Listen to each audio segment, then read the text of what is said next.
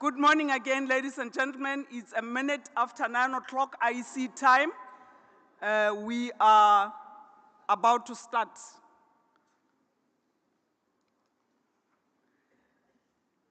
Chairman of the Electoral Commission of South Africa, Commissioners Love, Mashinini, and Pillay, presenters and respondents, all distinguished guests, including our representatives at the national, provincial, and local level,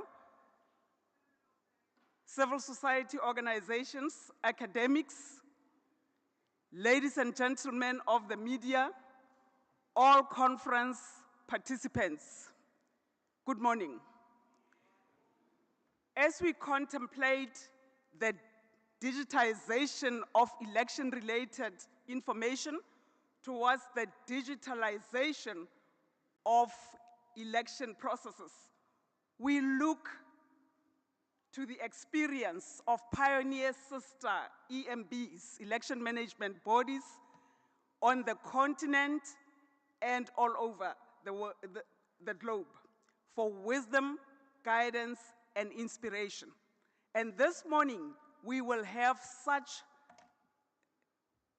pioneers, one from Estonia, and another one from my second home, the Republic of Namibia, and the Democratic Republic of the Congo. We expect to learn a lot, to reflect, and to discuss so we can lead the way for South Africa, because as we know, the die is cast. Our first presenter is Mr. Ann Quaitmai,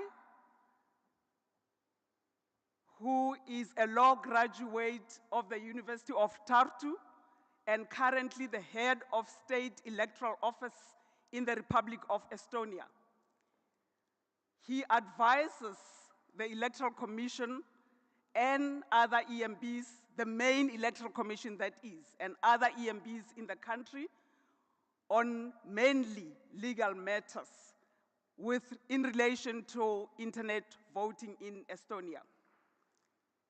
Since its inception in 2005 in the municipal elections, Mr. Quaitmai has been the lead advisor with regard to technology. His current office is responsible for conducting internet voting. Ladies and gentlemen, without any further waste of time, we welcome on virtual Mr. Ann Quaitmai. Thank you.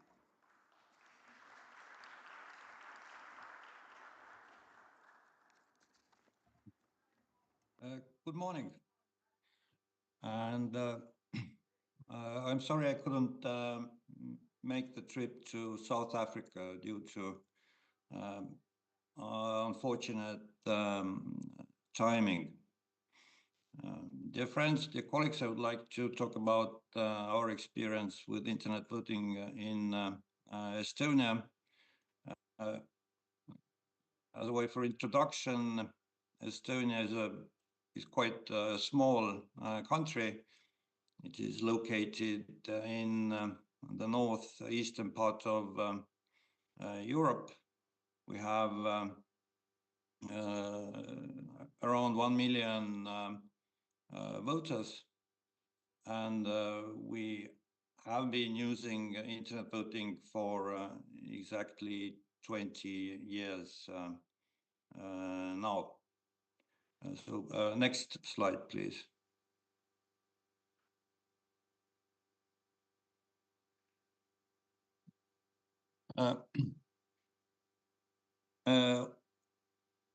It is also important to understand in the context of Estonian voting that internet voting is not the only way of voting. We have a very extensive paper voting program as well. We have a whole week dedicated to voting, where people also can vote outside of their constituency.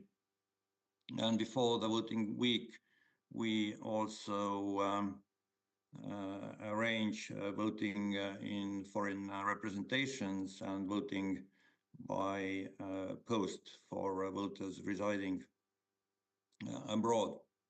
And we also do home voting for people who cannot go to the polling place. So the voting takes place from Monday to Sunday, and from Monday to Saturday, you can also vote by internet.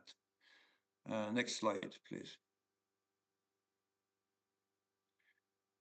So Estonian internet voting enables every vote from their location of choice and 24/7 during the voting week. They are allowed to vote as many times as they want, and only the last vote counts. This is so that we can ensure the secrecy and freedom of vote, because if the voter was influenced during the voting, they couldn't vote in private, somebody was with them, telling them how to vote, then they can just cast the vote and recast the vote later. So the person who influenced has no way of knowing which vote was the last and went to the vote count. And we also have a rule that paper vote cancels internet vote. So anyone who has voted over internet but wants to recast their vote can also vote by paper. But since the paper goes into the ballot box, it cannot be taken out anymore. So by default, this vote will be final. And in Estonia, at the moment, you can only vote using computer. Windows, macOS, and Linux are all supported. And we have a working prototype for mobile phone voting as well. But the decision whether to use it has not been made yet. And we also use state-issued digital identification. Next slide, please. So in order to implement internet voting, you have to accept some risks and make some assumptions about what you can implicitly trust in order to implement internet voting. So first of all, you have to have a solid cryptography scheme to encrypt the votes, to ensure the vote secrecy. You have to have a way to authenticate people and how they will confirm their choice. So in Estonia's case, they signed the vote digitally. You also have to have a list of voters that the internet voting system can use. So you need some kind of solution there. In Estonia, we use the data from the population register, which is centralized, and we do not register voters for elections, so they are included in the list automatically. And voters have to be able to use their electronic identification. They have to have access to internet, and the voters are responsible for the security of their computers. The election administrators cannot access the voter's computer and verify that it is secure and usable to cast the vote. And finally, of course, you need to have trust in internet voting, and not only voters have to trust it, but also election stakeholders. So introducing internet voting is also a matter of political debate and consensus. Next slide, please. And as I've mentioned, in Estonia, we have government issued electronic identity. So the main version of it is the ID card, which is a mandatory document used for identification everywhere, and it also includes the functionality to authenticate and give digital signatures. And these cards were, we started issuing them at the start of the century. And since they are mandatory, so every Estonian has them, has the necessary pins to use it. So this has helped implementing internet voting quite a lot. The main complexity with using the ID card is that you have to have a separate ID card reader, and therefore we also have mobile ID and smart ID, which enable casting digital signatures without actually using any computer hardware. So the main difference between mobile ID and smart ID is that the mobile ID is tied to your SIM card, and smart ID is tied to your phone. Okay, next slide, please.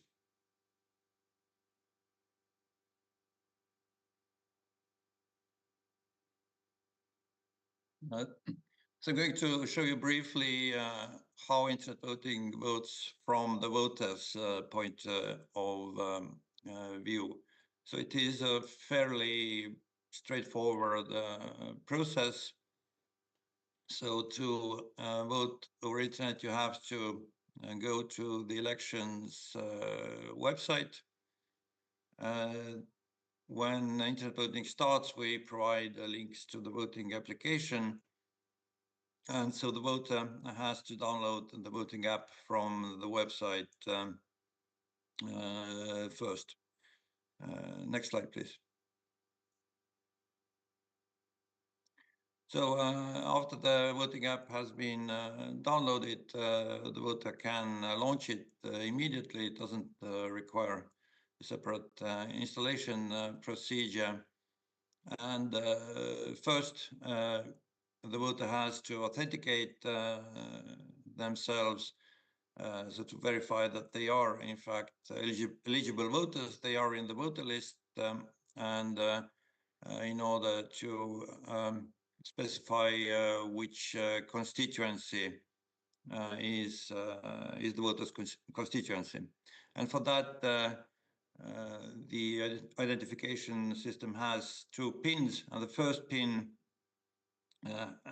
is used to authenticate the voter. Next slide, please. And after that, you are showed your data, your name, your personal identification code.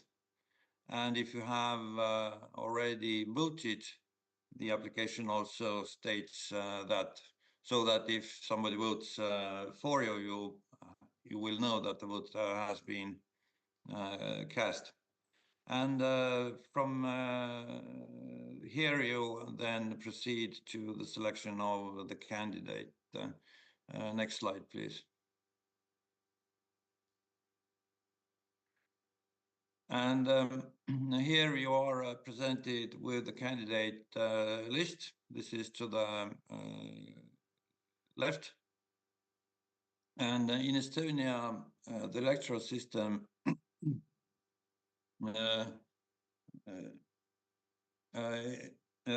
according to the electoral system, parties can present candidate lists for every constituency, and the vote picks one candidate from one party list.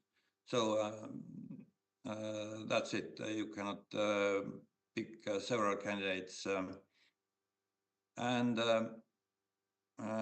if you vote by a paper ballot, every candidate is assigned a number, and you write down the number of the candidate on the paper ballot. But here you just have to click on the candidate name you want to vote for. And next slide, please. And after that, you have to enter your second PIN, and then your vote is first encrypted by the voting application, and by entering your second PIN, it is also digitally signed. So from this point on, the vote is final and cannot be altered maliciously. And when the vote has been received by the vote collecting service, the vote also receives confirmation that the vote has been received. And there is one optional step that can also be done, and this is the verification step. So for that, we use a separate application, a verification app, which is not on the computer, but it is on the smart device, in order to provide an independent channel to verify that your vote was received as cast. And the voting app here presents you a QR code, and based on that code, the vote verification app is able to retrieve your vote and show you your choice, so that you know that the vote has not been altered in the meantime. So this is one step of the whole universal verification procedure. Next step, next slide, please. And the goal here is also to be certain that there is no malware around, or that voting procedure is attacked or compromised in any other way. So for that, to be sure of that, we need to have as much verifications as possible. The goal, the stated goal, is to have 2% of votes verified, and usually it has been around 5%, but for the last elections we already had 10% of votes that were verified. So this gives us assurance that the system works as intended. Next slide, please.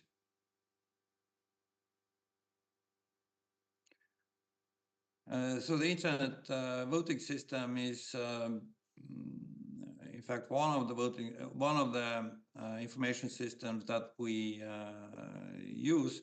So we also have elections information system that is used for administering the elections. Is used by polling places as well. And it also, one of the components of the election information system is the electronic voter list, which is used by the polling place and the internet voting system both. So if a voter votes electronically, then this data can be seen by the polling place as well.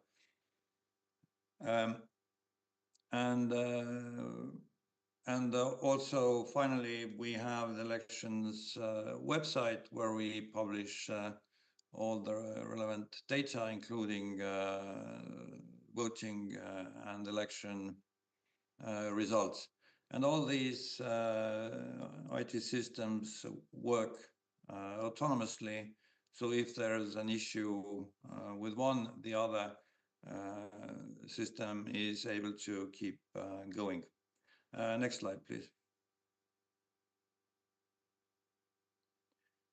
So as I said, we have been using internet voting from 2005, but currently we're using a second generation system, so to speak, which we launched in 2017. So the system itself has been procured by our office, and we have the rights to the code. So we basically use a custom built system for us, and it was created by an Estonian company, Cybernetica, which is now in association with Smartmagic. And the main features of the system is that it is able to verify every step of the voting process and provide proofs that integrity of the data is preserved and no votes were changed or removed or added in the process. And we also use up-to-date encryption. We are, as many organizations, I guess, also looking into post-quantum cryptography, but I don't think we will have anything before 5 years or so. And we use public-private key system to encrypt the votes, to keep the voters' choice secret, and to open the votes later. Next slide, please. So this slide, and I promise this is the most complicated slide here, shows how the vote is how the vote goes through the system, and how it finally is counted and how the result is achieved. And so we use a double envelope analogy here. So for example, when you use paper voting, you put your ballot in an anonymous envelope, and then you put the anonymous envelope in another envelope which contains your data, your address. So the polling place or the election administrator knows whose vote it is. But when the votes are counted, then the anonymous envelopes are separated from the out envelopes, and during that process, the votes become anonymous. And the same principle is applied here. So if the vote is signed digitally, then this contains your voter data, and we can verify that you're in the voter list and that this is your vote. But before the votes are counted, the encrypted votes are removed from the digitally signed containers, and during that process, the votes become anonymous. So only the cryptogram, the encrypted vote remains, and there is no way to know whose vote it is. And to further ensure this, we also use mixing a solution, but I will go into that here. And to ensure the secrecy of the vote, we encrypt the vote first with a public key, which is available to everyone. And when we open the votes, then we use the decryption key, the private key. And this key is distributed amongst members of the election, of the National Election Commission and the State Electoral Office. So no single member has access to the private key, and is able to vote. Is able to open the votes. And as I said, all these procedures can be verified. We also register every vote received by a third-party registration service. And when voting has ended, then we compare this data with our data, and these have to match so we can ensure that no votes have been removed or no votes have been added. Next slide, please.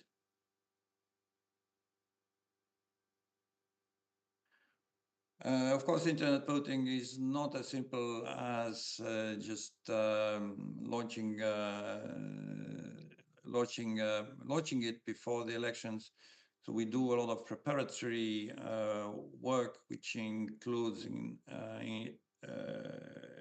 extensive testing. We do system penetration tests. The whole organization has to pass the Estonian security audit, which is done against the Estonian cybersecurity standard. Also, all key procedures can be observed by observers.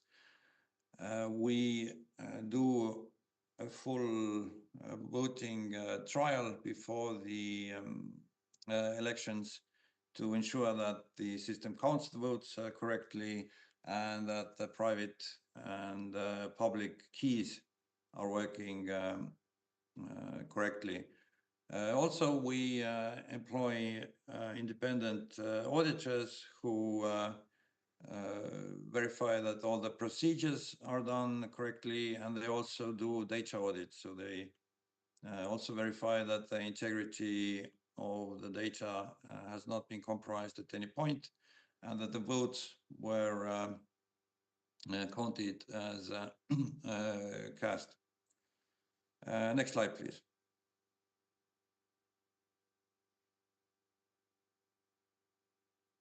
And we also have to inform voters how to vote over internet. And this is not just the question of telling them how to use the voting application, but also we do cyber hygiene and voter awareness campaigns before every election to remind the voters that your PC should be checked against viruses and malware. You should have the latest operation system with all the necessary patches and how to safely handle your digital ID. So you have to take care of your pins because if you give those away, then you also gave away your full identity, and the other person then can do anything they want, and this can be also financially a very bad thing for the voter. And we also have to explain and keep explaining how internet voting works and how and why we can trust the result. Next slide, please. And in order to keep the trust, we try to be as transparent as possible. So we have published the source code. It is available at GitHub. Anyone can download it and try to run it. Well, it's not a simple task, but it can be done. The only exception currently is the voting application, and this source code we do not publish to make creating fake voting applications a little more difficult. Also, the documentation and voting protocols are public, so essentially everyone is able to build their own voting application, and if they do it right, they are actually able to cast a correct vote. So we do discourage this, and we always tell the voters to use the official voting application that they download from our website, but in theory such possibility exists. And like I said, since all the documentation is public, you can also indeed build your own voting application. And in order to make observation meaningful, we also have a training course for the observers. It's a 2-day program during which we explain the basics, and also we do a full run of the internet voting procedure so that they can understand what happens at every step. Because observation of internet voting is obviously not that simple. It's not like going to the polling station and starting to observe. You have to have quite a lot of knowledge beforehand in order to understand what's happening. And the results, as I said, are audited by the IT auditors as well. Next slide, please.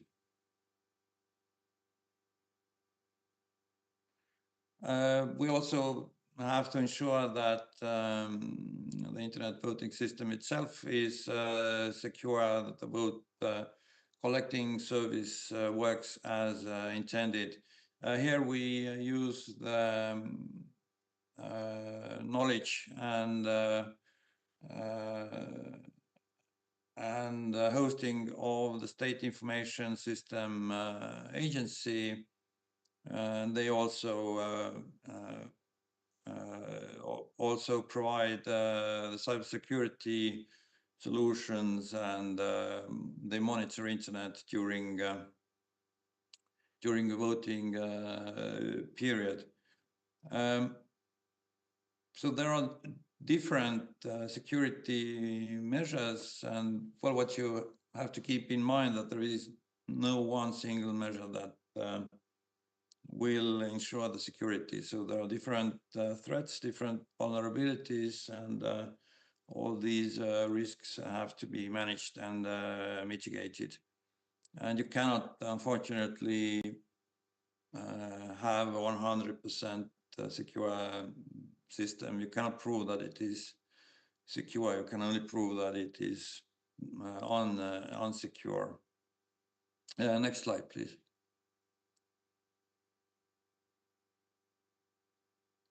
And finally, I don't know how much time I have, but a little about the impact of internet voting in Estonia. So this is a very important question. So what are the benefits of internet voting if we do introduce it? And the expectation in Estonia in 2005 was that it would increase voter participation by a large margin, and that it would engage young voters. And now that was actually true, but we have seen that if internet voting is complemented by paper voting, then adding a new voting method like internet voting does not automatically increase participation if paper voting is already accessible. So people first decide that they want to vote because of issues that are important to them, and only then will they pick a voting solution. On the other hand, if access to paper voting is limited, like in overseas countries, here we have seen a definite increase in voter participation, almost a tenfold increase actually. But internet voting also tends to engage voters. So voters that use internet voting are more likely to vote in the future in general as well. And here we also have to mention the one thing that internet voting is indeed very comfortable and easy way to vote. In general, it takes around 3 minutes for the voter to vote, as research has shown. And actually, older voters vote even faster than younger voters. And we have also seen that internet voting is used at every age group. Older voters vote as actively as younger voters. The older voters are even a bit more active. We also have seen that it is more or less gender neutral, although women do tend to vote a little bit more over internet than men. And by price, internet voting has now the cheapest voting method by far, because it is used so extensively. And in regards to participation, since 2019, internet voting has been the most popular voting method. In 2023, during the parliamentary elections, over 50% of eligible voters voted over internet. So currently, around 45 to 55% of voters use internet voting, depending on the elections. So to conclude, our advice in general is to, if someone wants to implement internet voting, is to start small, like have a demo or a pilot project first, and think about electronic identity, how to authenticate and verify voters. So this is a big issue all the time. And also the amount of transparency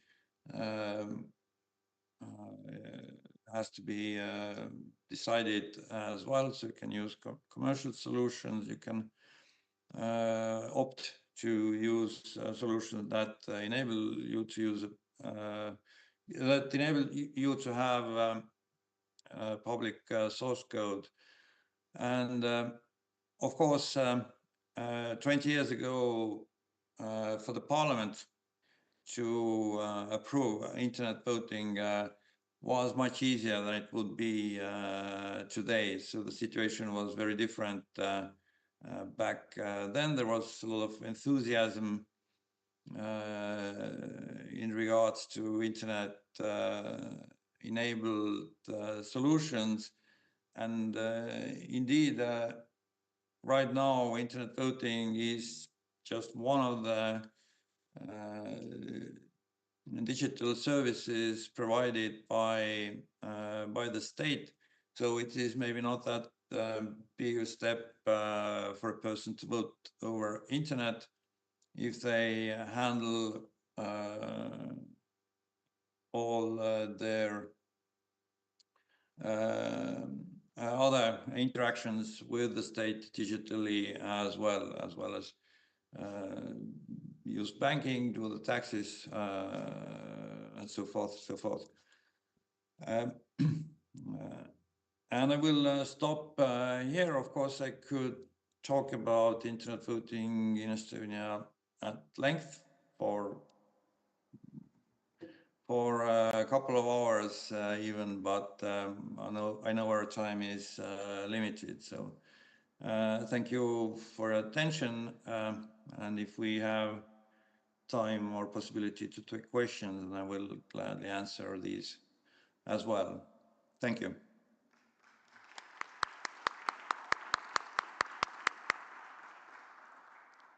Mr. Koetman, it is indeed very difficult to condense 20 years of experience in 25 minutes, so we've gone up by 5 minutes, but it was well worth it. We will come after 2 presentations. We will get back to you to take questions. Aida. Ladies and gentlemen, we move into our second speaker now. Ms. Zenia Klassen is the Deputy Director of Operations at the Electoral Commission of Namibia. She is responsible for the communication, management, administration, and execution of electoral referenda processes. Her contribution to the present discussion will add significant value because she's at the helm of the development and implementation of systems designed to enhance efficiency and effectiveness of voter registration and electoral management. Ms. Klassen has an honors degree in business administration, and she's currently studying for a master's degree in electoral management. Ladies and gentlemen, please welcome to the podium Ms. Zenia Klassen.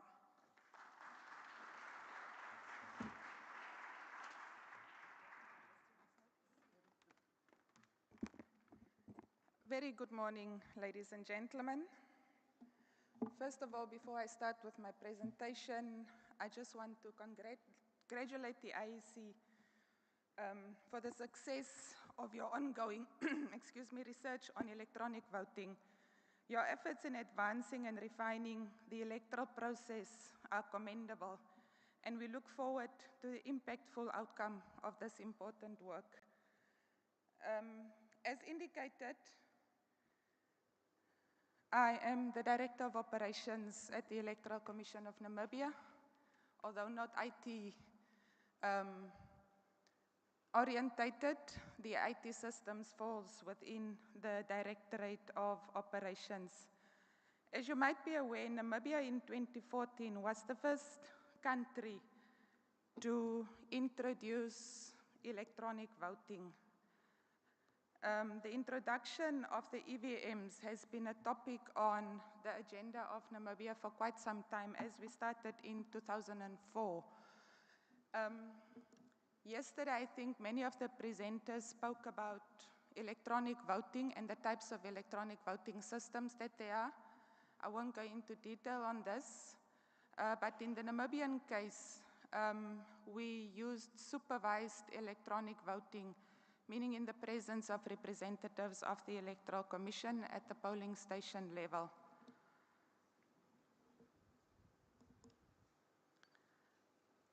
As I've indicated, the introduction of the EVMs into the Namibian elections first started in 2004. So we've also undertaken research on a number of countries. I think Venezuela and Brazil was one of them, as well as India, and the Electoral Commission of Namibia then in 2006 began with consultations on the prospects of acquiring and using EVMs for the Namibian electoral process, which took around almost also 10 years. With the challenges of the 2009 presidential and national elections outcome, the calls for the EVM then intensified. There was also the calls of the court order for an overhaul of the electoral legal framework, and then this also intensified the discussions on the use of EVMs. The EVMs were then put into use in 4 local authority elections and 1 by-elections in August 2014, and then the national elections in November 2014 before the national elections in 2014, but we used it in 4 local authority elections and 1 by-elections in November 2014.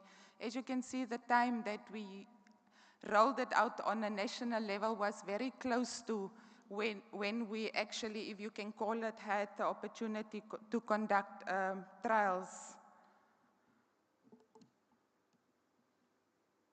Some of the factors that greatly enhanced the support of EVMs in the Namibian context was the challenges experienced with the 2009 elections, especially given the 6 days in delay in announcing the election results.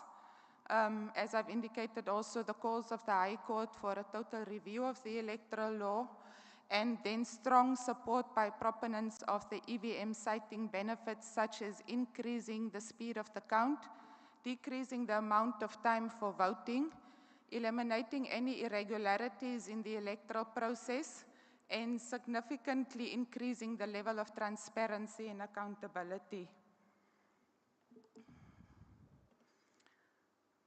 So before we started using the EVMs, we undertook several familiarization visits to Bharat Electronics, which is in India and the manufacturer of the Namibian EVMs, amongst others, to discuss the specifications and the customization of our EVM, taking into consideration our legal framework and other factors as well. ECN also had the opportunities to include in these missions several senior leaders of registered political parties on an all-expense-paid trip to observe Indian elections, to see the actual operation of the machines, and then also to have an opportunity to visit the manufacturing plant for discussions on how the EVMs are manufactured, but also as part of a confidence-building measure. Following that, ECN embarked on a multi-pronged, all-encompassing popularization campaign to sensitize all sectors of society on the benefits of the EVM. Outreach programs specifically targeted political parties, traditional leaders, civil society organizations, churches, regional and local authorities, schools, tertiary institutions, the youth, and the Namibian public at large. We forged strong partnership with all influential players, including the media.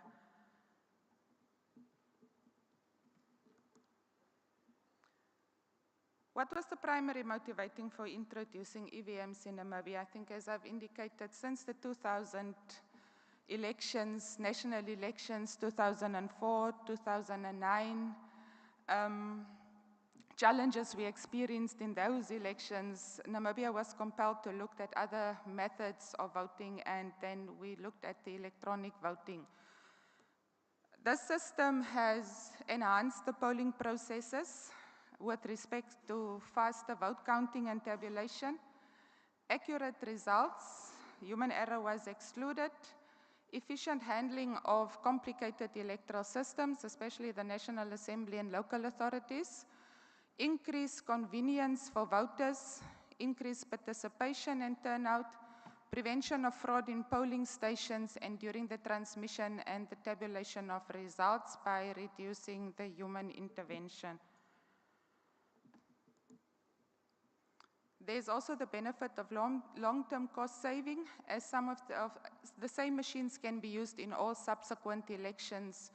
The most important advantage is the printing of millions of ballot papers that can be dispensed with, as only one ballot paper is required for fixing onto the ballot unit and each polling station, instead of each ballot paper for an individual elector. There's also the potential long-term cost saving through poll worker time and reduced cost for the production and the dissemination of the ballot papers. So in the Namibian case, I believe most of you have also had an opportunity. I know in 2013, the Indian Electoral Commission was also part of presentations that were given. The Namibia case, we used the same concept of the Indian ones, and it is very straightforward process. The machine comprises of 2 units used in a polling station, which is the control unit consisting of 6 buttons. The first button is the candidate set button. Although this button is not operated at a polling station level, this is where the number of candidates or political parties that contest an election is set before the conduct of the election. And it's part of the first level testing and configuration before the deployment of the EVMs in the election. Then you have a close button, which is used by the presiding officer after the conduct of the poll, that is to close the poll and avoid any further voting. You have a result button to release the results after voting. There is the print button that would then print the results of the polling station at the polling station level. You also have a total button displaying the total votes anytime during the voting process. Through this, party agents can also verify against the count, their physical count of people entering the polling station. And then you have a ballot button for issuing of the ballot for each voter. These are all operated by the presiding officer at the designated polling station. You then have the ballot unit, which is the unit that the voter interacts with. The voter uses the device. This device is connected to the control unit, and it's used by the voter. The ballot unit has a button for every candidate and can hold up to 15 candidates. But up to 4 units can be interconnected, which accommodates altogether 60 candidates. One of the annoying things of the EVM that we have used is that after every time a voter casts a vote, such vote is followed by a beep sound, a very loud beep sound in the polling station that then signals that that voter's vote has been casted. So that is also a means for party agents and observers inside a polling station to then follow the voting process. A cable connects the 2 units, which is the control units and the ballot units. The Namibian EVMs are standalone machines and are not connected to any computer network. They do not transmit or receive any signal. The EVMs are also powered by batteries. Thus it's possible to operate in areas with no electricity for the entire duration of the voting and the counting processes.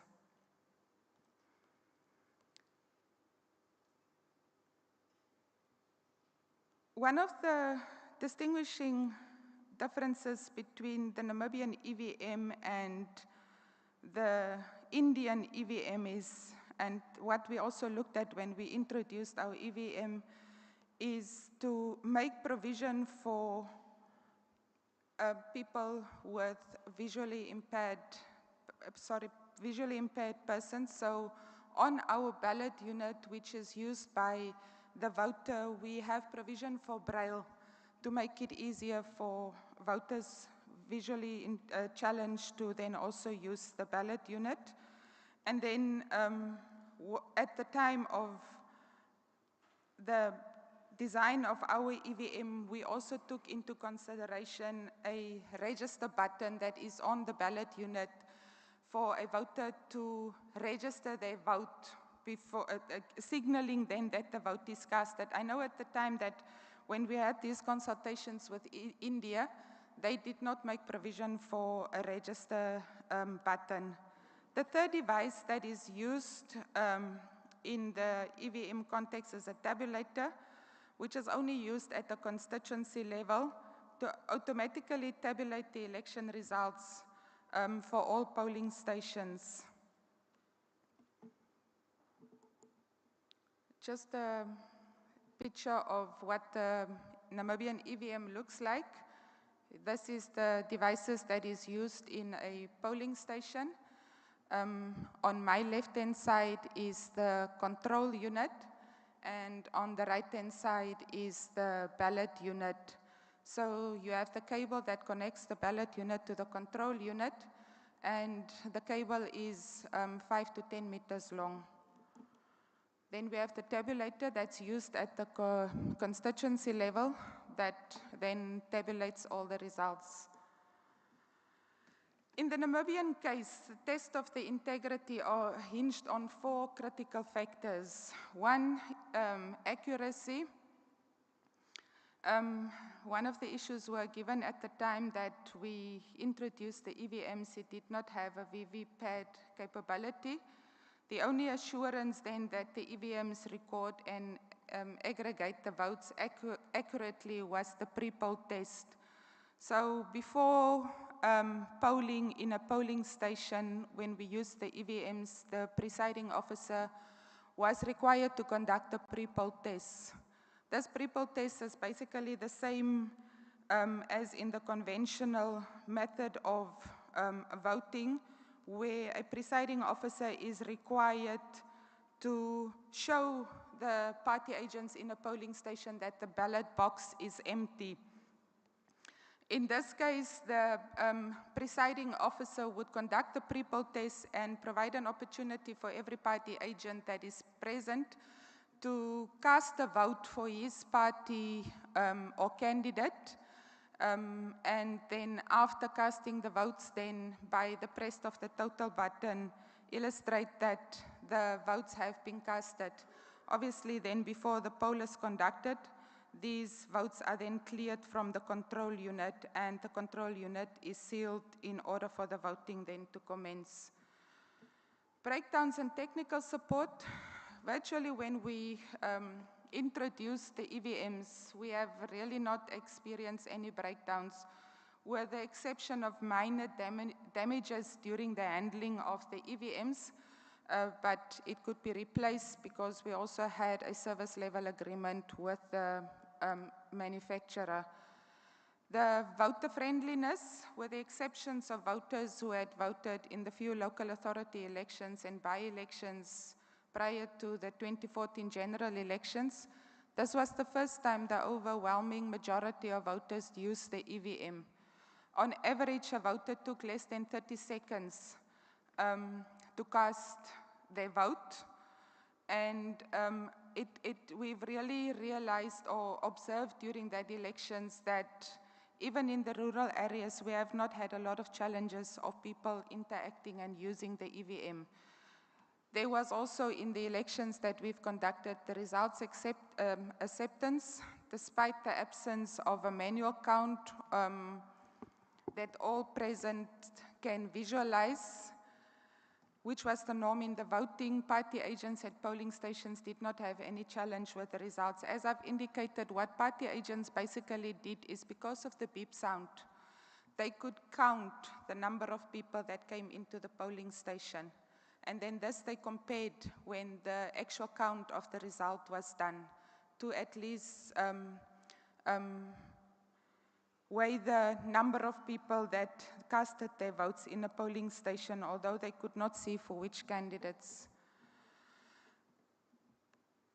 The voter verified paper audit trail.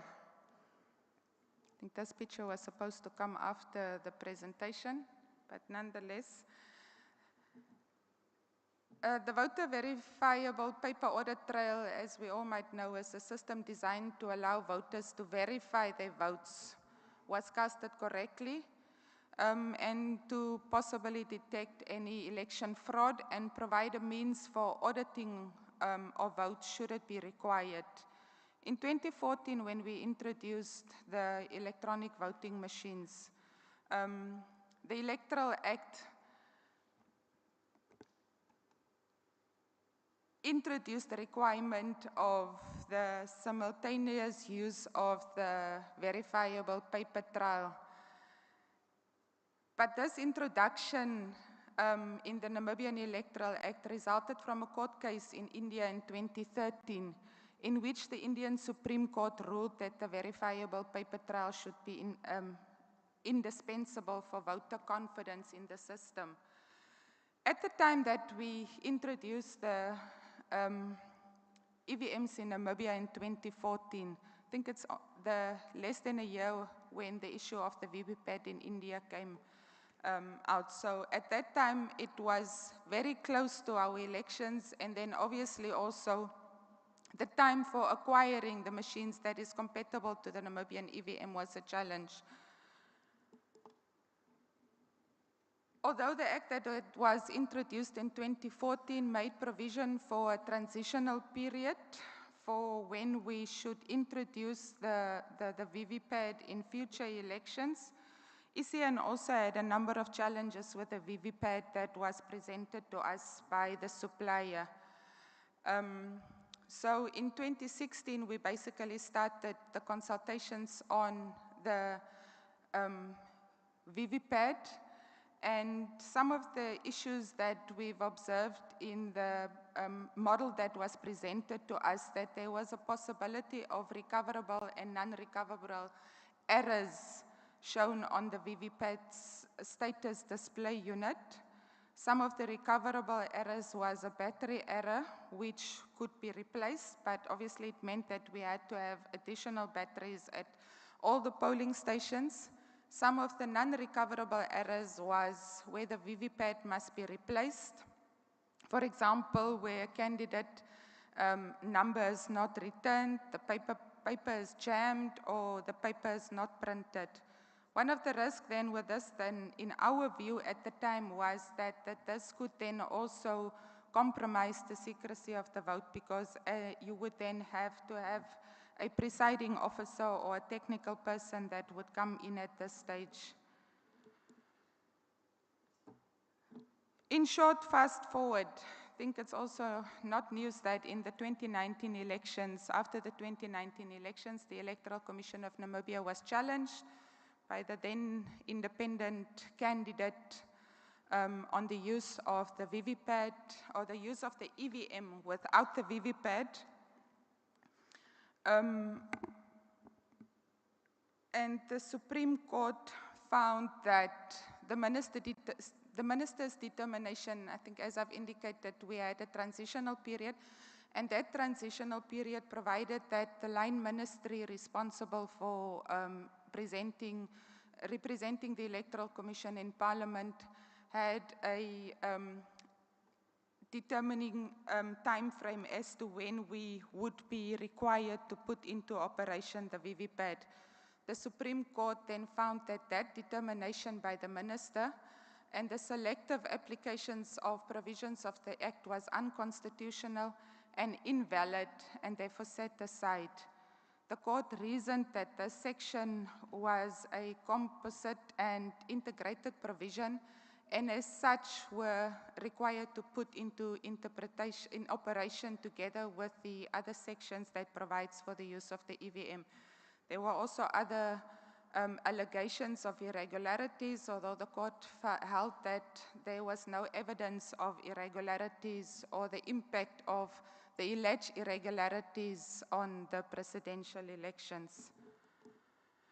So the implication of the Supreme Court ruling was that now we could not use EVMs without the simultaneous use of the VVPAT. And then the challenges we ran into was that the EVM manufacturer was unable to supply a VVPAT solution due to compatibility issues. ECN was using an EVM version Model 2, and by the time that we started our consultations, they were already busy with a Model 3 version. So the lessons from the Namibian EVM experience is that if the rollout of new technologies should not be done without proper consultations, pilot testing and simulation exercises where necessary. Although this is also what we have went through, I think we have just not done it long enough, or the consultations were just probably too short. It's very important to always have a plan B in place. In our case, the Electoral Act makes provision for use of ballot papers as well as electronic voting machines.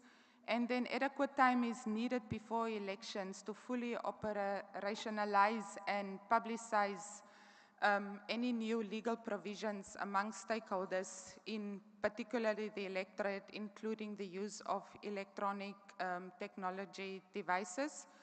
And then most importantly, ensuring capacity building and technical expertise to avoid high cost associated with dependence on vendors. Thank you very much.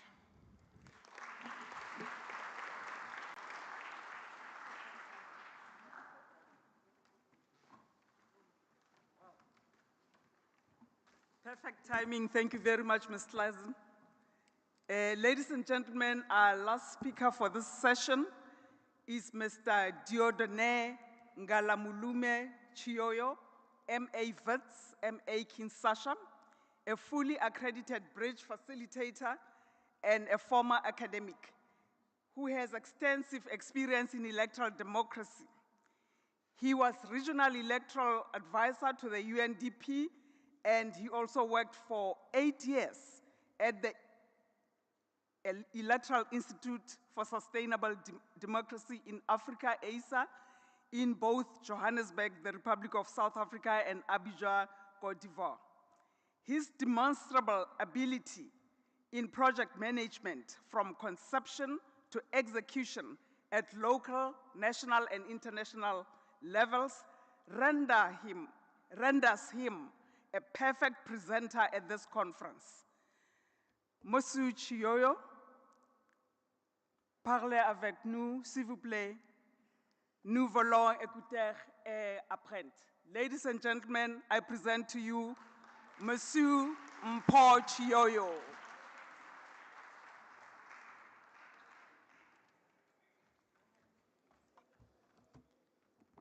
Bonjour, I can guess this session will be done in French. Just for us to make sure that, you know, in the SADC region we use English, French, and Portuguese. No, I can see there's no translation, so I'll try to use my broken English. Yes. No, I'm very glad to be here, and I would like to convey greetings, warm greetings from my chairperson, Mr. Dennis Kadima, who was initially supposed to be here, but because of some other commitment, is currently in Accra for the General Assembly of the African Association of Electoral Administration. So we made sure that our delegation is here. I'm with our IT director, Mr. Kota, who's there. So as much as I would like to speak about e-voting in the DRC on the conceptual level, but when it comes to technical specification and all this, our IT director is here and will really attend to this kind of question. So the outline of my presentation is like we'll look at the rationale beyond the introduction of e-voting in the DRC. How did we even get there? And we'll look at the voting system in the country in the 2006 and 2011 elections, which led to the introduction of e-voting from 2018. And we'll look at the development of this technology in the voting in the DRC. And of course, we will really look at the way forward based on our experience and lesson learned.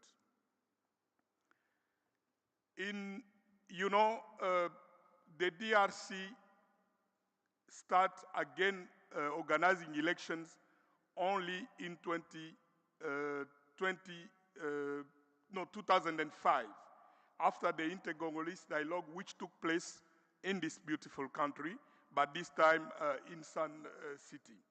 As you know, South Africa and the SADC were quite helpful to bring, peace in the country at that time, which was actually divided into three areas.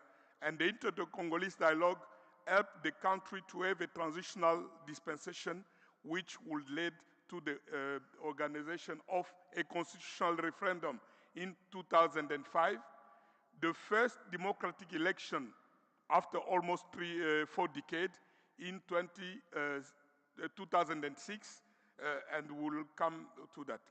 So when you look at those elections, the 2006 elections, when it comes to the presidential elections, we have the two-round system.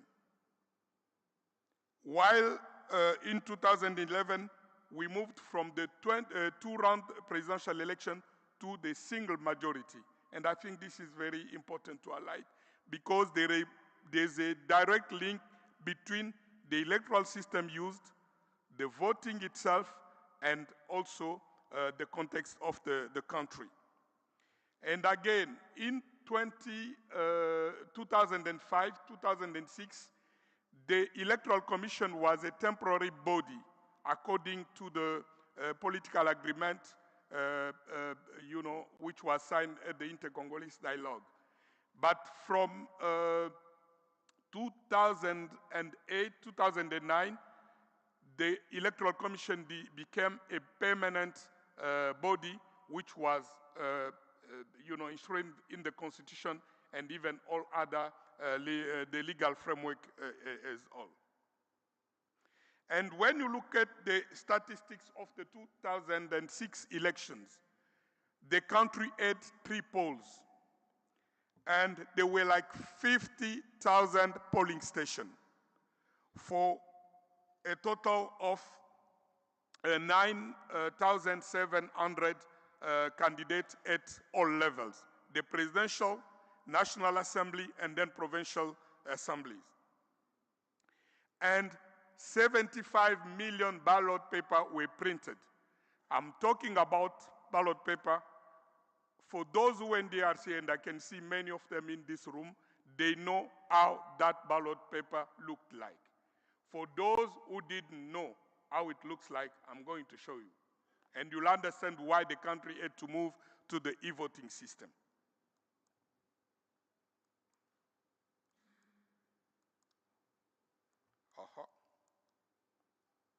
Oh, let me go also to the statistics in the 2011 elections. This time there were 2 polls. There were 65,000 polling stations for a total of 18,864 candidates at all levels. And there were 64 million ballot papers printed for these elections. As I said, the size of the ballot paper in the DRC actually detained the record in the Guinness Book. I don't know if it's a good thing, but at least it's our history. And when you take our electoral system, there was one constituency which had like 1,575 candidates in the National Assembly. And because for the National Assembly, the country uses an open list proportional representation system, it means that all the candidates, all the political parties or coalition must be on the ballot papers.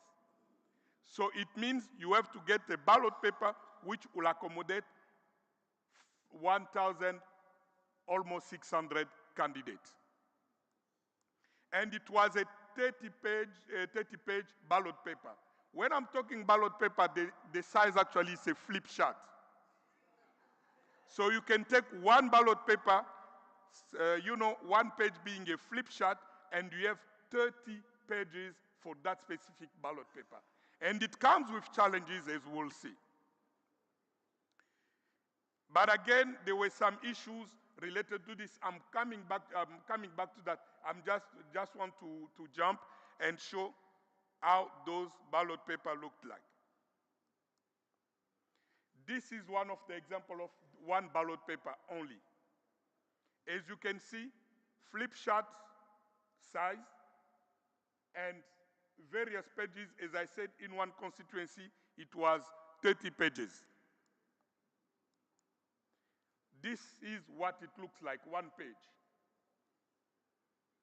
So you can guess what kind of challenges voters, especially those with low level of literacy, had to get to the candidate.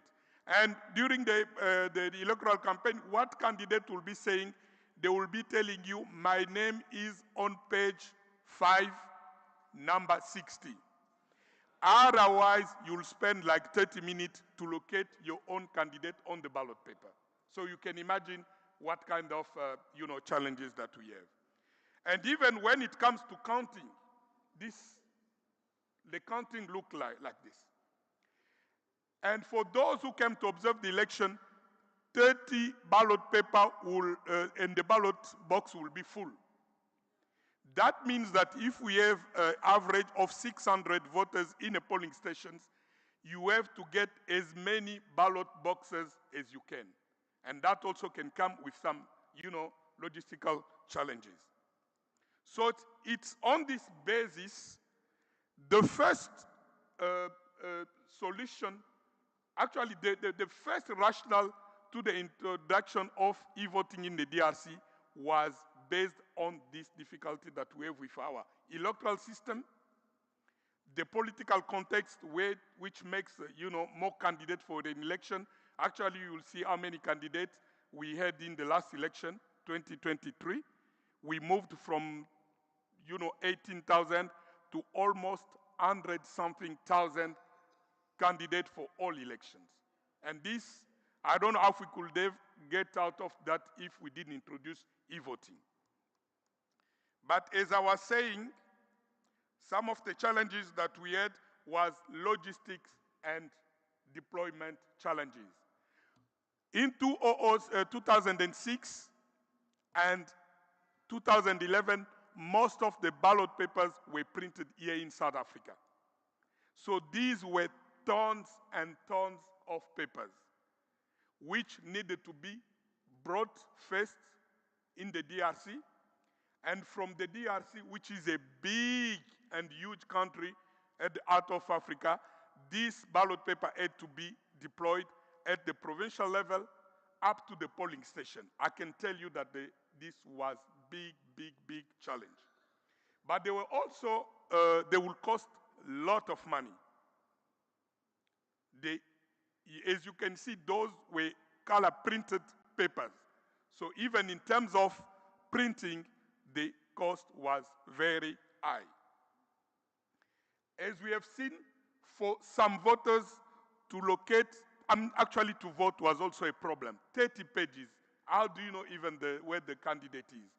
And after that, you have to do it manually, which means that we had a lot of spoiled papers because of this problem.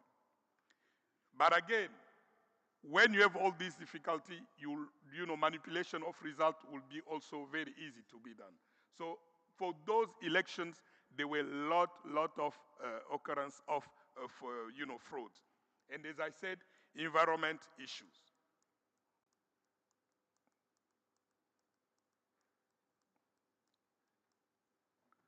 So as I said, in 2018, there were this solution to move into e-voting. So what was done, this was a local solution. Let me tell you that the e-voting machine, as it is known in the DRC, was conceived by local experts at the Electoral Commission. And it's only after those specifications that they approach the vendors so that the machine can be, designed and developed, which means it was really a local solution. But because we didn't have, consultation, political consultation, unlike in the case of Namibia, then there were also political contestation. In 2018, the machine was not accepted at all. Actually, in French, it's called machine à voter.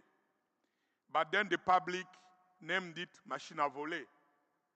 So we went from the voting machine to the stealing machine. Just to give you an idea. Because people, the public, didn't accept this machine at all.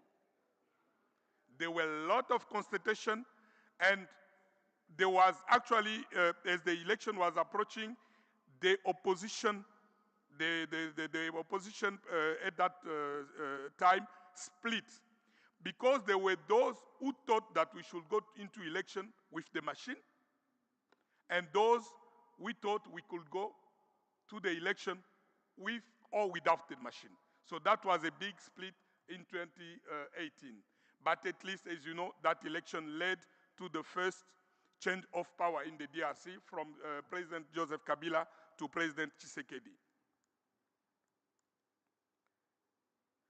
And in 2018, there was no legal framework for the e-voting. Means the Electoral Commission used the e-voting machine in a illegal void. So you can imagine that was happening. So not only the solution was taken politically without any proper consultation, but it was also implemented without any legal basis. That's the case in 2018. As I said, public confidence, there was no public confidence in the system because people thought that they were using technology actually to do the fraud and to steal. But then, at least for the 2023 election, we moved from the machine à voter to the dispositif électronique de vote. Electronic device for vote. Because as you know, keeping that name machine à voter in a new legal dispensation was also a problem. You know, election is all about perception. If people still think that you are calling that machine, actually use the same machine, but we change the name.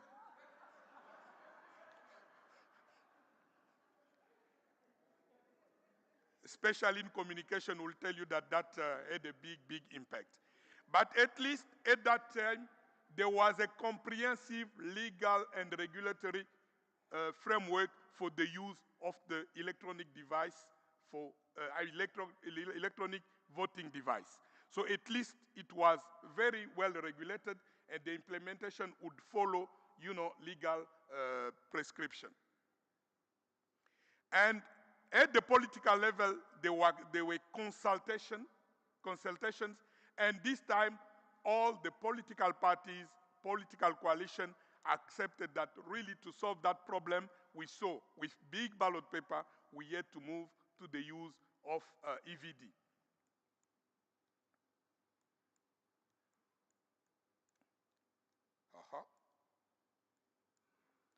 This is how this machine looks like. It's a touchscreen machine which has a printer. If you see down there, there's an arrow which shows where those cards and forms should be introduced. We'll see that later on.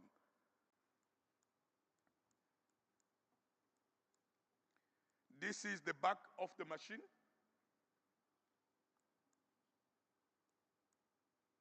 As I said, it's a touchscreen device with 3 synchronizers, memories, and 2 thermal printers embedded. So it's a very compact machine, which also makes it easy to be moved around. It's powered by 2 batteries, one internal and the other one out, the external one, which had the autonomy of more than 24 hours, which can cover enough the voting time. And the good things about this machine is that you can load as many polls as you can and as many candidates as you can. So now even the more than 1,000 candidates can be accommodated into this machine. But again, in 2023, the country had 4 elections: presidential, National Assembly, Provincial Assembly, and local elections. Everything was loaded into the system, so when the voters in those constituencies will come, will just do the vote, the four choices, and print all the ballot paper at once. So that was a very good gain for this machine. What is also good about this machine is like it allows connectivity in terms of mobile and even satellite and Wi-Fi. So that make easy result, transmission and compilation at the main server at the headquarters. It uses 4 cards for initialization, opening, closing, and transmission of results. It can also give the result breakdown and print them to keep the paper trail. So what is specific to this device? Actually, it's not fully, the device is fully electronic, but the voting is semi-electronic. That means that the voter will make the choice on the machine, but at the last ultimate step, the choices had to be printed on a ballot papers, which will be put on the ballot box. So in terms of result, you have electronic result, and then you have the result which will be counted manually. I know one of the speakers yesterday said that at some point the ANC Youth League had the position that computers should help capture the vote, but the counting should be or must be manual. I think that's where we are. But at least the legal framework allows the Electoral Commission to also use the electronic version of result, because that can be very fast, as we will see. So when it comes to those 4 cards that are used to open, use, and close the machine, that's where they are. Then the last one is the result report, which is printed after closing the polling station, and to have all the result, which will be now compared to the manual counting. That's the form. So in terms of instruction of use, as I said, the first step is opening of the machine so that it can be ready for voting. The second one gives an idea on what the voter sees when he comes into the ballot booth. It means that for each poll he will have as many candidates as he has, and there's not only one, the other option being only the blank vote. So if there's no choice in a poll, then the voter will leave that square blank, and it will be counted as a blank ballot paper. So there's no possibility of spoiled paper otherwise. And you can see the third screen. That's where all the candidates will be displayed. The picture, the name, and the party logo, and the name of the party. So it's very easy, even for illiterate people, to know exactly where to choose. And the fourth screen shows the choice made by the voters before confirming it. And when everything is confirmed, then you have those ballot papers, they are printed there, and these are ballot papers that will be put in the ballot box. And at the end, we have the result report, which will come out at the end of the process. And to give you also an idea of how the counting was a challenge, the first picture shows counting of ballot papers in 2006 and 2011, where we're using those big flip chart ballot papers. And then the picture down shows you how the ballot papers, very small, they don't take much space, and they can be, the counting can take place in a very, very good manner. So here I'm going just to talk about some advantages that we have noted using this system. As I said, for each poll, you have one uniform, small ballot papers that will be used, that will be printed after the voters has done his choice. As you can see, in terms of savings, this is huge savings in terms of printing, transport, logistics, and so on. The other one is that the possibility of organizing various polls at once. You can do it using the same machine, and all the configuration and setting up being done. It's a compact machine which can be stored very easily, but also it can be, the country, when it comes to moving around, it's a big, big, big challenge. So this compact machine can also be moved around very easily in terms of deployment, but also the collection after the polls. It's a user-friendly on-screen voting, as we have seen. And when it comes to counting, it's very quick and very straightforward. Transmission of result is very speedy. As I said, we can use mobile and Wi-Fi connection to transmit election result. There's also, result traceability, but also prevention of fraud using the system, because there's always comparison between the electronic data and then the paper trail data.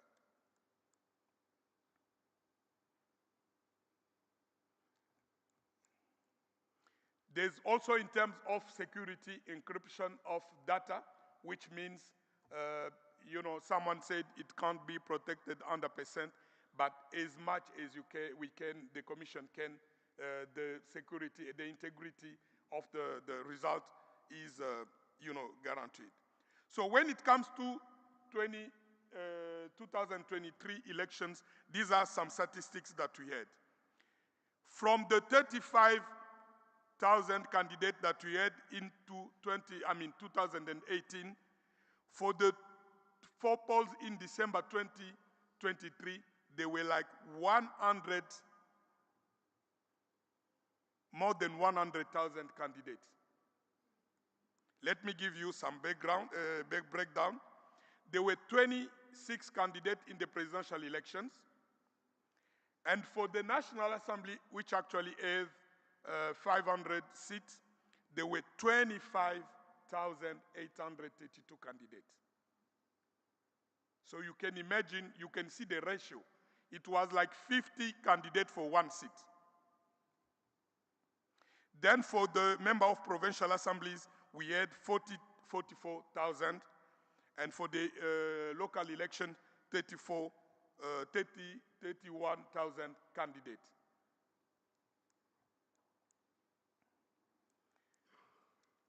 The Electoral Commission in the DRC has been really inspired by the Electoral Commission of South Africa in many regards, for many reasons. I don't know if I should say thanks because I was part of this process.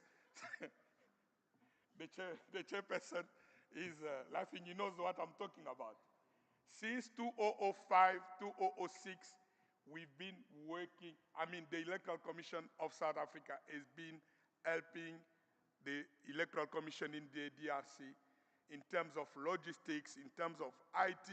And I remember in 2006 where teams and teams of staff here were deployed in the DRC to work hand in hand with people there. So I don't know if I should say thanks, but I'm really acknowledging that. And in these last elections, one of the concepts which was brought in the country was the result operation and result center, as you can see.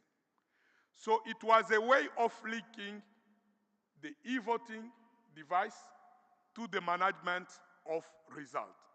As you can see, the result from the last election in the DRC didn't have a lot of contestation because of this.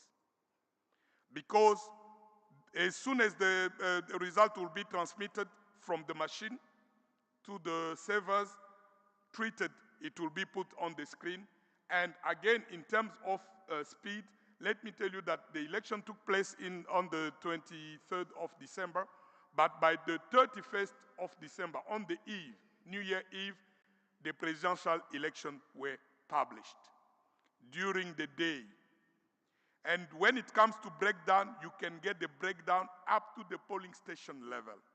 Again, when it comes to result management, that's something that was able to be done with e-voting. And also, I would like to say something. The good things with this EVD machine, they can tell you where they were fraud. As you know, 81 candidates in the National Assembly election were invalidated. How? You know, the machine were able to tell you case of manipulation. We know that the normal vote will take like 3 minutes. But there were instances where you'll see, in a short period of time, there's a lot of votes coming into the machine. Like every single minute, there's a vote coming in. So the machine will raise a red flag and tell, something is wrong there.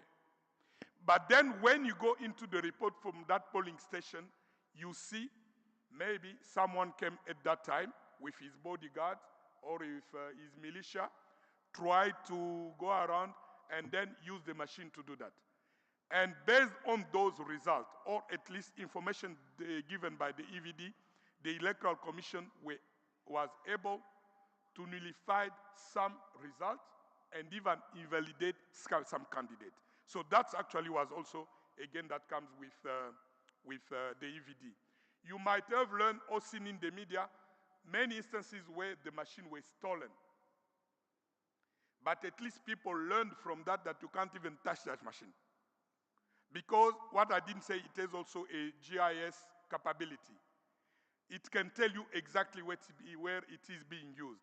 Is it that specific polling station, or is it out the radius of that polling station?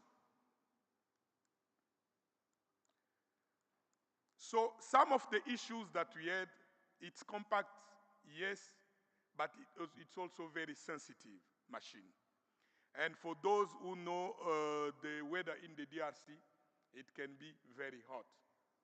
And electronic devices do not like the heat. And that comes also with the problem. Moving one machine from one point to the other one can be challenging. And sometimes the machine is not handled properly. So by the time it can be okay when you do the setting, but by the time you get to the polling station, for some reason, it can't work. So troubleshooting is one of the problems that we had. And the Electoral Commission had to get that capacity to solve the problem as they were coming. The second issue is the low literacy when it comes to data or use of electronic device in our specific context. Not only in rural area, but even in those big cities, not everyone can use easily those machines. What I should also say, EVD technology goes hand in hand with telecommunication. As I said, those machines has a capacity in terms of 3G, or Wi-Fi. So that means the country must be covered. So where as you know, I have a map that I can't show you, the coverage of the country is very uneven. In big cities, it's okay, but when you go out of big cities, the connectivity is a problem, which means you have a very sophisticated machine which is used in area where it can't really be connected to the servers or get all the things that are needed. Data security is a concern, this has been said by the speakers before me. And I can tell you we had many cyber attacks because of the stake of the election in the DRC. We have also the breakdown of those attacks, but what is good is like we're very, very well protected, and none of this attack was able to really get into our system. High cost of technology and equipment, I should also say that. True, we can, the machine is used once in 5 years if there's no by-election or in any election between. But that means that it must be stored somewhere. The bad things about those devices that when you stock them without using them, actually you are killing them. Yet, they are very expensive. So means before each election, again, you have to go through each machine to make sure that it can still work. And sometimes it stops working for no reason. Oh, for reason, because it can be the dust, it can be the moisture or something like that. It can be a lot of things that can come with this machine.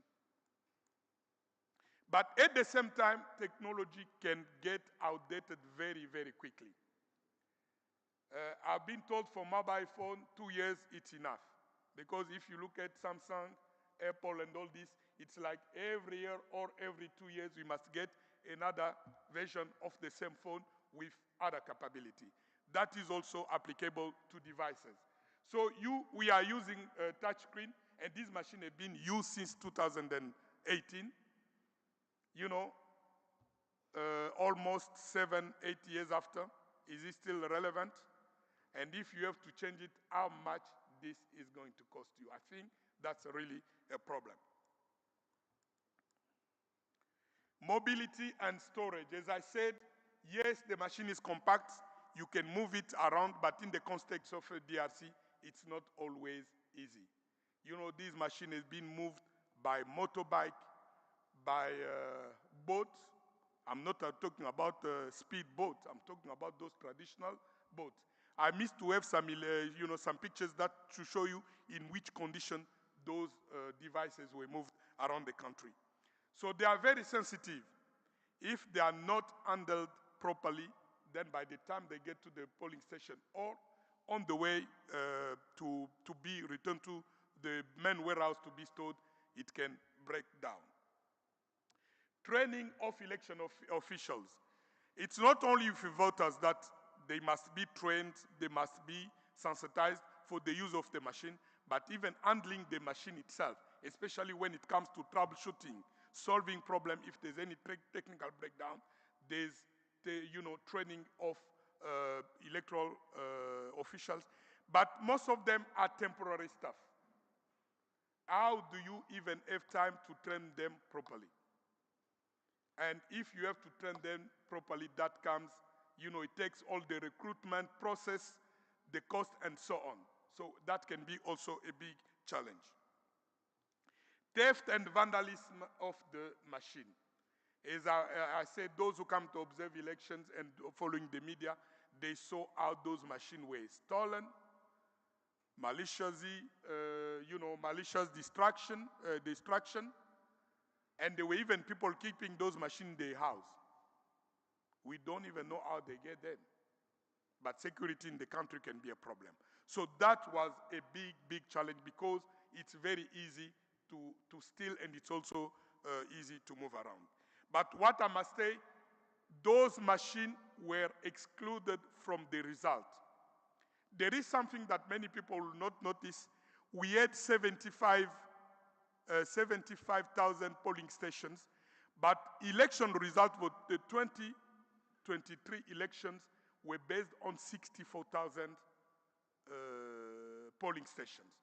That means 11,000 polling stations were left out for many reasons. And one of them was where these voting machine were stolen. So in terms of way forward, as we can see, there's a lot of gain when it comes to the use of e-voting in the DRC than shortcomings. And to my own opinion, I think those shortcomings can be, assessed, reviewed, and even corrected to make sure that the system can really work totally. So the system needs to be constantly reviewed, assessed, and relevant solution proposed. The legal framework need also to be reviewed regularly. As I can say, the more you use the device, the more you can also identify the issues and the problem. But again, there's nothing an electoral commission can do if that is not in the legal framework. So reviewing, putting all these details and precision in the legal framework is very, very important. And do we move from semi-electronic, as I said, to the full electronic? I think those two countries before us, especially Estonia, is using fully electronic. I don't know if the DRC can get there, but again, this is an issue that needs to be reviewed all the time and see how that can be done. What is also good is automated, printing of results, which is something that needs to be done. Real-time or batch transmission of results. Let me tell you that the system has the capability for the Electoral Commission to have electoral results as the vote is in process. Polling station open at 8, 9, the Electoral Commission is able, if the coverage is very well, to get results at that specific time, point in time. At 11, at 12, that means also to guarantee the integrity of the elections, of the election result, just to avoid all those manipulations that can happen on the ground with temporary staff, most of the time not really, controlled by the Electoral Commission at the national level. So these are kind of points that I want to share with you based on the DRC experience. As I said, I have my IT director. If the question gets very technical and I'm in the hot seat, I'll call upon him to come and help. Thank you very much.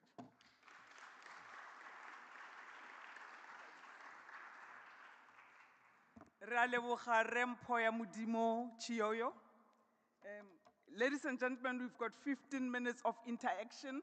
May I see by a show of hand who wants to comment? Okay, we'll start extreme. Is this right or left? Or both? With you, gentlemen. I can't even see. Yeah, we'll start with you. Sorry to point at you like that. That light that's facing me, it's not helping me at all. Then we'll have the lady in jade, and we'll have the gentleman right here, and the one directly behind you, and the one diagonal opposite you. That's 1, 2, 3, 4, 5, and then we'll take another round of questions.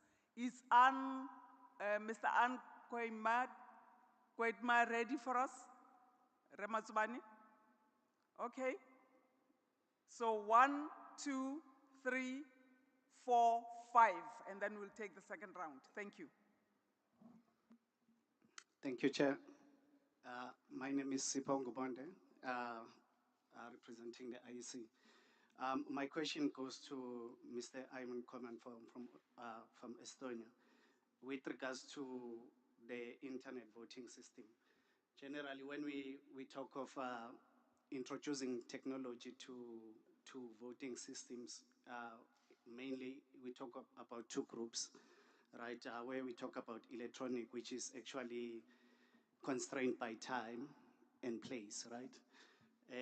The other factor as well, we also talk about internet voting or digital voting, which is generally what we can say that voters, they can actually vote anytime, anywhere, once the service is actually available.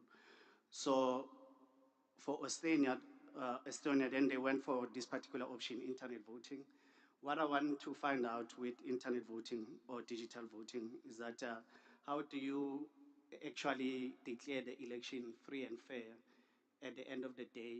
And if, let's say, how do you know whether the voter was actually compromised when the vote was actually casted? How do you actually close those particular gaps, right? If a voter voted the comfort of their bed at a particular time when the vote was actually casted, but yet at the end of the day, you can be able to declare the elections free and fair. How do you actually get around that particular gap?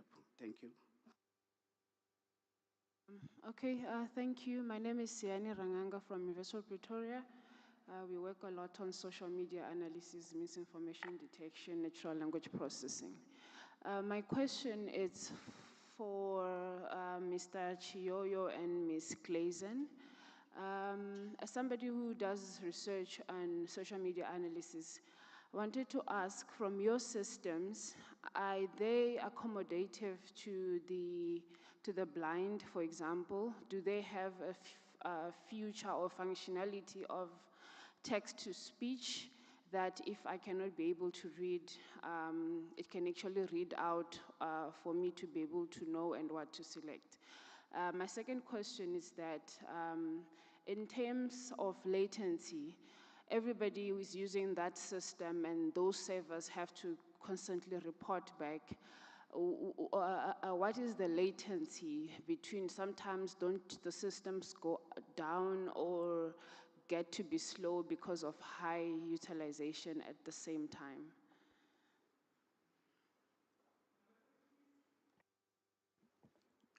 Thank you, Chair. I would use that term. This is Zwelakhe Mthethwa, Member of Parliament in the Portfolio Committee on Cooperative Governance and Traditional Affairs. My questions and comments are as follows. Especially DRC, the issue of elections, specifically in DRC, are exposing the infiltration amongst the people of that country. As a result, no wonder the wars that are also fought in the country. So for me, it is interesting how elections are changing the paradigm, the situation in DRC, or whether is it changing or not due to elections, because it looks like the status quo still remains the same, given the history of elections there. But also, this electronic system, I was just noting that it is deferring a human error to a machine. We are assuming that the machine will do better, but people who are smart, they know now that they will be smart in a machine to still continue with any corruption or infiltration or feeding of the machine, because the machine is fed by a human being. Also, another point that I've noticed, in Estonia, I heard that it is mostly homogeneous community. And in South Africa, the opposite is true. We are heterogeneous. So then it means there are a lot of demographic parities that must be established before you can say we can use this system. In South Africa, which means we may have to do an overhaul in terms of parity of ownership and access to the electronic gadgets before we can say we can use them, because there's literacy involved, but there's also ownership that is involved there. And then another point that I've actually picked up is the external interest. I have a lot of India reference. That to me is an alarm. Whoever supplies us with, whether it's the software or the machine, there's already external interest. So which means, how do you withstand that? Because in the African continent, we are from a colonial order where we are still paying colonial taxes of infrastructure that was built by our colonial masters. Now it's worse when these machines and technologies, which I know for a fact that are coming from the first world countries into our countries, and then the interest continues, but this time around being used in a form of a machine, and it's called, it's an upgrading of an electoral system. In South Africa, we have a very interesting situation last year. The screen went blank for almost 2 hours during an election process. But when that screen came back, the numbers were exponentially going up towards a particular direction. My last input is to say it is very painful. We know ourselves in South Africa, we are 92% black and 8% white, but it is surprising when we've all voted as 62 million, you find the vote going in favor of a minority, the 8%, and the question, what has happened? But I also understand there are some of us who also get given opportunity to say stage pseudo parties in order to lend those votes to a particular racial line. Thank you.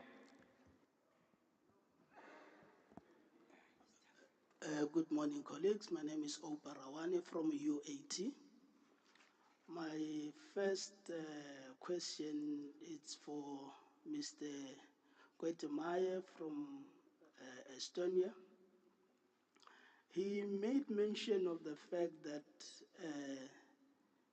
they dedicate the whole week for the election or for the voting, and they are using this electronic system. I wanted to understand what is the reason when we are running away from the fact that voting takes time, people are queuing, and we just want to save time. But the Estonian are dictating the whole week for the voting. What was the reason, or what is the reason? But that was my first question. The second question is, what is the difference between your system and the blockchain-based system? Thirdly, he also made mention of the fact that they allow voters to vote as many times as they can, and then the last vote is the one that is counted. Why are they doing that? I mean, if they can just vote once and it's done. Okay, Next, thank you. please. Can we please try to make contributions as brief as possible, please, so we give the other participants a chance. So go straight into the question without providing an exposition. Thank you. Thank you, Chair. My name is Zakes, representing the Good Party. I just wanted to know from Mr. Chioyo and Ms. Klaassen, you guys are using the electronic voting system that is at the poll station. In South Africa, it will take us a long time to adapt to electronic voting, so we're going to still have some form of manual voting, so it's an additional cost. What is the cost just for the actual device? I know there's logistics and other things. Thank you. Mr. Matsubani, please give me an indication that Mr. Kwetemaya is ready. Okay. Yes, I'm ready. Okay. Please respond to the questions that were directed to you, sir. Yeah, so the first question is, how do we declare elections free and fair at the end of the day?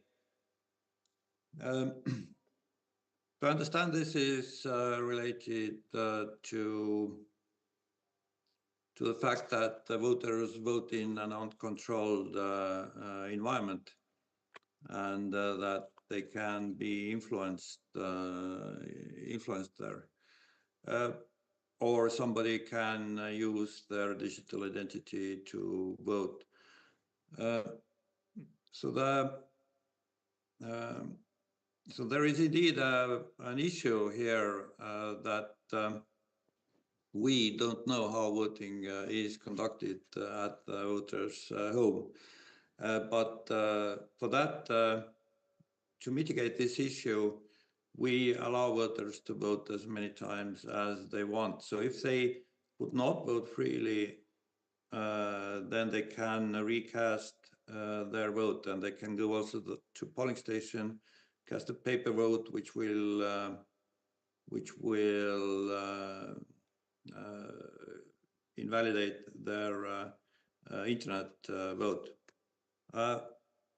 Another issue is with digital identity. So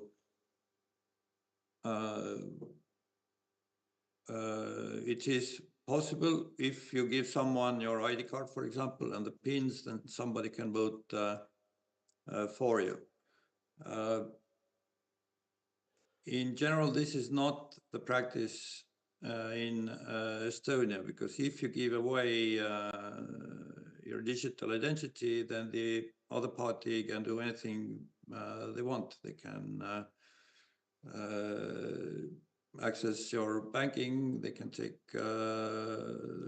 loans, they can do anything.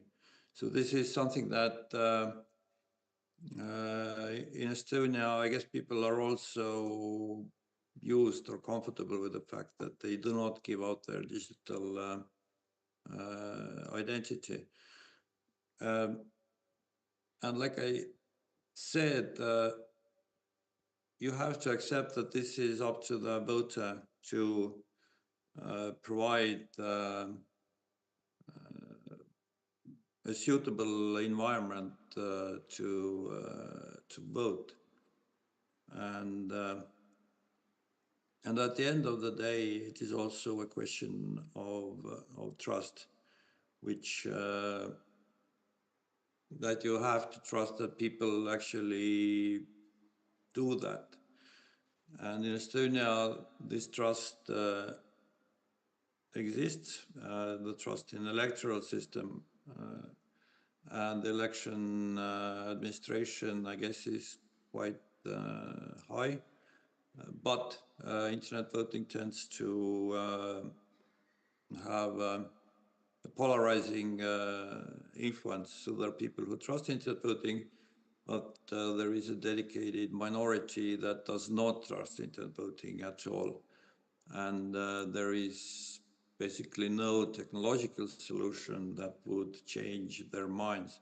So this is one thing, one of the things that you have to take into account when introducing internet voting or any form of electronic voting, that there will always be people who prefer the paper-based voting solutions. So the second question was about why there is a full week of voting. And the reason is quite simple. So we want to offer people as much as opportunity for voting as possible. And if we limit voting to one day, then there are people who are not able to vote on that day. So this advanced voting has been a feature of Estonian elections basically forever. And another thing is that during this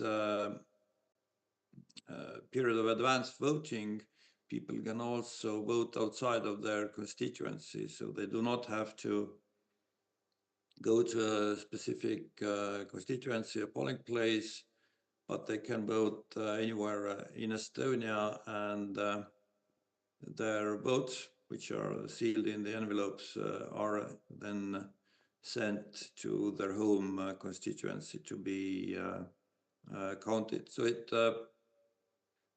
provides, it is more work for us, but it provides more voting opportunities to voters. And it is also easier to administrate election in the sense of, that if voting is not concentrated on one day, then indeed there are less.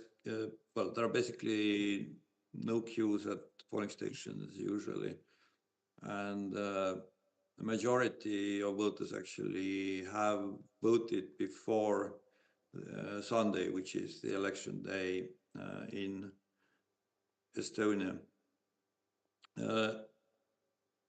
Another question was about blockchain. So we do not use blockchain, we use private public key system where votes are encrypted with the public key and then opened with the secret key. And well, we do not use blockchain first because in 2017, when the system was first launched, blockchain-based solutions were not on the table anyway. But the issue with blockchain is that it assumes that all the votes, encrypted votes, are public, which is an issue if you want to make sure that the vote secrecy is maintained, because if there appears a solution, let's say quantum-based computing, a kind of solution that enables to decrypt these votes, then the vote secrecy for the voters is broken. So in the system that we use, we do not publish the encrypted votes, and we in fact destroy them after the results have been determined and all the election complaints have been solved. And the question about tree vote, like I said, it is its intention is to provide voters a possibility to recast the vote if they couldn't vote freely at the first time. And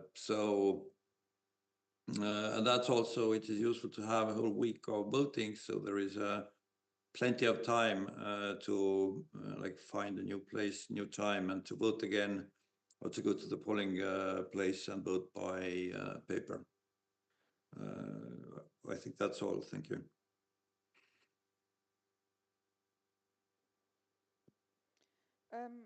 With regard to the question on if the Namibian EVMs make use for people with visually impaired persons, as I've indicated in my presentation, our ballot unit, that is the unit that the voter interacts with, to make provision for Braille on the ballot unit.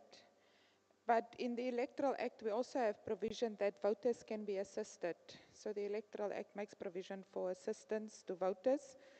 On the downtime of the system, the Namibian EVMs are battery operated, as I've indicated. So the teams are provided with spare batteries. The downtime is normally 1 to 2 minutes to replace the batteries.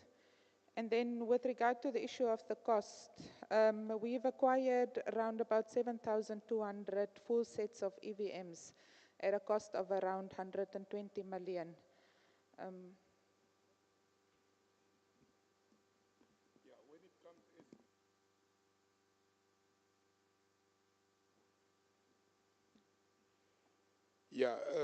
If there's any accommodation for blind, at this point, no. As I said, it's a touchscreen machine. This possibility has been considered, but I think a decision should be taken so that they can, add those functionality when it comes to the blind. So what is being implemented right now is assistance to the voters. That's what is, in the legal framework. When it comes to transmission of data, as I said, our EVD is this connectivity capability with either Wi-Fi or 3G. So in terms of the flows between the machine itself and all the servers, it's there. But again, in terms of latency, we have to get all the, what comes with the use of that specific technology. As I said, there's a lot of challenges in the country when it comes to the telecommunication infrastructure. But what we also take into account is the machine can work and perform very independently. But then after that, all the results and data can be transmitted by one of the way. Yes, DRC infiltration, DRC civil war. As we talking right now, it's like the country is back to the situation it was before 2021, before the inter-Congolese dialogue. Again, the eastern part of the DRC is occupied by rebel groups backed by the same external actors, in this case, Rwanda. And you have actually the same players that will change colors like chameleon. So that's the situation as you said it. And when you spoke about infiltration, I went back to this step, which is very crucial in any electoral process, which is voter identification and the registration. Again, the country has a lot of challenges when it comes to the general census and also the identification of the population. There's no civil registry. So the only database that exists in the country right now in terms of identification is the voters' roll. So the Electoral Commission is the only institution in the DRC right now which has, almost 43 million people identified, while the country itself has like more than 100 million population. So the identification is a big challenge because in the eastern part, as you know, it's that the issue of citizenship of certain group. But I'll not go into that discussion, but you're right in highlighting that. The situation of all, it's present, it's there. What is quite funny, and I don't know if it's funny, it's like one of the rebel is even a former chairperson of the Electoral Commission. So that even brings the issue of relevance of election in some political context. But that's another discussion, Bra. I'm not going into that. So it's something that we can really discuss politically and so on, but these are issues that I can identify on that. External assistance, yes, but it's not always coming with bad interest, believe me. As I was talking right now, I highlighted the role that South Africa has played in assistance to the DRC. It was external assistance. Which interest did it come with, rather than seeing a country which is very close to this country to do well in the democratic area. So yes, we need external assistance, but again, we must not have hidden agenda. And I can tell you, working in this area for many years and decades, that you need people from outside to come and help. But again, this assistance must be well defined and all interest put on the table. We didn't really have much, interaction with India, even though this is, they've been very in this e-voting things.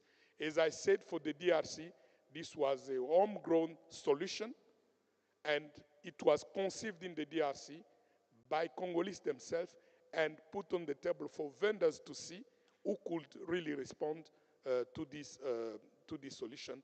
And I think for our case, it was South Korean, Miru, which was able to help us on that. But everything that comes technical and all with this machine are solved by Congolese themselves. Electronic and voice manual, electronic will never be 100% secure. You know, even with our mobiles, one day you can wake up in the morning, you want to switch it on, it doesn't go on. There's no reason. So that means to keep really traceability of the electoral process, even though you are using the electoral, devices and all this, always make sure that there's a plan B or at least a backup you can use when those. I remember in Kenya, you're talking about South Africa going blank for 2 hours, but in Kenya, it also went off for no reasons. Okay, I can say for no reason because I don't know the reason, but there was surely a reason. But we are in the political area where perception is more than anything else. There's no rationality in the electoral process. It's all about perception. And I think colleagues from Electoral Commission, they know what I'm talking about. When it goes blank, when it goes off, if there's a technical reason, believe me, there will be a political justification, and which will not always be in the interest of the Electoral Commission itself. So in terms of the cost, again, I would not like to venture on that because, as I said, we've been using the machine from the 2018. We just added some machine in 2023 because, as you can see, the number of polling stations went from one, there were more polling stations. So that means that we had to add more machine. So what these machines were costing in 2018 is not the cost in 23. I have some figures come in my mind. I'm not going to venture, but I can tell you it's around 1,000 or more of USD per device. I'm not going to venture that, but it's very expensive. I should maybe look and I can send this information to the organizer if they have to share it. Thank you very much. I think that's... Thank you. Very briefly, we only have 4 minutes, and which means we'll have 4 minutes of tea and stretching our legs. Very briefly, straight and to the point. Please remember, brevity is the soul of wit. One question over here. No question there. No question there.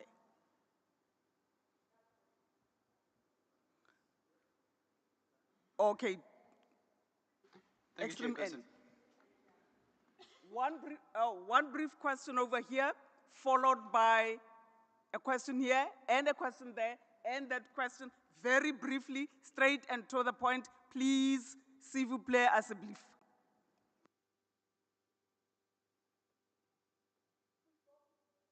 Thank you, Chairperson. Quick question to Mr. Chiyoyo. You mentioned that obviously during election day, the results can be made known. It makes sense because it's an automatic tallying system. But for what reason would you make the results already known? It makes sense that you would make the voter turnout known, but for what reason would you make the results known while the process is still ongoing, the voting process? Thank you.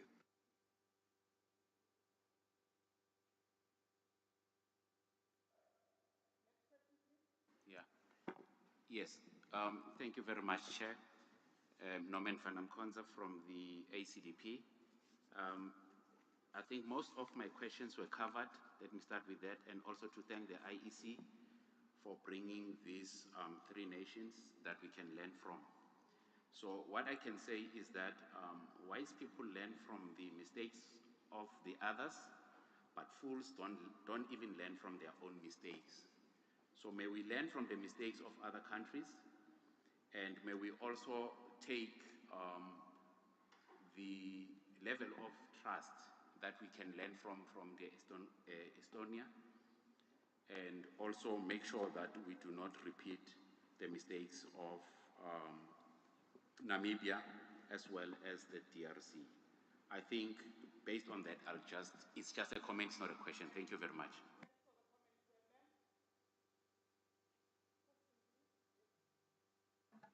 Oh, thank you very much. My name is Ling. Thanks very much. My name is Lingwe Mkhalipi, representing the EFF. Most of the questions were covered in the first round, but I just wanted to get a clarity in all 3 presenters in terms of their voter registration in their country, if they have a manual or automatic voting registration in their country. The second one is the one that says to South Africans, if you want to vote, let's say you registered in Durban, but you want to vote in Northwest, so you must get a permission. How do they deal with that? The third and the last point is the issue of moving from manual voting to this new system that they are introducing. Are you saying that each and every person can use a cell phone wherever he is or she is, or you still have to go to the voting station to present yourself? If that's what they were saying, because they also shown us their voting machines. The Namibians, they also said the machines does not depend on the charging, but on the batteries. But the batteries also still need to be charged. So here in South Africa, we have a load shedding. So it still does not make sense, because one of the issues is that young people, they just get discouraged to go to the voting station. So I just want to get a clarity. Is their system include using your cell phones at home, like the one that is used by the students currently in OUKZN, whereby you can be sent the link and vote for the SRC? Thank you very much.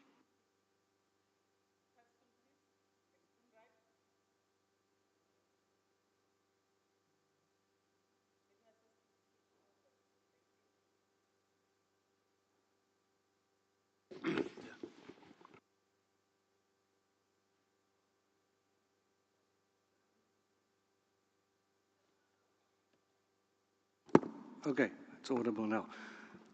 My name is Christa de Klerk. I am the president of Blind SA. I have a question to Ms. Claassen and a comment after that for everybody concerned. Ms. Claassen, the Namibian elections of 2014 through e-voting, do you consider it to have been successful? Is your e-voting project dead now, or are you considering reintroducing it?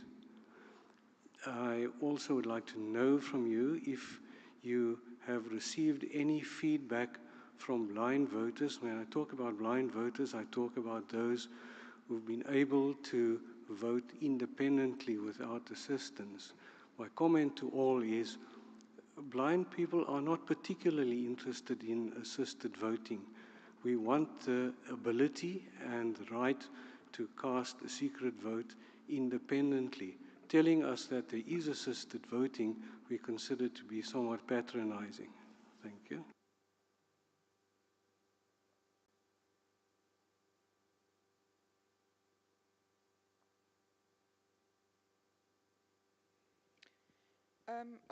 With regard to the question whether we use manual or automated registration, yes, we use biometric voter registration, which we've also introduced since 2013. With regard to the issue of that relates to the voter registration also, whether people need permission or they vote outside their constituencies, Namibia has two types of systems. For presidential and National Assembly elections, you can vote anywhere in the country because the country is considered as one constituency, and this is also where the EVMs come in very handy, because we would then not need to determine how many ballot papers to distribute. The manual voting to, the issue of the e-voting, the Namibian system is a standalone. As I've indicated, it's not connected to any network or the internet, so the voter needs to present him or herself physically at the polling station. It's electronic voting under supervised electoral management. With regard to the question of the batteries are alkaline batteries. It's specifically manufactured also for the EVM, so it's not chargeable. In that case, I think even in the South African case, should there be e-voting in the future, which could be looked at. The 2014 elections, do we consider it successful when we used the EVMs? I would say yes. There were a number of factors that contributed to the success. The first announcement of the election results, the fact that we had no spoiled ballot papers, and also the fact that users really found the EVM to be voter friendly, all categories of users. The Namibian EVM, as I've indicated, makes provision for Braille so that voters can then easily vote without being assisted. But it's also the choice of the voter, whether they want assistance or whether they want to vote on their own. I've covered. Okay. Yeah, when it comes to result management system, yes, I said that the EVD in the DRC has the capability of transmitting results quite regularly if all the, connectivities, the connectivity is in place. But it's not like those results can be published. I said it's a capability of the machine. But when it comes to result management, I think the legal framework and even the regulatory, define in which conditions result should be published. And I think these are not only legal, but also internal processes where those results should be audited, should be compiled, should be, the Electoral Commission works as a body. So before publishing the result, you have all those internal processes through which the result should go before being published. So the capability is there, but it can't be used like this. It must be used within the legal framework. Voter registration in the DRC is biometric. Actually, this time, the country used even the iris to get during the voter registration. So, as I said, that database is the main in the DRC when it comes to the population. So EVD works based on the data which will be loaded into those machines according to the data from the voters' roll and according to the constituency and so on. So voter registration is very crucial to the use of e-voting in the DRC. In terms of power of the EVD, I said it uses an internal battery, and there's also always an external battery. But in some cases, there are always solar panels on standby and even generators. It all depends on those area, and our logistics department always know where to deploy generators, where to deploy solar panel, and even more spare batteries according to the context of those countries. So I think these are the notes I've taken thank you. Ladies and gentlemen, thank you very much for your participation, and let's thank our presenters, our three presenters. And let's take a brief tea break and be back here at 11:40. Thank you very much.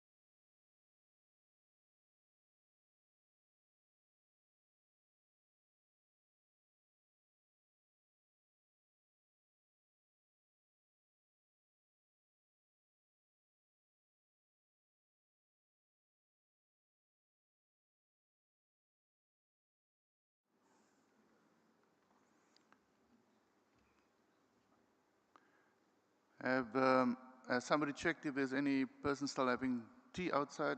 They must just come in, please.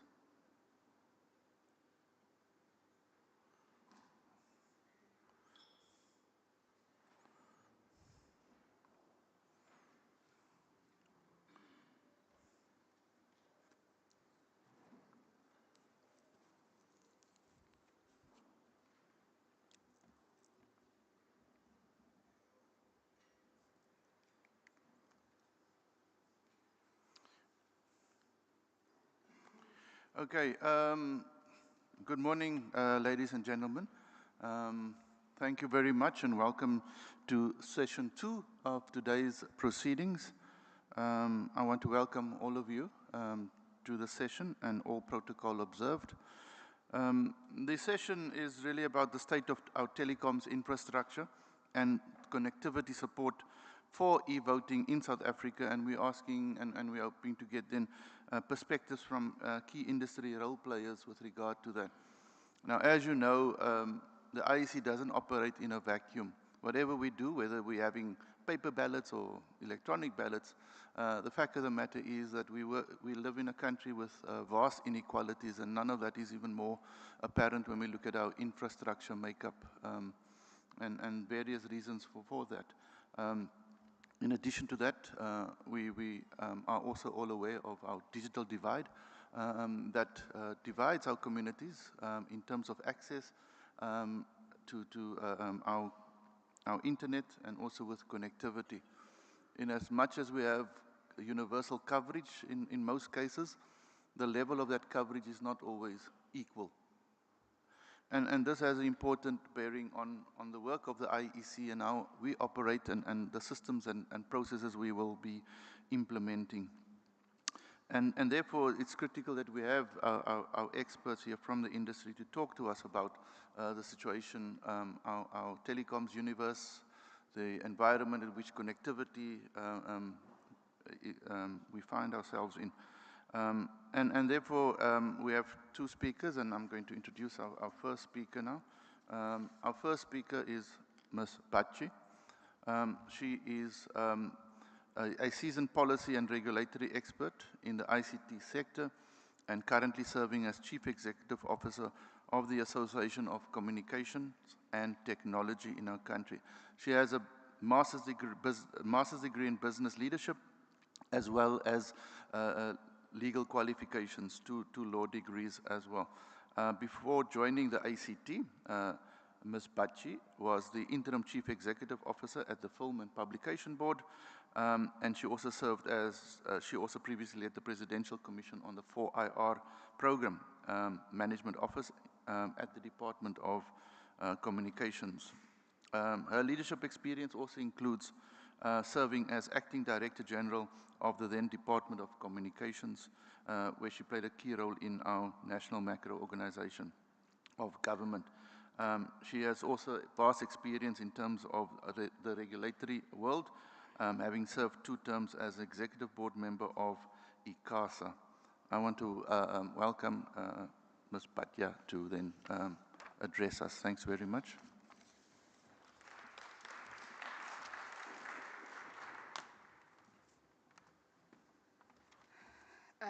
Thank you, Michael, for that warm welcome. Good morning, everyone, and bonjour to our visitors. Jamapel Lumvuyiso Baji. So I just wanted to know that is as far as I can go with French. So, yeah. Can somebody load my presentation?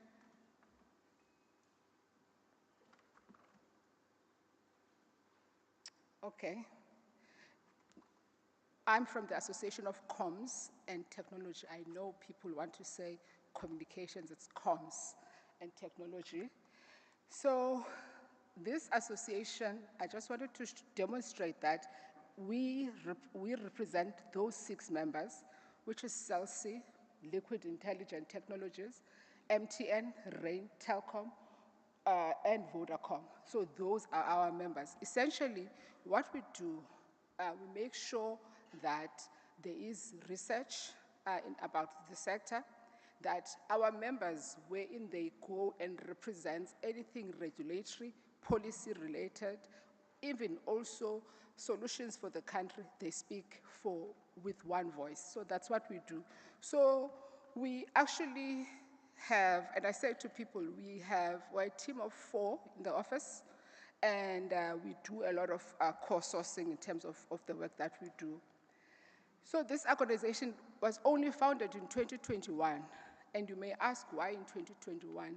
You may recall that at a particular point in time, ICASA did license some of my members with the famous 5G spectrum. So this is those people that have actually in South Africa are able to roll out network for purposes of 5G connectivity. So the thing that is important to note is that the CEOs did agree that this association was necessary. And I will start off by telling you guys about something that you know about the right to vote, right, which is guaranteed, and the right to communicate, right, because as you know best the Constitution of South Africa, but we believe as ACT that these two are actually interrelated, because in order for you to make an effective vote, you have to have a right to information, and that's what we believe in. So as ACT, we would like to thank you for ensuring that we come here so that we demonstrate the work that we do, because we will focus in the main on underserviced and rural communities, because I've seen most of the presentations did not go there. So this slide, we're just setting out the context of why voting is important and why, especially in the communication age, voting is important, especially for those people that are marginalized within the South African context. Yeah, so this is my favorite slide. So what do you need? Because the topic for the last 2 days has been about e-voting. In order for e-voting to happen effectively within the South African or even the global context, you have to make sure that there is reliable and widespread connectivity. This can be in the form of fiber, LTE, and 5G. You've seen on your phone, right? You'll see 5G, you'll see LTE. So that is very important. It can happen even having other alternative technologies such as VSATs. VSATs are the smaller satellites that you'll see in some clinics, especially in rural areas. So that is what we're saying you need to have. And we're saying the cybersecurity infrastructure, this I think has been discussed a lot in the last 2 days, but we're saying this is more than important for purposes of e-voting, in the sense that we've seen that I say globally, there's been attacks in terms of technology, so cybersecurity infrastructure is required, and there has to be working together in this regard. And then we go to the secure and scalable data centers.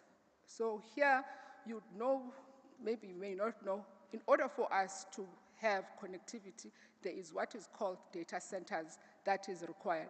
Data centers, how do they become reliable? They need electricity, they need water, they work on water. So we're saying you need massive scale in terms of data centers that are secure within the South African context. And then we're talking about the digital identity authentication. You will see later on, I think we'll go into detail in this regard. We're talking about the biometric verification as well, and I'll tell you why it's important in our context. We are saying that the digital identity authentication system, whilst it is important for purposes of voting, it is important for other things that we want to achieve in South Africa. Think of the level of crime that we are having in South Africa. Think of the RICA issues that we're having in South Africa. So that is why we've highlighted it as of importance, just to demonstrate the connectivity of all these systems. And then just to understand what are the issues, I think even Mr. Chiyoyo spoke to it, in terms of the environment that is required moving forward. We would want to see a situation of real-time monitoring incident response system. As it happens, I think there was a gentleman that asked that question out there. And then that said, how do you make sure that there is a response happening at that time?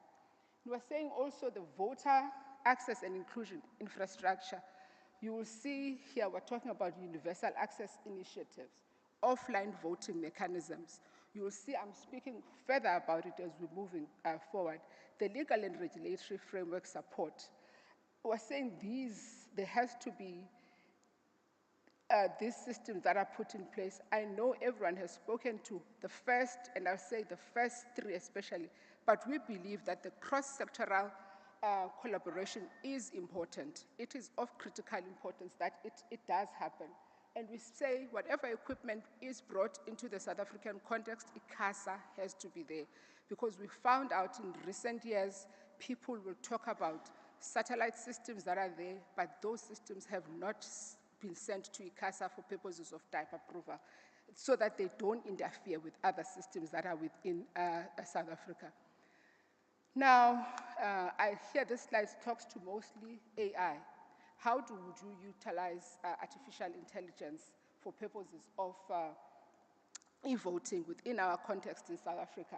So here, we are just highlighting that this will assist in enhancing network reliability and optimization.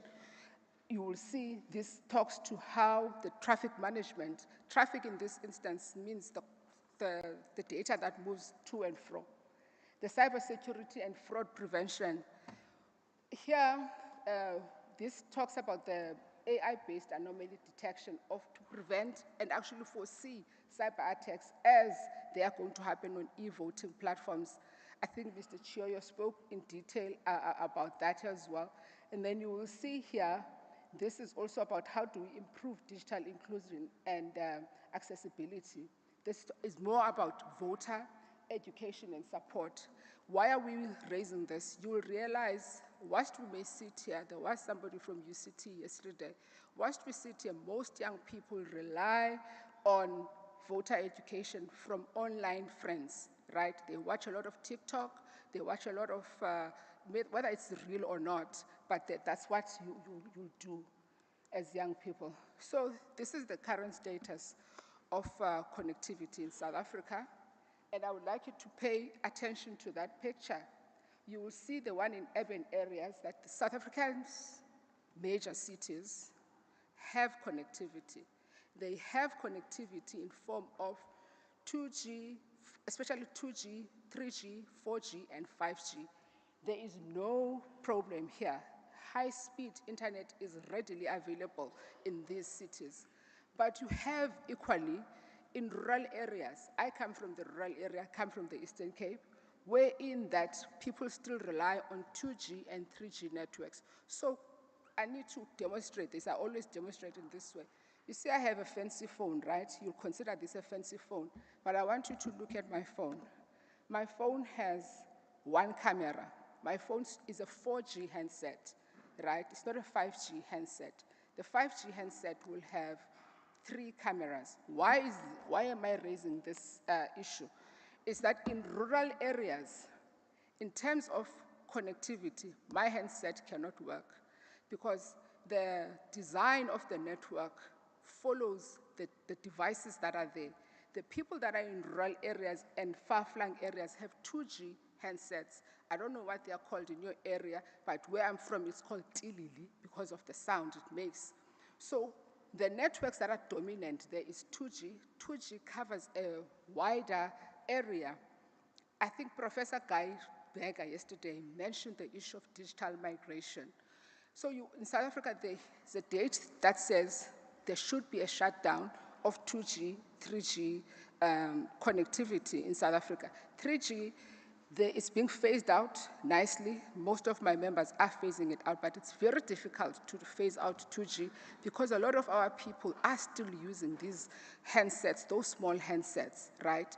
as a result, for practical reasons, I just want the fact that you go home once in, let's say, a month, no one is going to roll out infrastructure because there has to be a return on investment on the infrastructure that is there. Our people need to move away from the 2G handsets, but they cannot move away from 2G handsets to, let's say, even 4G handsets because it's an issue of affordability. I think the cheapest handset you will see in the market that is smart will be not less than 10,000 rands, except you are using other alternatives. So here, we're just saying that that is where rural connectivity looks like. And in this regard, we have been at pains trying to explain to government why it is, before you announce a date of a shutdown, there has to be a transition of people out of that technology. So we are encouraged by Minister Malatsi in this regard that he has taken the call of ensuring that devices such as your 4G and 5G devices are not taxed heavily. So in South Africa, for those that may not be aware, a 4G device in South Africa, including its components, is treated as a luxury good.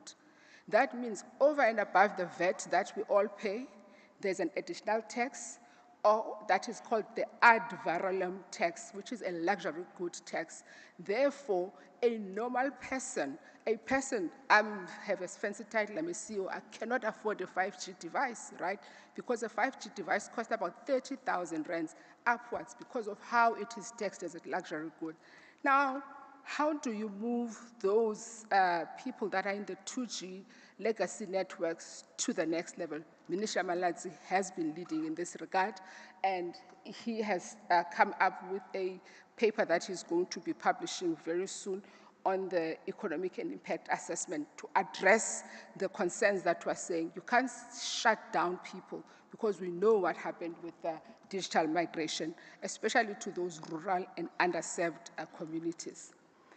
So I'm not going to go to this slide because it has been done. So the challenges that we foresee from the sectoral point of view, it is those for the youth from rural areas. So we've, as my profile was ready, the youth in rural areas, they have limited access, right, in terms of smart devices, even if they do have. We saw this even during COVID, right, when we were doing the COVID response within DCDT, that the young people that were in rural and underserved areas did not have access to smart devices, and therefore any form of voting, right, might be a challenge for them. As well, we're saying we've seen, and we also based on research, that women in rural areas, most of them, they prioritize issues such as food, basic things for the household. So they will be further marginalized if we do not consider a holistic approach insofar as dealing with the issue of e-voting, because they don't have access to these devices. The older people, right? I know a lot of people take videos of older people. Older people, and we're not talking about even the issue of basic literacy. Older people take long to adopt technology. How do we ensure that they come to the fore? And then persons with disabilities. I think the focus has mostly been, especially on the blind. So our members have worked on another project called the National Relay System, wherein how to assist people that are hard of hearing, right? Because some of the people that are hard of hearing as well do get marginalized in areas such as voting. So I'm saying these issues insofar as e-voting, because it's an issue that affects them from a digital inclusion, we need to address these pre-existing challenges in order for us to move forward. And remember, I haven't even spoken about those that are living on the fringes of poverty. That's a group on its own. So then here I heard the minister yesterday during his opening address, speaking about the issues of the smart IDs. I said I was going to come back to this. We've noted in the previous financial year, those are the numbers that the Department of Home Affairs had set itself in terms of issuing the smart IDs, right? We're saying, okay, they look on track. They're sitting at about 3.6 million cards, but there's still another part of about 12 million that do not have smart IDs. The issue of cybersecurity. This issue of cybersecurity, one of the people that we look at in terms of UN organization is the International Telecommunications Union. It puts us at tier 2 as South Africa. We need, in order for us to have a reliable e-voting system, we need to be at tier 1. Then you'll be on track. And then I think this has been discussed, the legislation, you have experts in this regard. I will not go further as to what these needs to be done, but we're saying this needs a comprehensive look in terms of legislative reform, not only insofar as the Electoral Act, there's other legislation that are interlinked in this regard. Then I'll come to my favorite topic once again, the issue of power. I know we're back in load shedding times. However, this for us has been a challenge, and we're just saying, do note that it will be a challenge should you consider e-voting in the future. And why it is a challenge. I loved the presentation from DRC. We're talking about infrastructure sabotage and vandalism. It's a reality that we're living with currently in South Africa, that even the 2G towers are being vandalized for no reason, just because it's there. People are even digging up, fiber. For those that may have not seen fiber, fiber is a glass. You cannot steal it. It's glass. It's like this. It's glass. So people just dig up and they break it when there's load shedding. So we're saying these are the challenges that we are facing. The issues of batteries in towers being stolen and crossing the border. And because in South Africa, there is no resale market, by the way, of batteries. So we're saying the issue of why we're bringing this, we're saying you need to have the security cluster as part of this discussion, because whatever technology you may want to bring, you will be faced with the same problems, because infrastructure sabotage is happening in water, it's happening throughout any kind of technology you bring, it is happening. So here on this slide, I also wanted to just raise the issue that it's also linked to the availability of water, right? As I said earlier, for data centers to function, they need water, right? And for us to ensure that there is proper connectivity, especially driven for internet data, there has to be water. And I know we also need water for our own use, but this is also one of the challenges that we are faced with.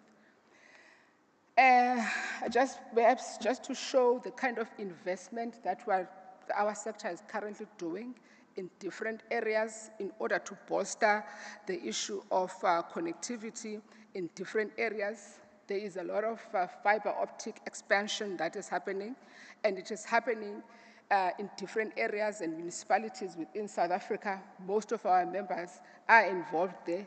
Mobile network enhancement, you would have seen one of our members, I think Celsi, did say where they are going to launch some of their newer 5G services. And then this is one of the initiatives that they have been given by ICASA, social obligations. As part of the licensing that they will receive from ICASA, network operators were given social obligations. Social obligations essentially means connecting certain underserved schools, clinics, libraries, public service institutions. And we are running a project in this regard just to ensure that that work happens, and it focuses in rural areas. And I'll tell you the challenge there, because I'm taking chances, I saw members of parliament, right? The challenge, yes, the challenge there is that there is lack of coordination. We've spent a year, I had COCTA in the room, we spent a year trying to coordinate between national, provincial, local government, as to who can we talk to at Department of Basic Education at a district level in order for us to get to the school. It's easier, for example, in Department of Sports that manages the libraries. It's easier.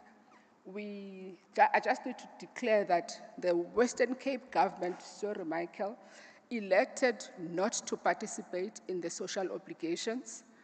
However, they would like to participate. Now there are no funds because funds have already been allocated, but we'll consider, our members are saying they're going to consider them moving forward. And then the issue of the access to persons with disabilities. This is one of the, I say, laws or regulations that have been created by ICASA, wherein our members are required to have systems to help people that are hard of hearing. Remember, as technology advances, there are people that will leave behind. And those people that we leave behind are people that are older, and it's people that are hard of hearing in the main, and also blind people. So as part of that, our members have been required to do a national relay system. It is quite an expensive system to run, right? But they are rolling it out to ensure that the persons that are hard of hearing are able to communicate, are able to see videos on their devices. But think about it, if you cannot afford a 4G, a 5G device, how much more about the person who is hard of hearing? So those are the things that have been happening from our side. And then I'm towards the end now. So I just wanted to leave you with something. And so far, how do we ensure that we have a successful e-voting platform in South Africa that can be utilized? And I'm speaking from a technology point of view, colleagues. Don't attack me if I don't deal with political issues. So for us, we're saying, first, there has to be a plan to phase out legacy networks, because there are legacy networks that are available that needs to be phased out. And in order for those to be phased out, everyone has to work together, not in a silo fashion. And this is what I was talking about insofar as the 2G and 3G. Then we talk about public-private partnerships. Why are we, I know it's a thing that keeps being spoken about. National Treasury has rules about it. But we have, and I'll tell you, we have found in the year that we're trying to roll out the social obligations, we've wasted money on coordination, flying people there, trying to make sure that there's a road in that area for trucks. We've lost money in terms, not of the actual delivery of the service, but in terms of finding who can I talk to. Is the chairperson there? Is it the chair? Is it the CEO? Is it the commissioner? Those are the things that and when we look at it, we've wasted effort on in this regard. And I've managed many projects before. I think this for me was the most challenging, to say the least. And we have, our members over and above are required in law to contribute to a fund called the Universal Service and Access Fund. And I want you to think, you've seen my members, they are supposed to contribute up to 0.03% of their annual turnover.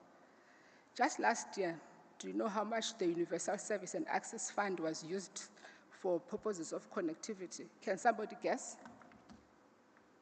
You can't guess, right? 222,000 rands for the entire years.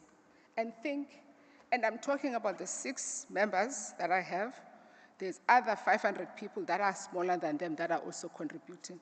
222,000 was spent last year. That's the reality. So we're saying those funds can be used to make sure that people have access to better technologies. And then the issue of affordable devices. I've already spoken at length about this insofar as the minister and the work that he is doing. But this will assist in ensuring that people are not left behind. We're not the ones that sit in podiums and say, I have a 5G handset, as to how to make sure that there are better models in terms of financing these devices. And remember, I just want to put a disclaimer, none of my members manufactured devices, right? So we're talking about the Samsungs, the Huaweis, the iPhones, and all those iNets. Then we're saying here, the AI and data analytics. So we say we have seen the power of AI, and I work with very young people in my office. I'm the oldest, so I work with young people in my office. And we've seen it being utilized even at SARS, and SARS also wants some of the databases that we have from our side. And we're saying these can be utilized to improve e-voting processes. And then we're saying perhaps partnership with satellite companies. I know people think we do not want satellite companies. There's no such. They must just follow the law. That's the point. So the partnership with satellite companies does happen in South Africa. Think of companies such as that you would know on top of your head, Amazon. They have partnerships here in South Africa, and they assist in terms of connecting rural areas, because there will always be a gap that is not filled. So you do have that. So we're saying these are the things that need to be looked at. So here, I think I saw the presentation. 2 minutes, okay. Excuse Michael. Here, I think this is the second last slide. Here, we're just showing the benefits of e-voting, especially considering the ESG that is required, especially for King 4 purposes. You need to think about that as well. But we need to find a solution that is fit for our purposes in South Africa. So here, this slide just talks about how, in terms of sustainable governance and all those things. So we need to promote greener practices. I think Mr. Chioyo mentioned this as well. Here, I just say, don't forget what you need in terms of multi-stakeholder engagement, interdepartmental collaborations, civil society and community engagements. We do that a lot from our sector, and we actually even partner with some innovators and regulators out there.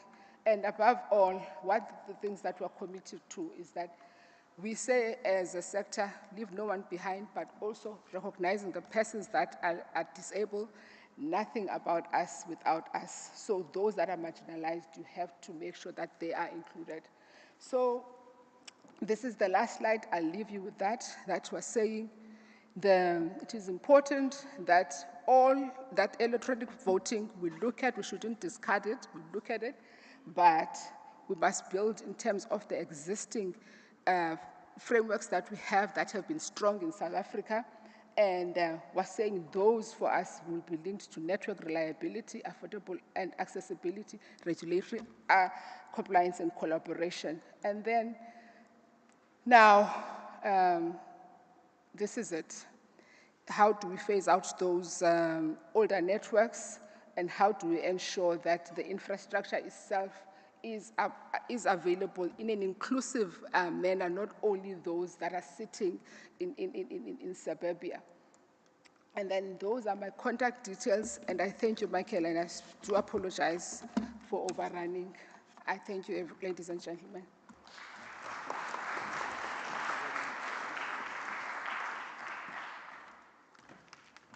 Thank you very much for that. Yeah, I'm going to call on our next speaker, Dr. Mtsweni. He is Head of Information and Cybersecurity of the Cybersecurity Center and Chief Researcher at the Council for Scientific and Institutional Industrial Research, the CSIR. He's also a certified cybersecurity manager, an accomplished research and technology expert in the field of computer science, especially in the area of cyber and information security. He holds a PhD in computer science from the University of South Africa. He's a member of the International Telecoms Standards on Study Group 7, which deals with the issues relating to cyber security and AI security. author speaker, I want to welcome you to the stage, sir. Thank you.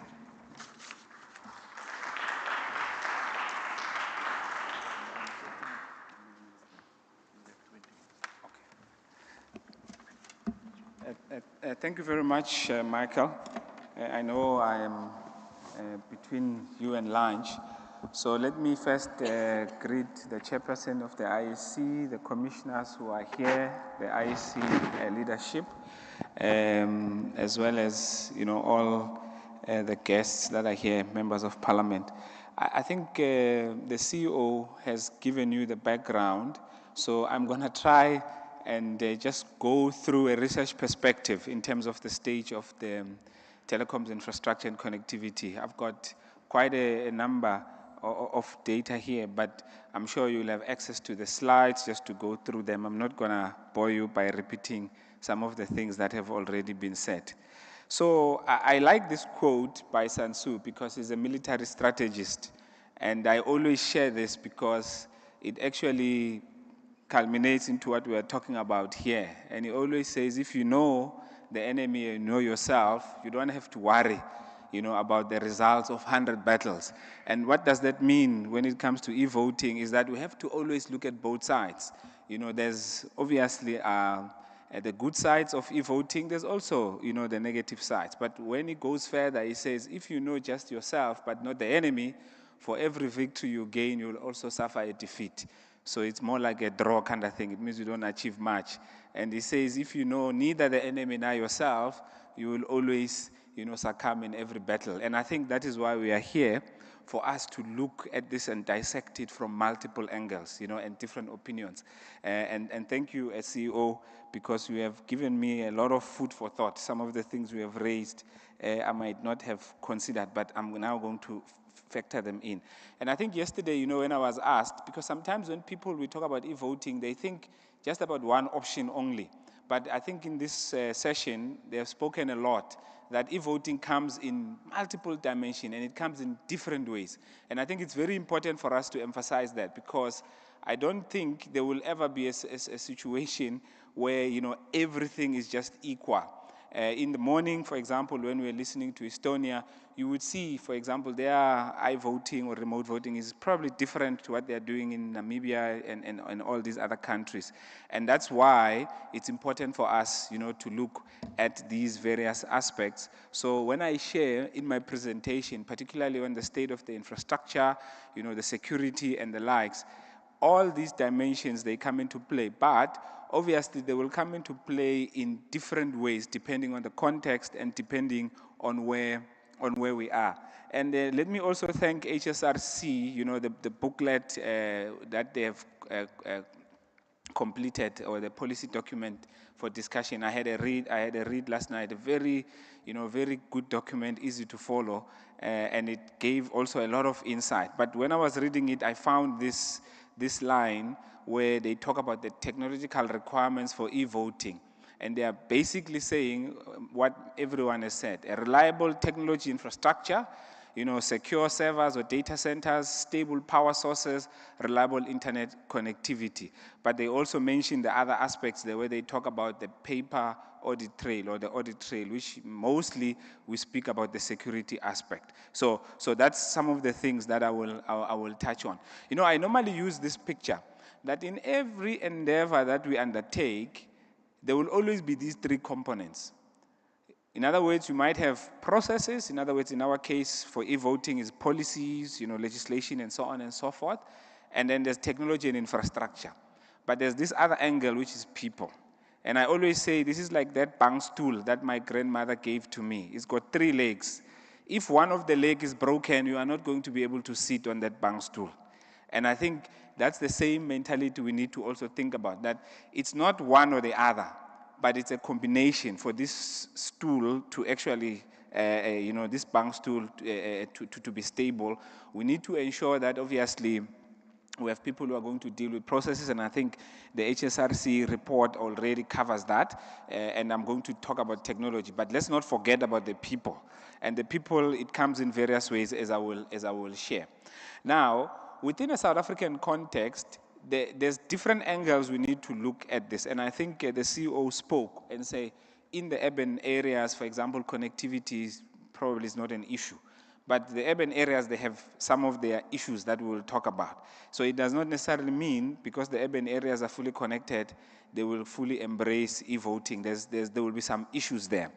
So from a research perspective, I think there are good things that we have in South Africa, particularly from the digital transformation perspective. There are also gaps that we need to close. For example, if you look at just these numbers, and some of them might be dated, but we are called the first in Africa digital accessibility rights. So this particularly deals with the issues of deploying technology to also be inclusive, let's say, to people with disabilities, people who are blind and so on and so forth.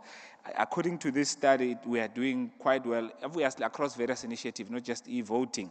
And then from digital equality or quality of life perspective, we are lagging behind. But ICT index, I think since 2015, we were going down, but now we are getting better, industry, investing in government, and so on and so forth. And then there are others as well. One of the ones that we must just take note of, which I will share later on, just some of the comparison, is the issue of digital skills. According to World Economic Forum, I think they do a global competitive index. They say we are number 126 of 193 countries. Of course, it depends how you look at the numbers, but being 126 out of 93, it means you are not number one. And you are not even close being number one. That's what it basically means. So, and then when we look at just the data, and these are the good stuff. In South Africa, we have a population of about 60 million or so. 75%, have internet connectivity. Of course, this essay will give you a number that is roving around 78% or so.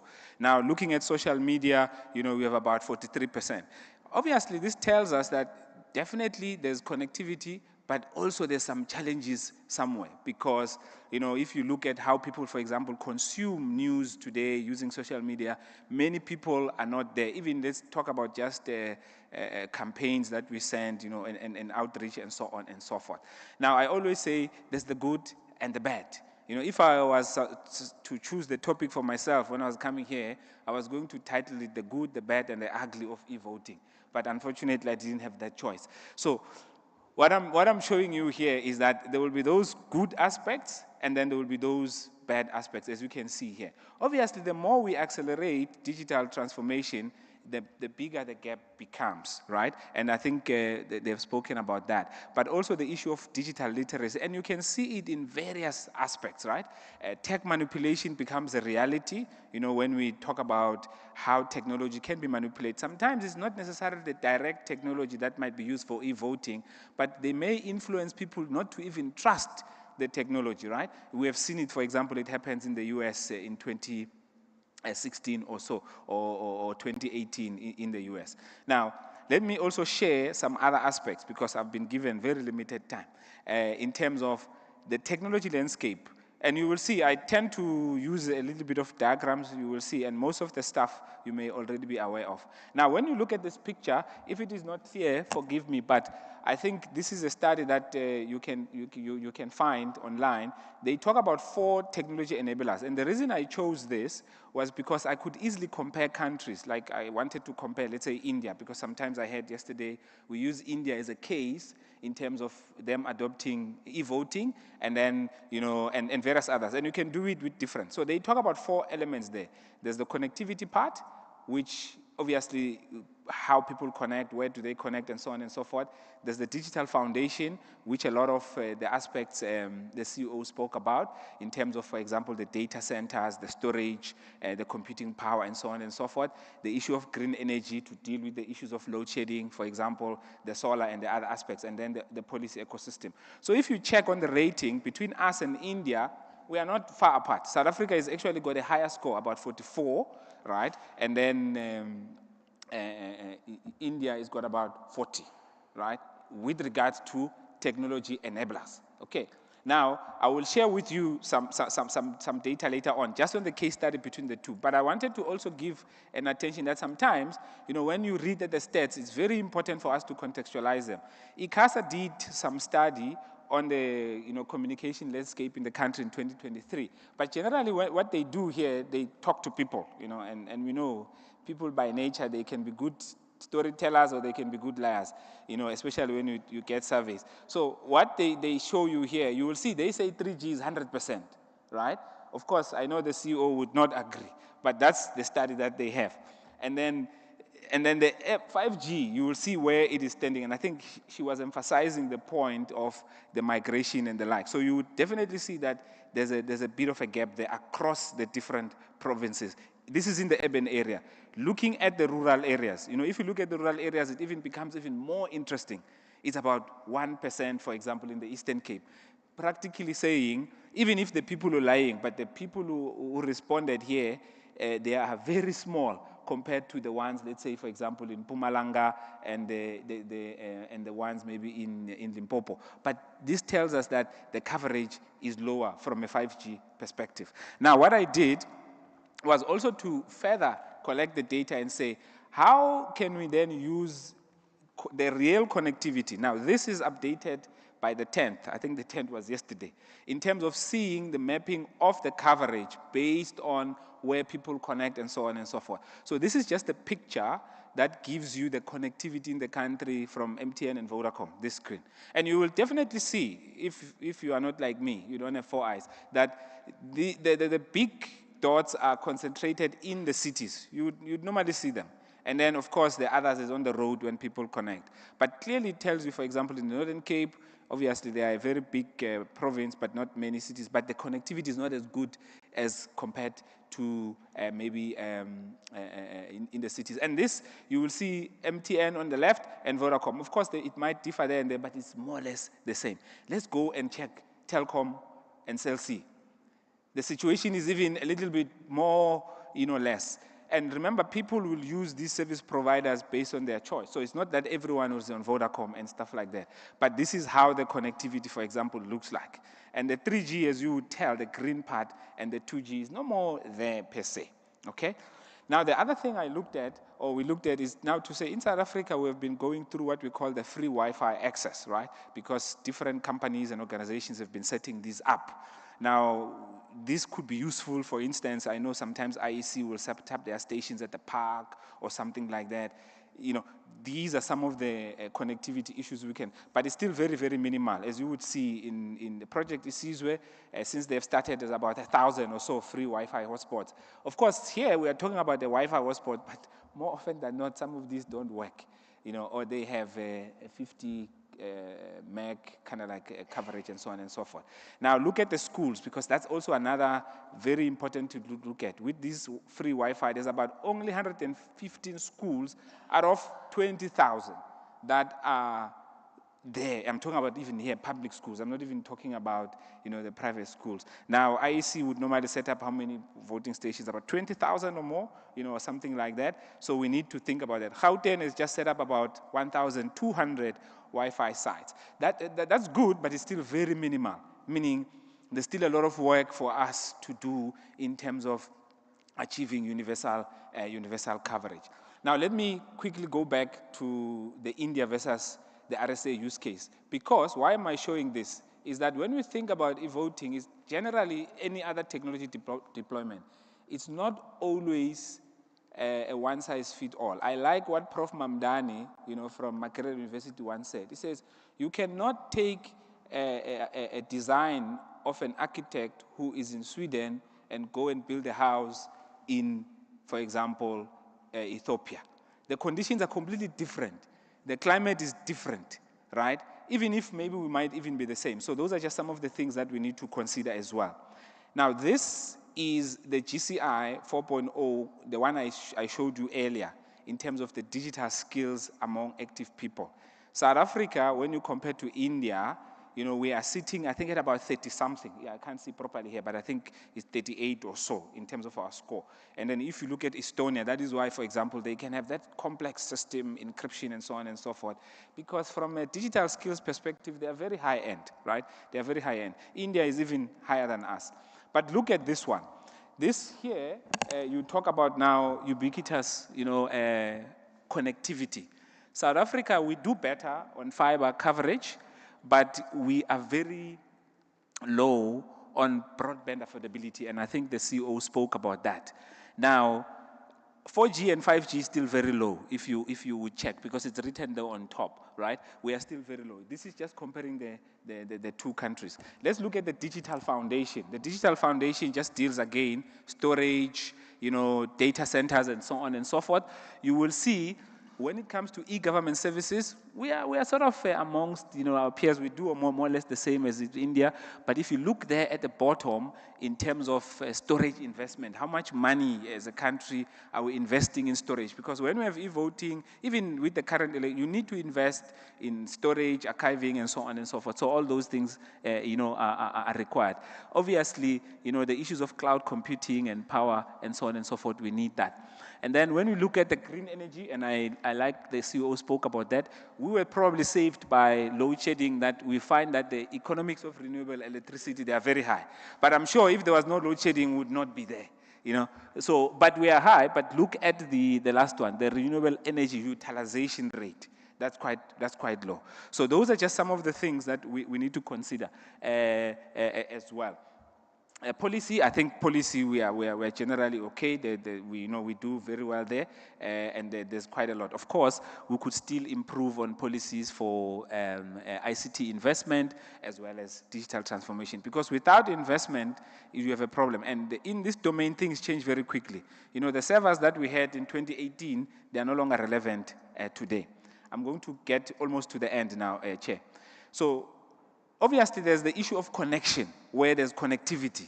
But then we have to also speak about connectivity and usage, because there's many times at home, I am connected, but the data I can't see, because either the thing is slow or something like that. And most of the time, this thing is caused by various dynamics. Let's look at this slide. 83% of subscribers in South Africa, they are prepaid. In other words, they pay as they go.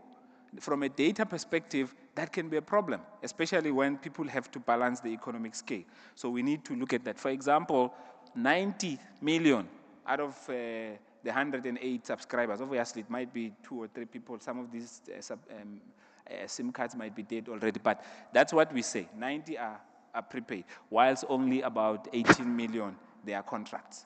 And that generally gives you an indication of what is happening. Let's look at the broadband speeds. Our speeds have generally been good, but as the technology is moving faster and faster, as you will see there, in the fixed broadband, in 2020 we were number 96 in terms of the speed, but in 2024 our speed have increased, but we have also dropped with regards to the rating. Why? Because we are probably not changing as faster as it is required. Now, the data cost, I think they've spoken about it. Let me not even say much about this one. With regards to fixed network coverage, and I think I'm going to get to the end, this I've spoken about. There's only, and I think the CEO did speak about this particular social obligation aspect. Currently, according to ICASA in 2023, there's only about 4,000 or 5,000 schools that are connected with regards to this, out of 20K. And that means if IC, for example, has to use any other option for e-voting, and they have to set up at these schools, they have to put that infrastructure, because it might not exist in the majority of these schools. So one of the things, to consider. Now, within the CSR, we have what we call the NICIS. There's an environment, which is a state capability supported by the Department of Science, Innovation, Technology and Innovation, where we have got the Center for High Performance Computing, where it can, it's actually one of the biggest. We have our 4 petabyte, servers coming in now. I think they are already in the country. We've got Sandrand, and I will show a picture there where we are setting up the connectivity, and it's very wide now across the country, and it can be used. We are, for example, working even with Home Affairs on this one. This is one of our network connectivity that is set up already in the country, and this has been growing, in leaps and bounds. What is nice about this is fiber connection, but connecting almost all the universities in the country, and we also have lines terminating in the most rural provinces, such as the University of Venda and the likes. And this is some of the facilities that could be tapped into, okay?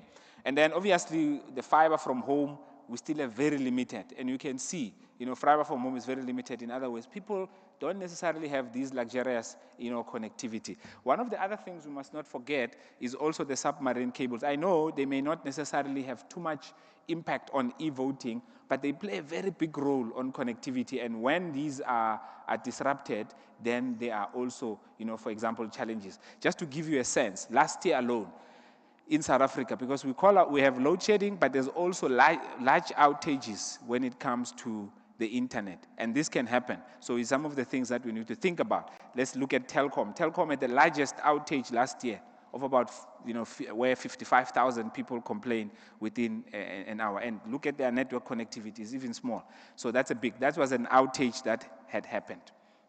Okay, I think one of the other things we show, and I think the CEO spoke about this, we have data centers in the country, mostly built by foreign companies, but you would see that where they are located. You won't see Mhlabuya Lingana there. And the question is, how will the Mhlabuya Lingana person get that? And as I've spoken about, there's a Center for High Performance Computing. This is one of the facilities of government. As I said, 4 petabyte storage. It's actually right here in Cape Town. Is the biggest cloud that is owned by government. This is DIRISA. I'm not going to go in there. I think in terms of cybersecurity, they've spoken a lot about it. I'm not going to cover it, except to say it's one of the things where we are lacking behind.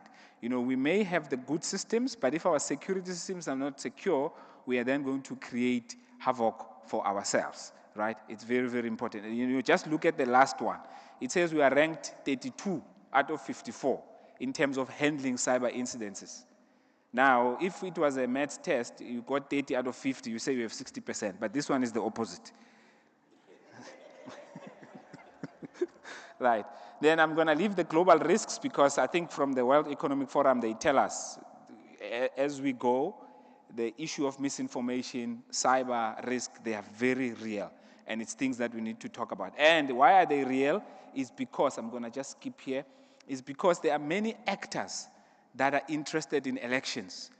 Foreign states, government actors, criminal groups, non-state actors, insiders. Some of them are here in the room. So there are many people who have interest in this. I think this is my last slide. No, I thought just because we are going to lunch, you must laugh a bit so that you create space for food to digest nicely. Now, this is my last slide, Chair. I think when we think about consideration for e-voting, as we can see, it's a plethora of things, right? I always say there's digital divide and there's digital difference, right? We have to accommodate both. Digital divide is probably when people don't have, but digital difference speaks to what the CEO was speaking about. Somebody has a feature phone and somebody has a smartphone. How do we accommodate them? How do we ensure that both can be able to vote? Secure by design, security by design, very, very important, right? And then the other point is about technology colonization versus localization. When we are thinking about this e-voting, we also have to think, where is the technology that we are going to use going to come from? Are we going to homegrown it or are we going to import it? Just imagine if you are getting a technology and it comes from another guy who is somewhere who was born in South Africa. What would happen when he's not happy with your votes, right? Just think about that. And then think about the issue of data sovereignty as well as data globalization. I know nowadays we have cloud, people put their data in the cloud and so on and so forth, but I think data sovereignty, particularly let's say our voters' roll and those kind of things, it's very important that we hold those sacred because anybody who can get access to that, it will be a problem. And as the last slide, I thought I must motivate you a bit and say anything is possible, but not always probable. Innovators will increase the chance of making it possible. So that's what Bradley said. Thank you very much, and thank you for inviting us.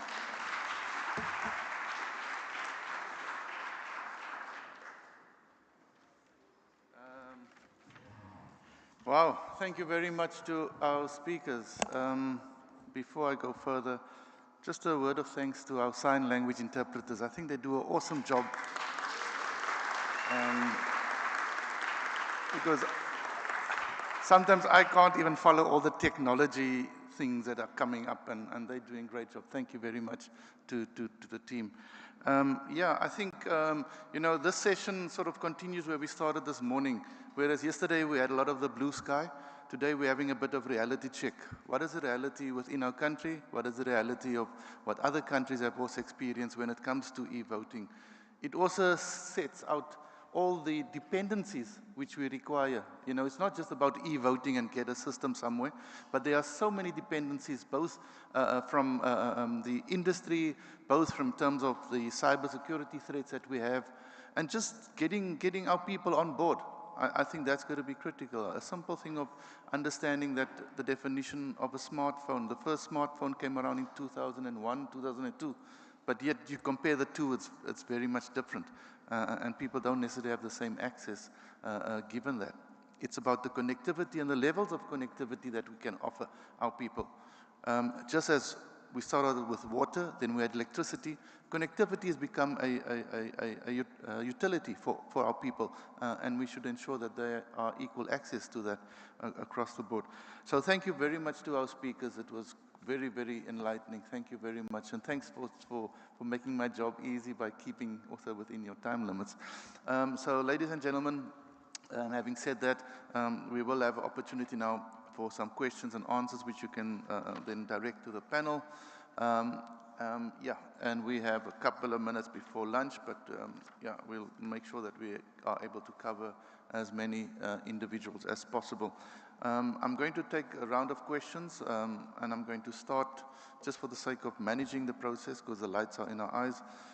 On the left-hand side, on my left-hand side, are there questions on the left-hand side? You can just put up your hand so that the ushers can see. No questions there. No, yeah. Sorry for my hand in my face. Down in the center, I see 1, 2, 3, 4 tables. The fourth table, the sixth table, the gentleman in the pink, and then the gentleman there. Yeah, okay, 3 there. Okay, so we have 3 questions aside. Yep, I'm going to go to my right. Excuse again for my hand. Okay, we see the gentleman there. Okay, so I'm going to take those 4 questions. We will start here in this particular row. Can you please, the gentleman that raised the 1, 2, 3, 4, here in front, yeah. And then we go to the gentleman in the pink, and then the gentleman with the black, and then the person on the right hand side. Thank you very much. Thank you for the very informative presentations. My simple question is, are we going to be able to get the presentations via email? Because I think this is very important to have. Thank you very much. Thank you very much. And then, gentleman at the back.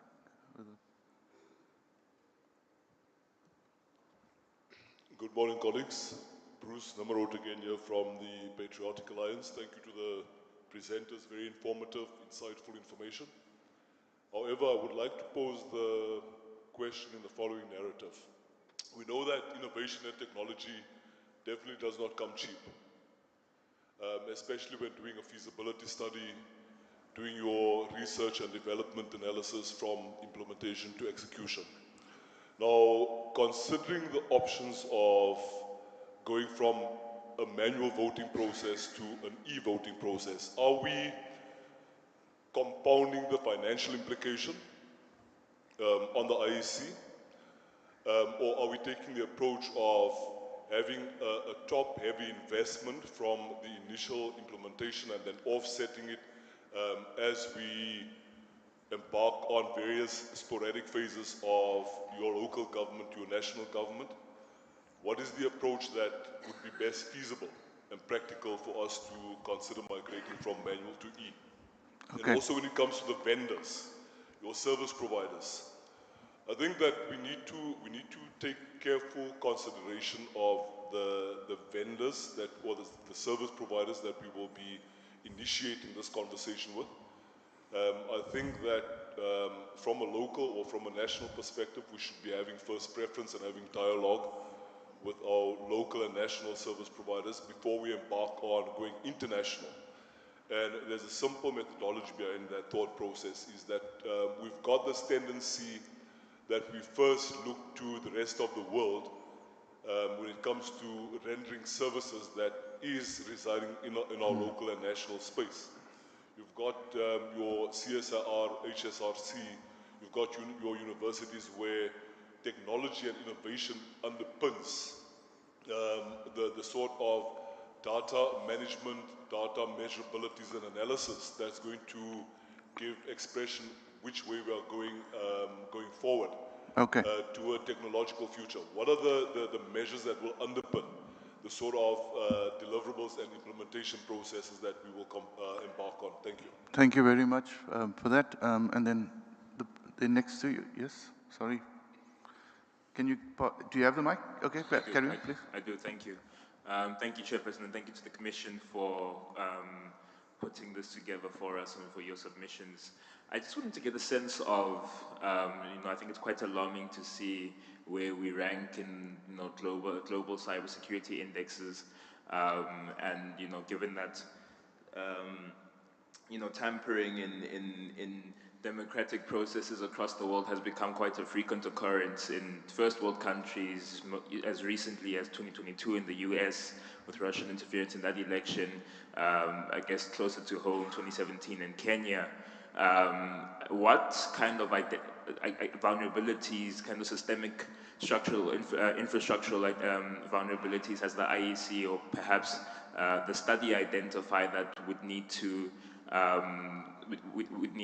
bolster to be able to deliver e-voting safely and as securely as possible to South Africans? But I think, secondly, one of the central components of a free and fair election is the ability to take political parties and observer entities along the journey of being able to verify the election and the election outcomes at various points.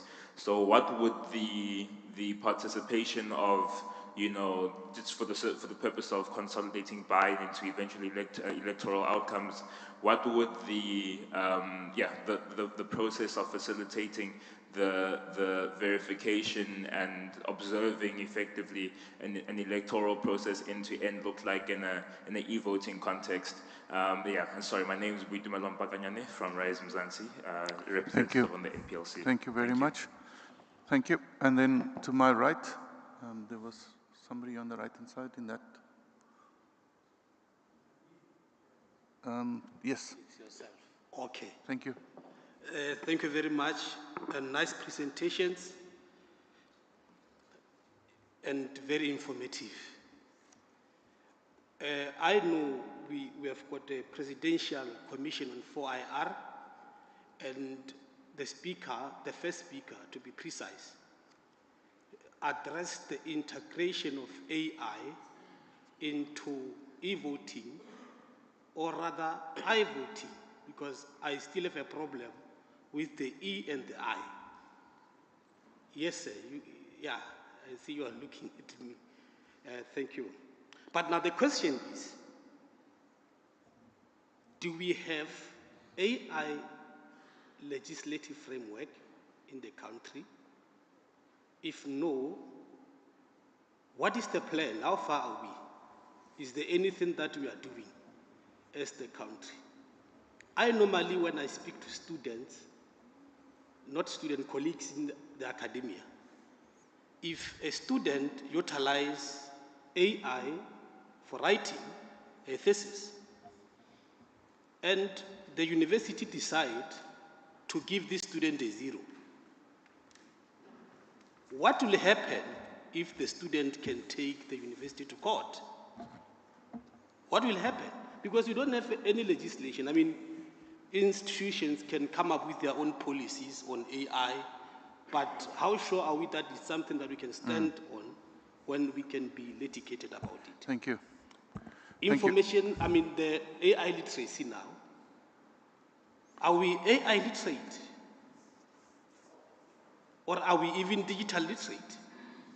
And what is the plan for AI literacy and for digital literacy? Why are we not capacitating our public libraries with proper resources, like the 5G system, device that the first speaker talked about? Why can't we capacitate our public libraries, for example, so that they can assist when we are going to have this e-voting? How smart is our IDs if they are not integrated to even critical departments? How smart is it, this ID that we are having that they say is smart? Because where I'm sitting, it is not really that smart. And the other problem we have, and I know even CSIR has this problem, of integration. You find one department having more than 20 systems that are not even integrated, they are not speaking to each other. That is Home Affairs as well. So systems at Home Affairs are not integrated, they don't talk to each other. That is why they can declare you dead when you are still alive. And there's no system that can pick that. So in terms of power, I think I'm finishing now. Why can't we look into the possibility of solar panels if power is the problem, or the generator, just like what DRC is doing? I think I was a bit impressed there. But is the birth of e-voting the death of manual voting? Why can't we have them hybrid? Thank you very much. Thank you very much. Thank you. I'm just going to give opportunity to our speakers. You can choose which ones you're going to go with. Thank you. I think it will. It was on? Yes. Oh, I think it's working both after the last again.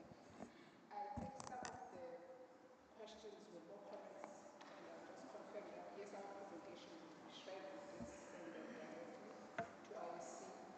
I will go and perhaps talk to the issue that was raised by Rising Zansi, insofar as the issue of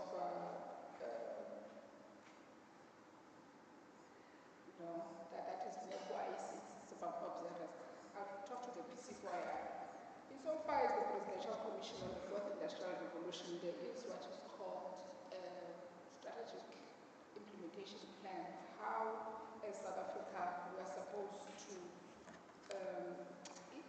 ensure that we have integrated systems at a government level, national, provincial, and up until local. However, implementation, I'm not sure whether how implementation really could take place. And then the question on the AI legislation, no, we do not have. However, we're encouraged, I think there is a presenter this afternoon, Lindy Masholuku. He did publish a policy paper on how AI should be considered in South Africa from a policy and legislative point of view. So I think he will talk to that, so he's still consulting. I like the comment that you made on AI literacy, and I'll make the example how other institutions are trying to protect themselves. The issue of AI, you remember AI develops on I'll say on a second by second, depending what you're inputting into the system, isn't it? For purposes of writing, most institutions here in South Africa, especially institutions I'll talk about people that are in education, such as yourself, some institutions insist that you do both a typed document and a handwritten document physically, especially for purposes of submitting your work. There's that. And then you spoke about capacitating public representatives insofar as AI, especially 5G devices. I think that question is more related to perhaps the how do we access the Universal Service and Access Fund, because we believe if the devices are still going to be taxed as luxury tax, perhaps people can still tap into those funds that are not currently utilized. And then you spoke about the smart ID not being smart. I'll say this, for the work that we do, the smart ID is smart enough for us at this particular point, because we want to be able to know who you are, where do you stay, and that kind of information, especially for purposes of RICA. The more people move to smart IDs, the better. And I don't think, even listening to the minister yesterday, everyone is saying that the smart ID is perfect, but the moment you build something smart, you're able to build on it. Let's say, moving forward, you'll find out that even your driver's license can be integrated there, depending on the system that is. That's what smartness just says. As we are moving forward, you can build it better. And then I think the last one was on the hybrid, and I think that's what we are advocating for, in the sense that at the end of the day, you still need paper, right? You cannot run away fully from paper. You still need it. But the question that was raised, I think, by Bruce from Patriotic Alliance was saying how much investment is required. Well, why are we getting rid of I say, paper voting? I think the case has been made already. I think even DRC, even myself in the presentation, when I said, at the end of it, you have to move forward, and forward means, in order for you to save the environment, you have to ensure that you are moving to less paper. You have to move forward. I think the presenters here have told us how many political parties are being there, the independents and everything else. So the world, even South Africa, is moving forward. So how do we then find a solution fit for purpose? I think you've put the question correctly to say, institutions such as CSIR and others, they may have technology that might be fit for our South African environment. I'm not going to answer the question on vendors. I think that's what I see. Okay, no, thank you, CEO. Let me be brief. I think I will deal with the first one on the investment. And I want to make this narrative. And the HRC report also covers some of this, the report that was delivered yesterday, the IEC report. So obviously, it depends where we are going to get the technology and the likes. But there's no debate that digital technology will eventually lower the costs that are part of voting, and I'm sure Treasury can speak more about that. But I want to just give an example of something that I have a personal experience in and I'm involved in. Let's just look at Stats SA. Stats SA does a census, maybe once after 10 years or something like that, and they have what they call a 4 billion rand problem. That's what they call it. We spend about 4 billion to count people. And in the previous census, we missed about 30% of the people. In other words, we could not even count. But the 4 billion was spent. And this is because of many other things, like the dynamics are changing, people are staying in secure estates, people are afraid to be counted, and so on and so forth. But technology could fill that gap, right? Obviously, the issues of quality, verifiability, and so on and so forth can be factored in. But when we get to e-voting, and I think they've spoken about it, just look at the ballot paper for last year. I don't know how much IEC spent just on printing that ballot paper, which is a long thing, right? But imagine if it is spoiled. It's just another complete particular problem. Obviously, you need investment, but what is maybe nicer, as I was talking, is that with ICT investment, it needs to be something that is done over a long period of time. For example, within the schools, within the private sector. So it's not just a government problem, so it must be a concerted effort, a collaborative effort to make the investment. Because once the investment is there, IEC sort of latches on top of those platforms that exist, just like they do with the schools and so on and so forth, right? So, and I think, in my view, that can, obviously, over a long period of time, lessens the cost and makes them more manageable. Now, you spoke about the issue of technology. I am pro-localization, but of course we know that we may not always have the necessary technology to do our thing. So we need to also have the balanced, approach, whilst we are also investing in ensuring that we have our technologies and, we have our local vendors as well, particularly also for national security. As I've mentioned, elections are a very contested thing, and they are also part of the security of the country, so we need to guard, against that. I think the honorable from RISE party spoke about the vulnerabilities. Obviously, there's quite a few, and in my presentation, I cover them. We have a few like denial of service attack. You might have the good systems, but if they flood, your systems during the elections, you may have the problem. Even just yesterday, X was flooded and it was down because people are not happy with the other guy. The other issue is on the on the audit trail, and I think the Estonian use case is very, very important because the political parties or any other party who have an interest in e-voting, for me, it's almost the same thing. Technology even provides much better audit trail. We can see who did what, when, and so on and so forth. But just like we have observers, technology, it also has the same thing, in terms of transparency and stuff like that. And we have seen it, for example, in Germany. But it's also important for parties or whoever the observers are to have their own software experts, because if, let's say, we're using a gadget or whatever for voting, they could independently verify and test it and see that it does what it is supposed to do. Because for me, that's also part of, observation. And it means as IEC and the country is thinking about e-voting, the political parties and the interested parties, they must also think, how do we capacitate ourselves? How do we skill ourselves up so that when these systems are put in place, we are able to check whether they are counting the votes correctly or not. And then, because that also promotes the issue of transparency. And I'm available as a software expert to assist. and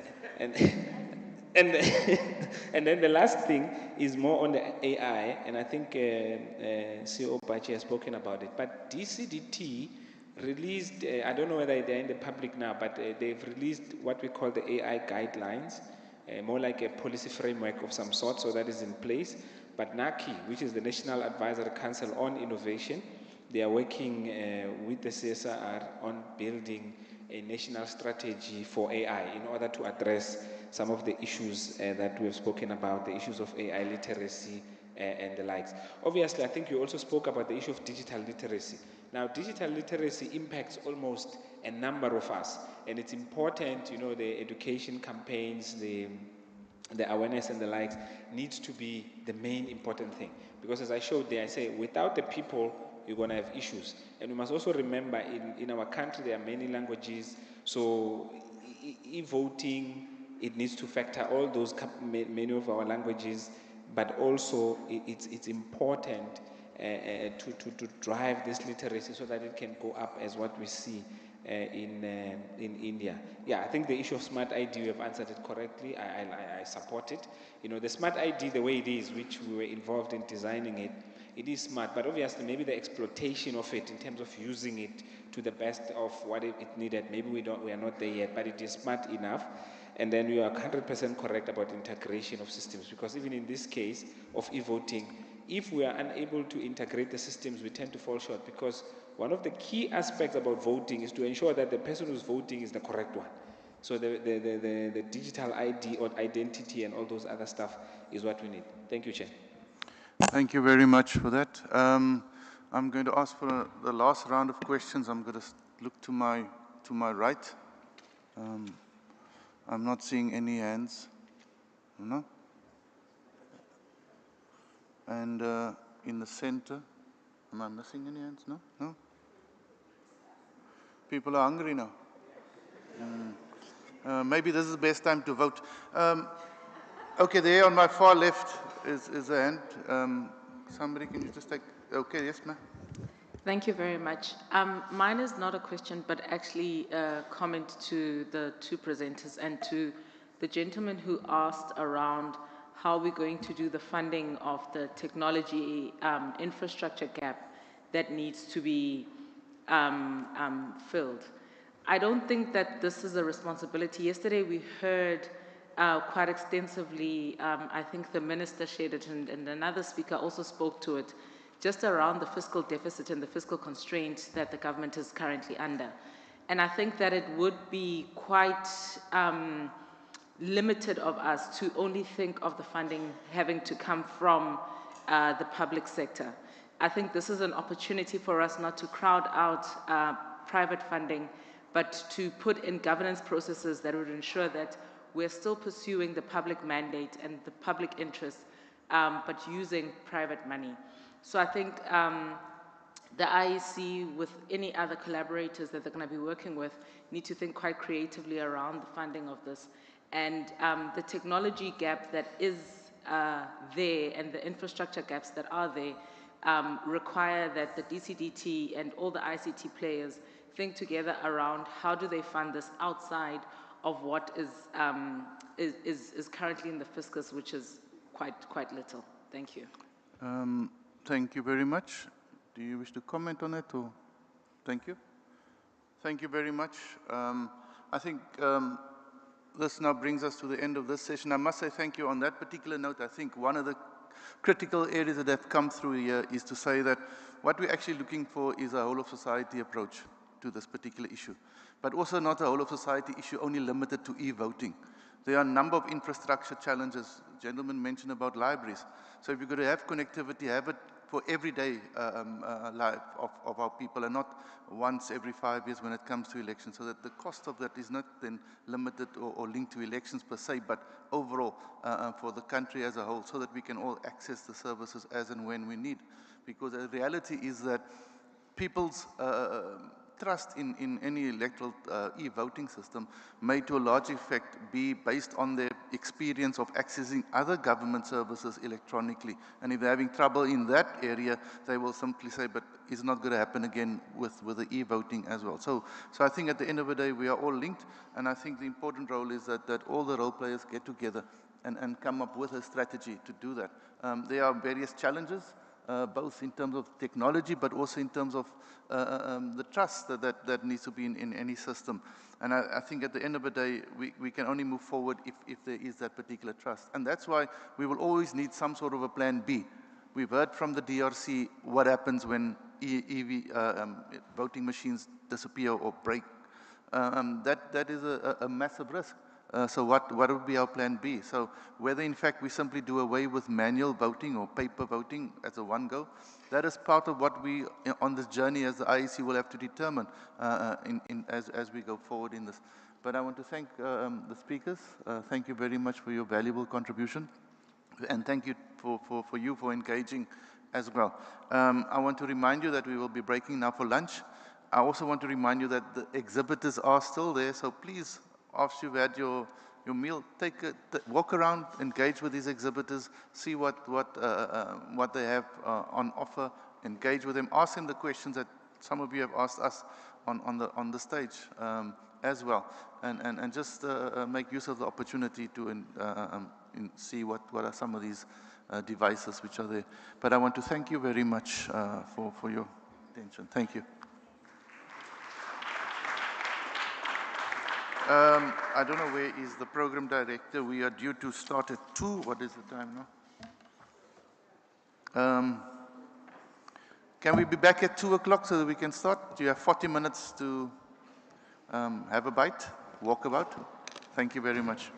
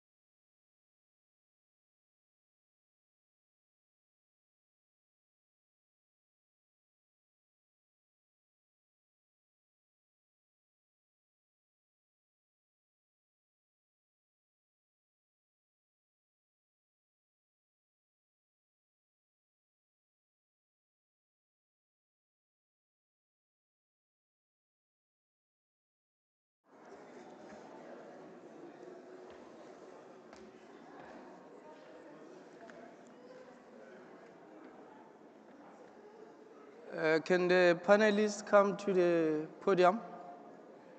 Gillian, Chairperson of the Portfolio Committee.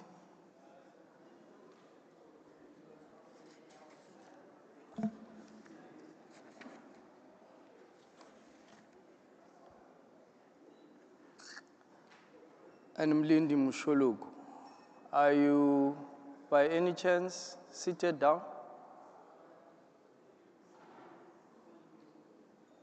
These people.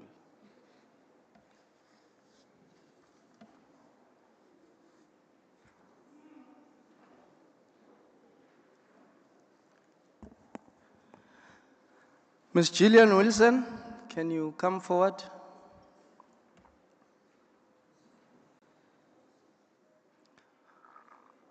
Honorable Chabani, can you please come forward? And Mr. Mlindi Mashologu, can you please come forward?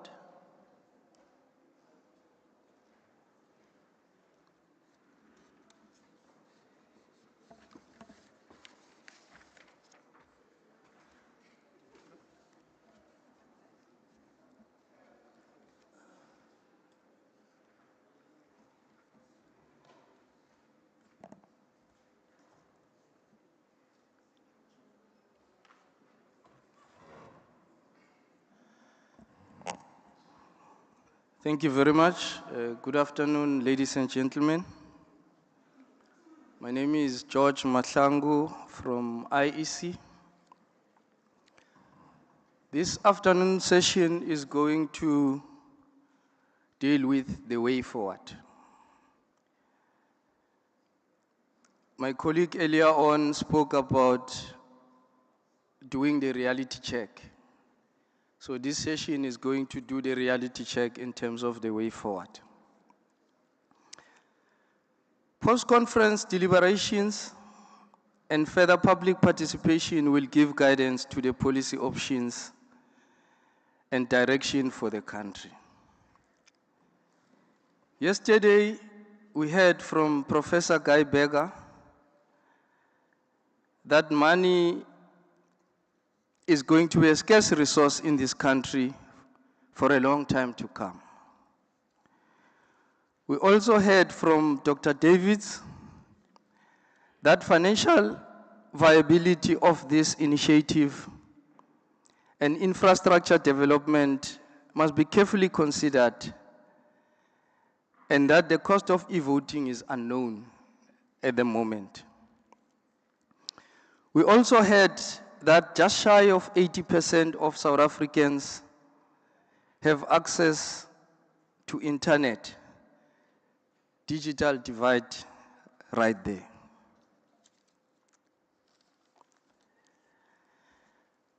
The minister also mentioned that consideration of specific thoughts such as digital ID, the interoperability part of it need to be carefully considered. Now, this session will look at this as a way forward for the country. And we've got 3 speakers that are going to assist us in terms of looking at the way forward. The first speaker is the Honorable Mr. Chabani, who is the chairperson of the Portfolio Committee on Home Affairs. The Honorable Steve Chabani is a member of the National Congress. He joined Parliament as a member of Parliament in 2019 to date. He was appointed as the whip of the Portfolio Committee on Home Affairs, and thereafter was assigned to be the chairperson from 2022 to date. His previous employment includes working in the finance division for the Limpopo South African Broadcasting Corporation, and was also parliamentary liaison office in the Limpopo Department of Education in the MEC's office. The Honorable holds a bachelor's degree in business administration through Menkosa, and a certificate in development communication through VETS. Other programs that he has been part of include specialist project management program with DUT and the senior management program with TEFLOP Graduate School of Leadership. Can we welcome the Honorable to take us through his presentation?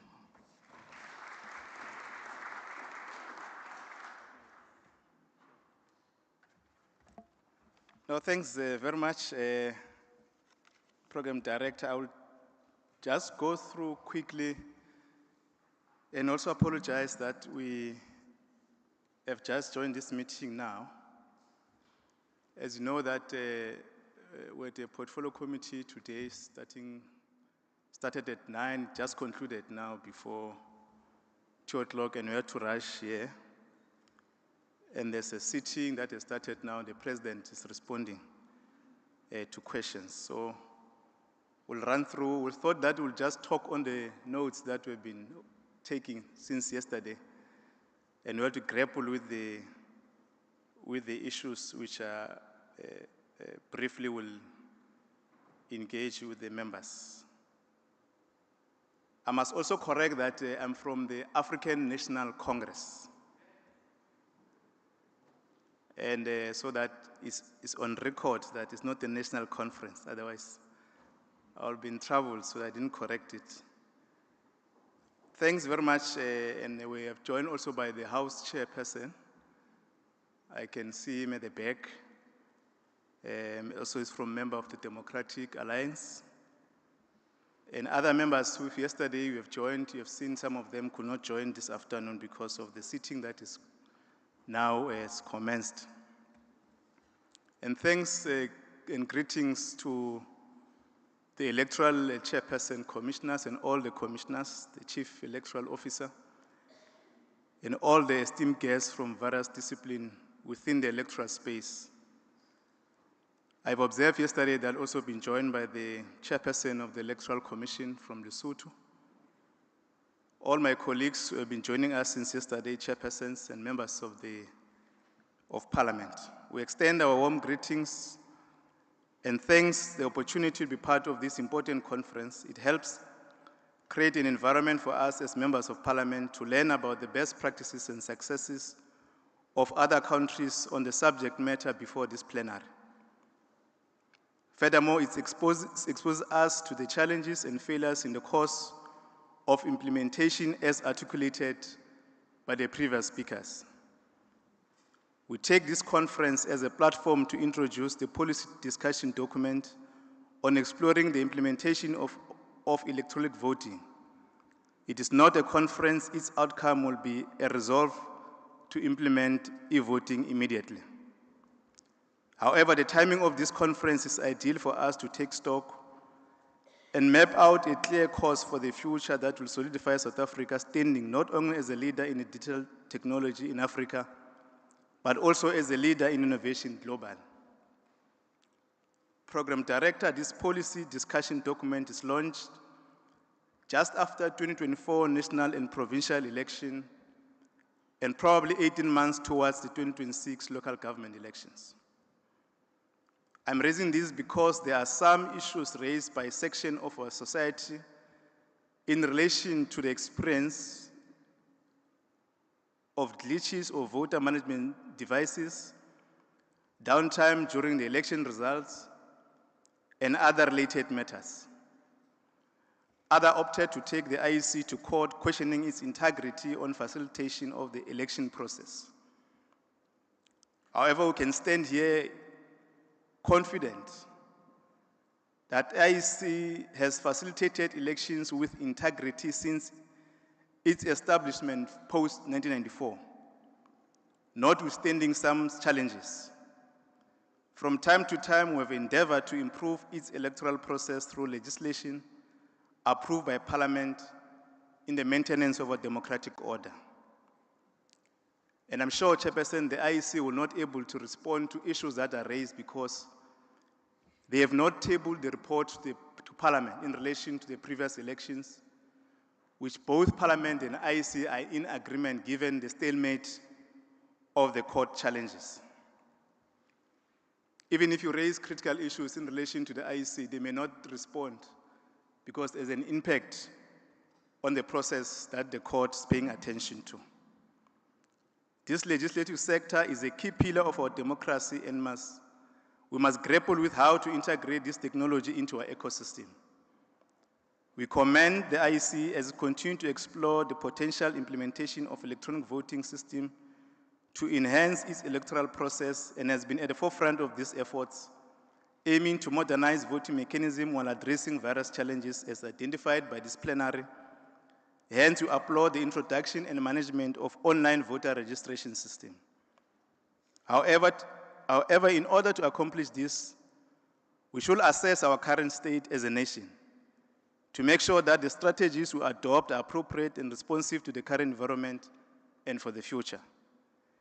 The digital divide in which urban and rural areas continue to have significant different access to technology and internet connectivity is a major issue this conference has been grappling with. Even though electronic voting promises accuracy, efficiency, and high voter turnout, we have seen there has been many obstacles to its implementation in African democracies, such as cost implications, security, and political resistance. And I hope the previous speaker dealt with these case studies. As mentioned by the Minister of Home Affairs, e-voting is part of a broader trend of e-governance and digital transformation aimed at streamlining administrative process and increasing citizen engagement. However, its adoption requires an extensive evaluation of legal framework, technological infrastructure, finance cost, and socio-political acceptance. It is therefore important to note the experience from fellow African countries, as demonstrated before, such as Namibia and Democratic Republic of Congo. Several legislative and governance considerations must be addressed before South Africa can transition to e-voting. The Electoral Act amended last year established the Electoral Reform Panel, chaired by Advocate Sizane, which has started its work in earnest. The panel will next month convene a conference such as this to further create an opportunity to share experiences on the options on electoral system for South Africa, including examining the current electoral system. The recommendation from the panel will allow both the Portfolio Committee of Home Affairs and the Select Committee on Justice and Security to conduct further public hearings with political parties, independent representatives, citizens, and all stakeholders, including your audience in attendance. Chairperson, even on this case of e-voting, an ongoing multi-stakeholder approach involving political parties, civil society, and public, including this conference and exhibition, is essential to build trust in e-voting system, and these are necessary to ensure broad-based acceptance and participation as highlighted by several of the esteemed guests since yesterday. Without political and public contribution from various stakeholders, the adoption of e-voting will not be possible. Section 59 of the Constitution of the Republic of South Africa compels Parliament, which is National Assembly and the NCOP, to facilitate public involvement in legislative and to conduct its business in an open manner, including holding its sittings in those of its committees in public.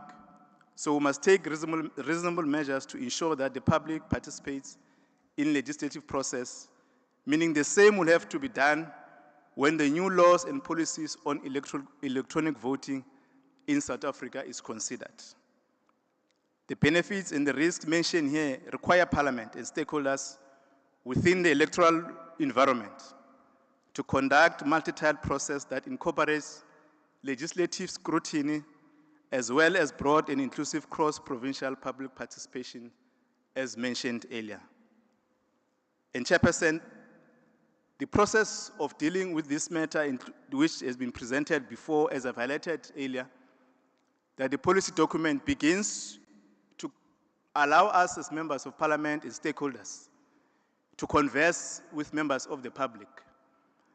And yesterday, there were issues that were raised in relation to the process that's going to be taken forward, and which were requested also to highlight some of the issues. A bill is introduced in National Assembly by the stakeholder concerned, including the IEC or the minister, and the bill must be subjected to public hearing. So in this case, we are aware that IEC has already developed a green paper, which subsequently will inform for white paper that must be presented before cabinet, or any legislation that must be introduced by the IEC as you amend in relation to this process. The judiciary has, through several rulings, emphasized the need for more substantive public consultation to ensure that legislation is more reflective of the will of the people. The final bill that is tabled in relation to this matter, it will allow the portfolio committee to subject this process to the more consultation to members of the public.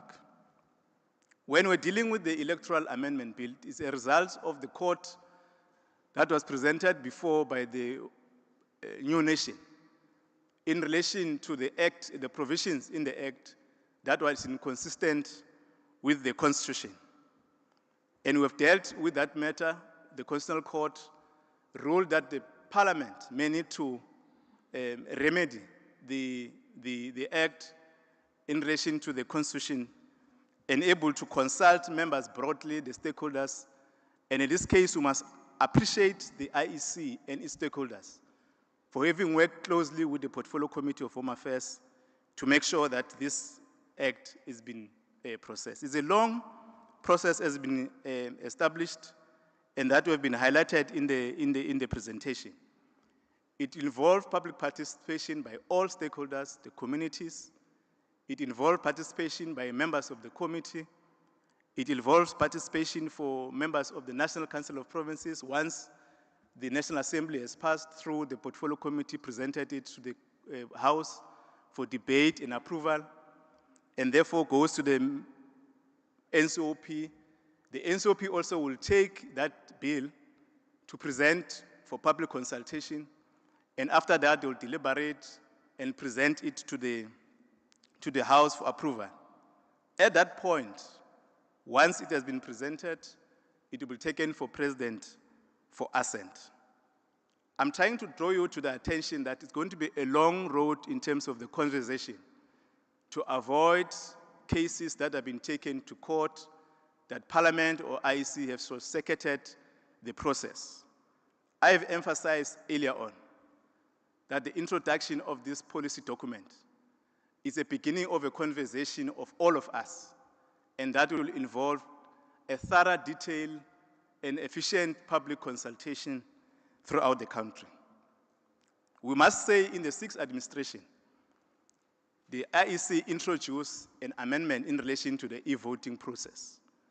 And given the views expressed by members of the Portfolio Committee, we have tasked the IEC to initiate the process of conferencing and establishing research in relation to the possibility of the country moving forward to the e-voting. We must appreciate Chairperson of the IEC and all commissioners that you have taken that call and you have introduced this policy document. That will assist all of us to interact in this reality that we're going to face. Secondly, the Portfolio Committee have taken a decision to conduct further study throughout the countries that have already experienced or are implementing the e-voting, including those that have tried to implement this e-voting. I think the previous speakers have dealt in detail on the obstacles that have been confronted with, which we are going to engage in this study tour in some of the countries and with collaboration with the IEC and other stakeholders. The future of the e-voting in South Africa depends on a careful balance between innovation and security, while modernization offers significant opportunities to improve election efficiency and transparency.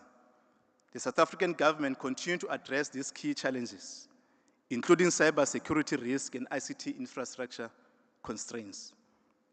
South Africa will need to develop a very well-planned and phased, well-regulated and secure approach to implement this electronic voting.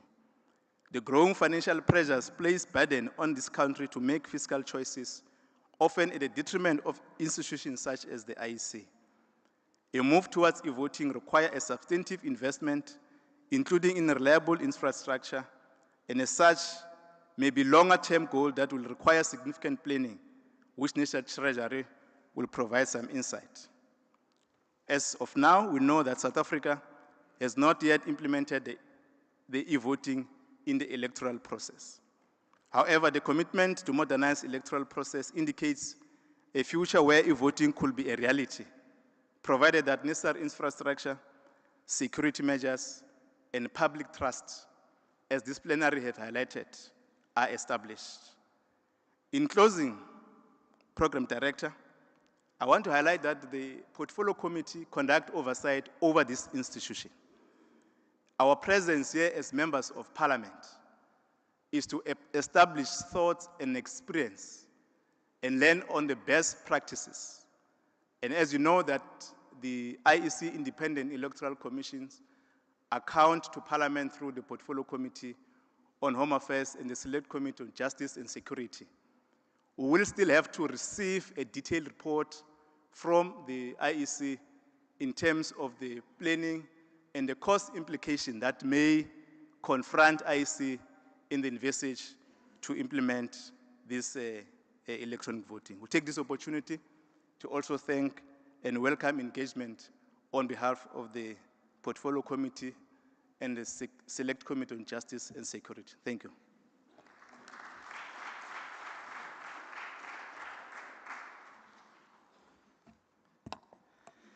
Thank you very much, Honorable Shavani, for outlining the process to be followed on the policy option that will be decided by the South Africans. Now, ladies and gentlemen, we know that once that process has been finalized,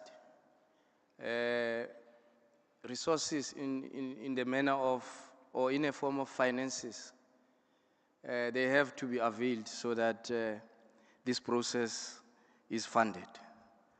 With that, I am going to invite the second speaker,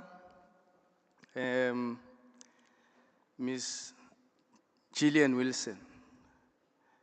Ms. Gillian Wilson obtained degrees in business, economics, and education from universities of Western Cape and UNISA, respectively. She further obtained master's degree in public policy and administration from Jackson State University in the US. She is currently working at National Treasury as a chief director responsible for administrative services in the Public Finance Division. Ms. Wilson is going to give us, various options that the public purse will assist this process to be undertaken. Over to you.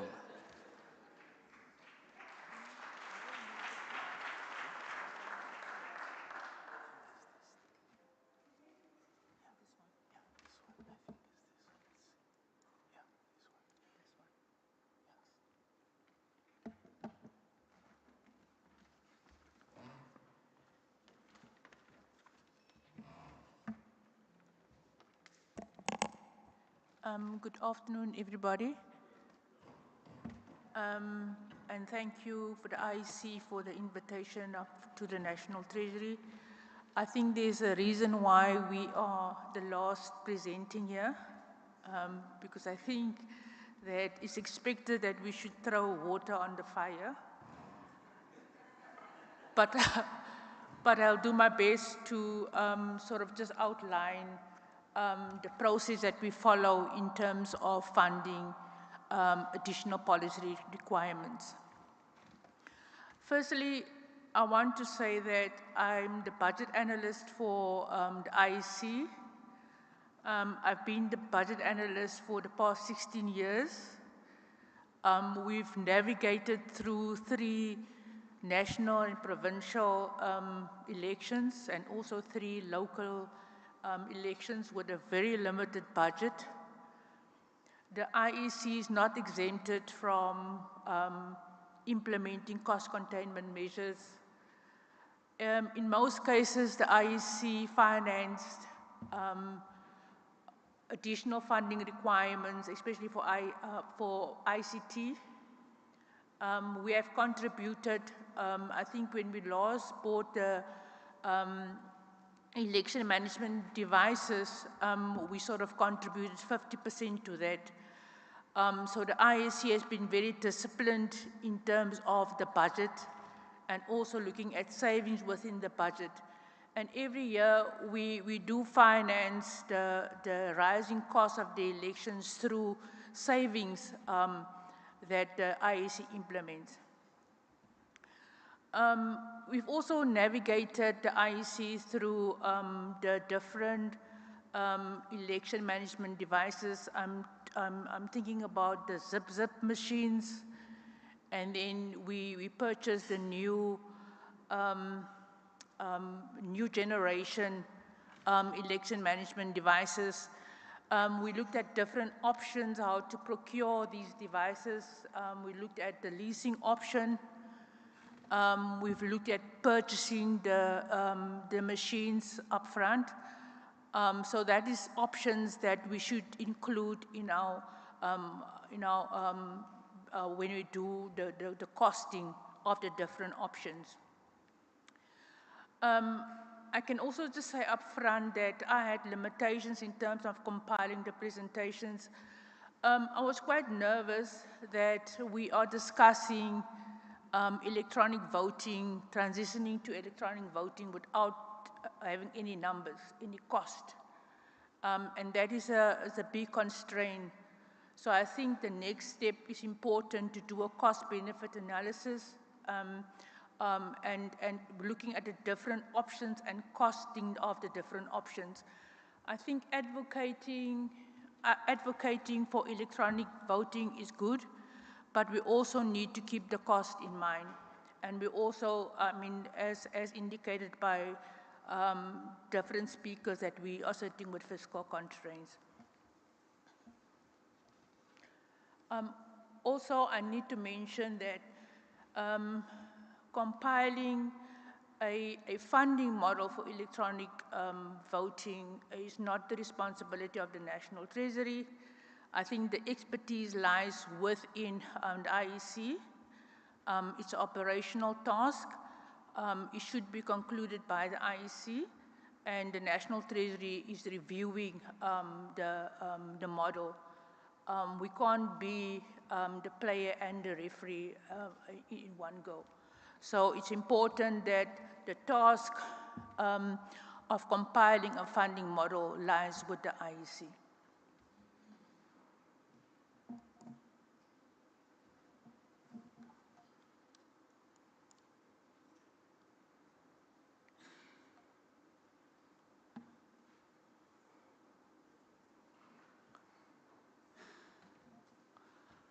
Okay, so I don't see.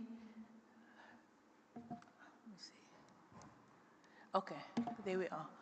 So this is the main areas I wanted to cover in my presentation, looking at the basics of election funding, electronic voting systems that we talked a lot about in our engagements with the other speakers, looking at case studies that we also sort of talked about a lot in our engagements, the challenges of the voting systems that we are going to elect finally, and then the rising cost of elections and the cost drivers. I want to focus on the rising cost of elections, and which will be my second last slide, because I think the IEC have done a lot of work to implement ICT in the election process. And every time that they do implement ICT, there was a rising cost in terms of the baseline and requirements. So I think that's important to note that if we want to move from ballot sheet voting to electronic voting, there is going to be a cost involved and a spike in the cost. So I've read through a lot of research that was done on the feasibility of electronic voting in Africa. And the one that caught my eye was a study that was done by the Journal of Disciplinary Research. And they've identified 8 themes, which I think is good to start there. And all of these themes, I didn't put it on the slide, I'm sorry. All of these themes have financial implications. And the one main theme that they mentioned there is election management bodies need money to purchase ICT. That's an important ingredient if we talk about electronic voting. Secondly, we must look at a way how to budget for technology refresh. It's not just purchasing the technology, it's also to see when does that technology expire and how do you budget for that. Thirdly, I think it's important that when we talk about electronic voting, that we need a new breed of skills within the IEC. We need to look at what skills we require, because that skills is going to continue for a couple of years. So we need to look at what we have currently and what skills we require within the IEC. The other area is the dangers of the ICT. And I think one of the speakers have mentioned the risks that's attached to it that we need to take into consideration, and how to secure the secrecy of the vote. And then the 5th one is infrastructure and broadband challenges, and we do have that in South Africa, that we have different development in different areas. So we need to look at the broadband challenges. And also there is as a 6th theme, there's also a brain drain phenomenon that we must also see whether we've got existing skills within South Africa, because skills are leaving South Africa on a consistent basis. And then there's also legislative reforms that need to be implemented. Without legislation, we cannot really implement electronic voting. And then the last that's very important that I want to emphasize is that ICT cannot be seen as the final solution to what the challenges we currently experience. So we cannot see electronic voting as a silver bullet or a gold bullet that can sort of resolve all the problems. And I think that is a good way to start the conversation, and that we need to keep in mind in terms of implementing. Okay, this is the purpose of the presentation. I want to focus our minds on, or thinking, on the appropriate funding model for future elections. And I want to pose a challenge to everybody here that instead of giving us your questions at the end of the session, give us your recommendations. Give us a way how to go forward, and give the IEC something to move on with. And some of it that we want from you is to obtain recommendations how to curb the rising cost of elections. And I will show the cost of elections has risen from 94 to the last one with 300%. So we need to look at how to sort of curb the rising cost of elections. We need to elicit recommendations from you, what to include in the cost-benefit analysis. It's something new for the IEC, but we would like some recommendations from you as to what we need to include in the cost-benefit analysis. And then lastly, how to approach the legal challenges. And we do see it in other countries that legal challenges can be very costly. And we just need some recommendations with regard to that.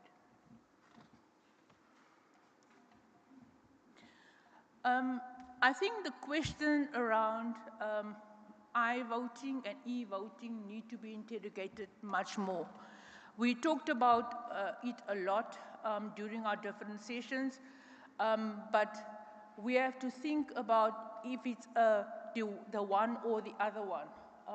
Is it going to be electronic voting, or is it going to be internet voting? Because I think looking at the two options, they've got different financial implications.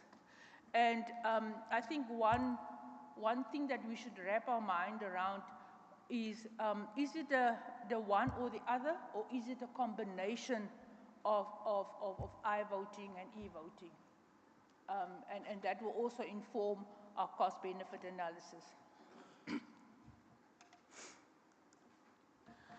So I want to talk a bit about the significance of election funding. That is also a part of the presentation, the funding sources, and somebody has mentioned different funding sources that can be considered. And then I think it's important that we don't just look at government to provide the funding, but we also look at other sources. But we also need to tread very cautiously, because I think funding is sometimes attached to political influence. So we need to tread very carefully there. And then our experience of electronic voting in other countries is that it causes a huge spike in terms of the cost of elections. As we see in the Congo, it is sort of 3 times more. Electronic voting is 3 times more than your ballot sheet voting, and that can be deterrent in terms of implementing electronic voting. And then the sources currently of election funding is basically we depend on the funding from government, through government allocations, through appropriations by Parliament. Then there's also private donations that we get from private parties in terms of political parties. And then some African countries also make use of international aid. And I don't think that's the case in South Africa, but I can get maybe more information on that from the IEC. But it's important that in terms of funding, transparency is very important to basically disclose the different sources of funding. Okay, so the role of government in funding currently is through Parliament. We've got a baseline for the IEC for election administration and processes.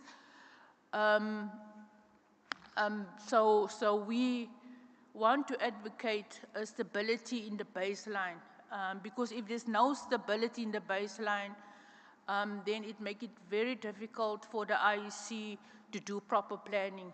And in the past, we had budget reductions for the IEC, and that caused a huge problem, because now you have to look at your processes to see how you can accommodate those budget reductions. And then voter education and the funding of that is very important, and is something that we sort of don't prioritize, but I think it's very important if we want to move to electronic voting to also look at the funding of voter education. And then the integrity of the voting process is also important. We have a problem with the IEC that we don't have a straight line baseline. So we have a spike in the baseline during our election years. So currently we have put all of the funding on the baseline in terms of a straight line budget, and we make use of retention of surpluses to make sure that when it comes election year, that there is enough funding for the IEC to execute the election process. And that caused a problem. So that is something that we need to look at to make sure that when there's a spike in the budget in the election year, that there is enough in the baseline for the IEC to cover all of the expenses. I'm not going to talk a lot about this. This is just voting systems. So I'm going to pass this one. And also the benefits of electronic voting. In terms of the case studies, I think we've also talked a lot about the experience of other countries, but I really feel that the solution that we're going to come up with is going to be a very unique solution. Of course, we need to look at our own situation and what we see as the best solution for ourselves. We can use the experience of other countries as a sort of a learning experience, but we need to develop a unique solution to our problem areas. So we've looked at India. India has implemented a very systems with low in price, simple technology. There was no real audit trail in the system, but there was trust by the voters in the system. Then we look at Brazil. Brazil became the first country that fully integrated voting into the election process. They followed a different process in terms of the transitioning to electronic voting. They didn't have a pilot project. They just sort of implemented electronic voting incrementally over 2 election processes. And then Nigeria, and we know what the problems there was, and also we've heard the experience of Namibia. Okay, I'm gonna cover this also. In terms of transitioning, I think it's important that we follow this process as a way forward. The transitioning process can be implemented or can sort of be implemented over a couple of years. So we need to take that into account. It's not something that we can implement quickly. It is something that we need to plan, and we need to see whether we've got the funding for it before we can really implement it. It's important that we conduct a cost-benefit analysis, and we've talked a lot about that during the presentation. And I think there we should learn from departments like Stats SA, where they've implemented ICT in the processes, but we really can't see the benefits of it. So it's important to look at the costing and the benefits of increased costing. I think there should be a focus bill that can guide, if we're implementing a pilot, that can guide that processes to make sure that how we vote is included in the different legislation. We need to look at the appropriate electronic voting technology, and that is the process that we're busy with now to see which are the technology that we are going to implement.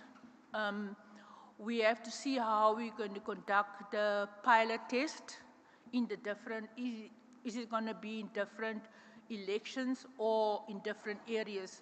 So I think we need to have a strategy around that. We have to implement comprehensive voter education, which is very important. So once we've implemented it, we're taking everybody along in terms of the important stakeholders. It's very important that once we have developed these steps, that it forms a business case, and the business case is for the IEC to come to the National Treasury for the funding of the new policy initiative. And then I think it's important to get a feedback mechanism. What we do now is consultation, but it's important for the IEC to get the necessary feedback from all the stakeholders present here. This slide is just the National Treasury budget process, which I think is important to share with you. This is a process that we have every year, and Sai, you are familiar with the process. This process goes over a period of 6 months. So we are divided into functional groups, and in my functional group, I have engagements with 40 national departments and about 20 public entities. So it starts in May, and my consultation in terms of bilaterals with everybody will end round about August. And then we'll have the more formal meetings.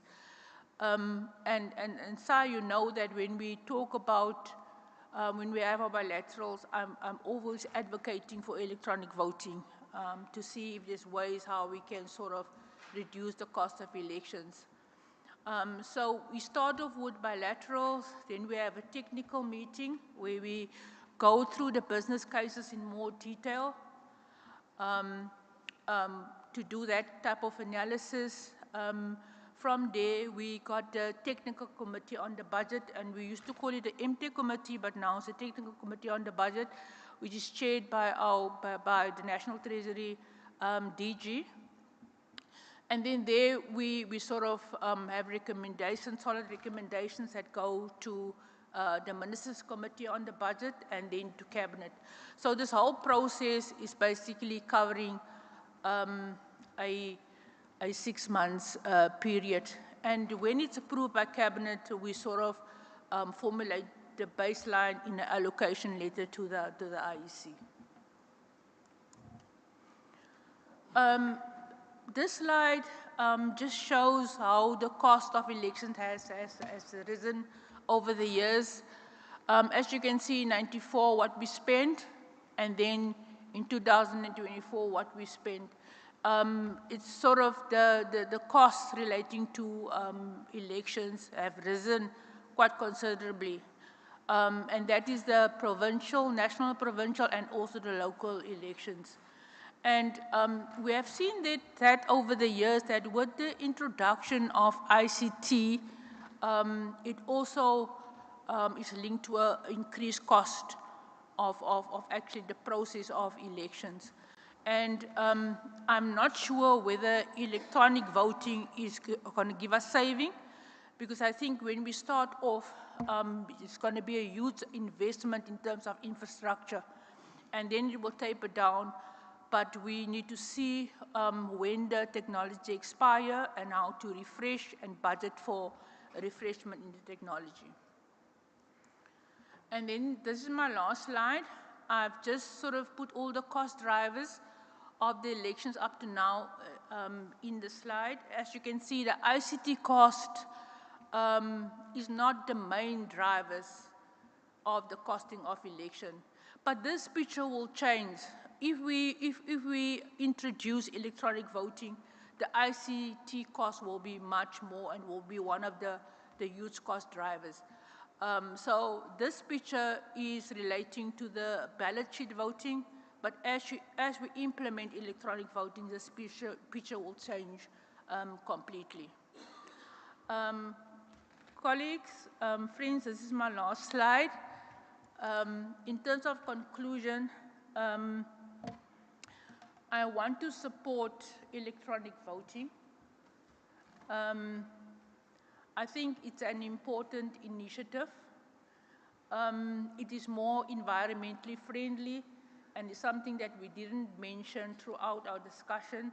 But I think if compared with your ballot sheet voting, printing of ballot sheet papers, I think the option of moving to electronic voting is more progressive and is more environmentally friendly.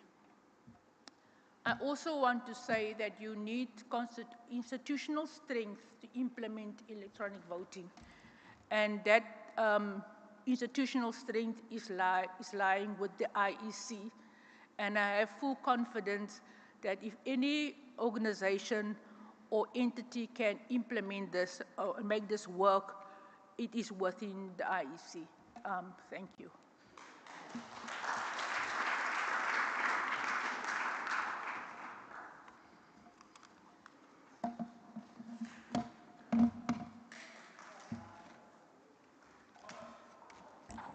Thank you very much, Ms. Wilson. I hope the colleagues from the Commission will give another round of applause because you heard it from yourself that Ms. Wilson is supporting this initiative. My only hope is that she's not retiring very soon. Because now that we have started to walk this path together, I think we must see it through. Thank you very much, Ms. Wilson, for the presentation. The Commission has got its work cut out, but if you go to a slide, you must request this presentation. If you go to a slide that talks about the transition to the electronic voting, it lets the cat out of the bag on how we're supposed to structure our budget bid. So we must keep that in mind. With that said, I would want to go to the last panelist, the last presenter, in the name of Mr. Mlindi Mashologu.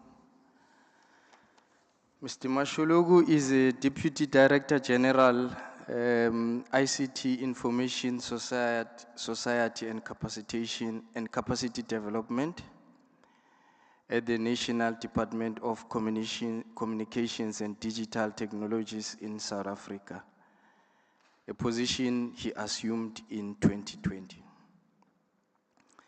He has a responsibility of ensuring the development and implementation of the country's digital transformation initiatives and strategies to ensure a digital transformed society by improving the update of digital technologies, adopting emerging technologies, that is AI, metaverse, blockchain, etc., and developing critical digital skills to bridge the digital divide in society, digitizing government to enhance service delivery as well as ICT, forecasting and modeling. He has 27 years of work experience in the ICT sector in South Africa and the African continent in private and public sectors. In terms of education, Mlindi is in possession of a master's in engineering with the concentration on electronics and telecoms with the University of Witwatersrand. He also possesses an MBA that was done through the Nelson Mandela University and a master's in philosophy that was concentrating in future studies from the Stellenbosch University. When I read this, I thought you were doing masters in philosophy for future. Meanwhile, it was concentrating on future studies. With that being said, can we give Mr. Mshologi the round of applause?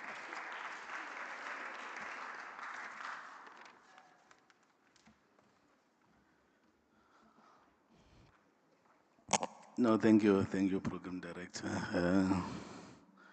Program Director, you know, I try not to be a futurist on these platforms. I know when people say that you've done future studies, they think that you can predict the future, but it's contrary to the fact, but we can anticipate, you know, what might unpan. But I think today I'll rather wear my engineering and ICT cap and leave the future studies, but I'll incorporate some of the aspects in there.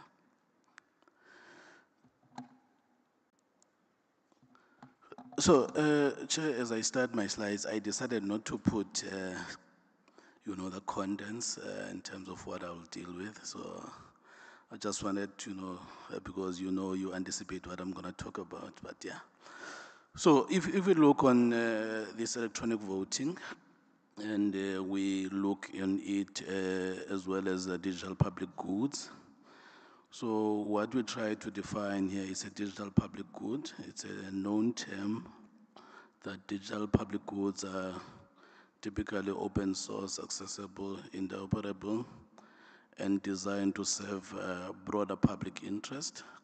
And they are normally built around open standards and sometimes open source technologies.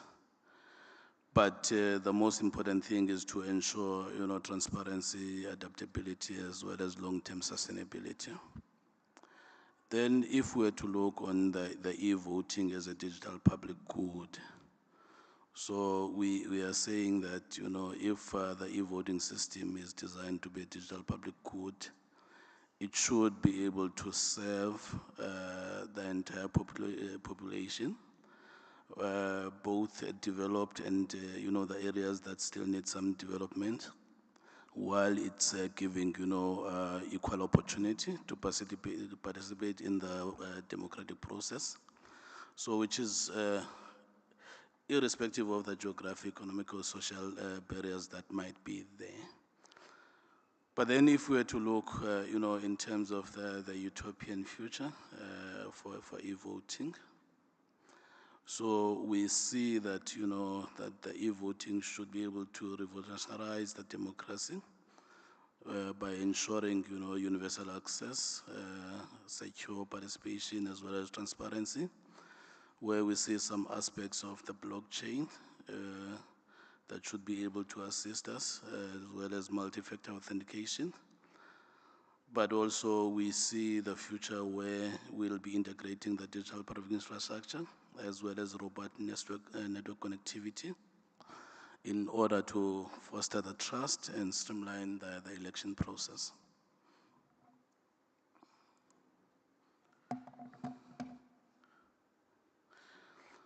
So what are some of the enabling environments that we need to have if we need to have a secure, electronic voting in South Africa? So I think the first one is to make sure that we integrate, the advanced technologies into the voting system. So we see the combination of the aspects of blockchain, multi-factor authentication, digital infrastructure. They should be able to enhance the election security, but also it's important to have, voter trust in terms of the democratic process.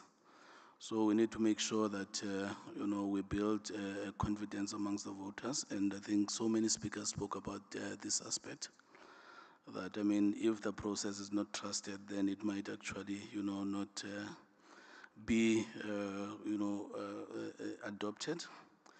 But also we need to, when we look on the framework for secure electronic voting as well, so we need to have a comprehensive approach, that will be addressing the challenges to ensure smooth voting experience.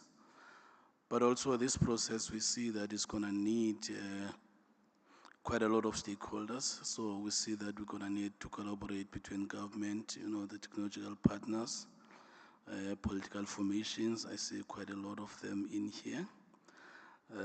Civil society, I think they should all be, we should make sure that all those stakeholders, they are, consulted, and make sure that they are all aligned of the particular future that we are taking South Africa to.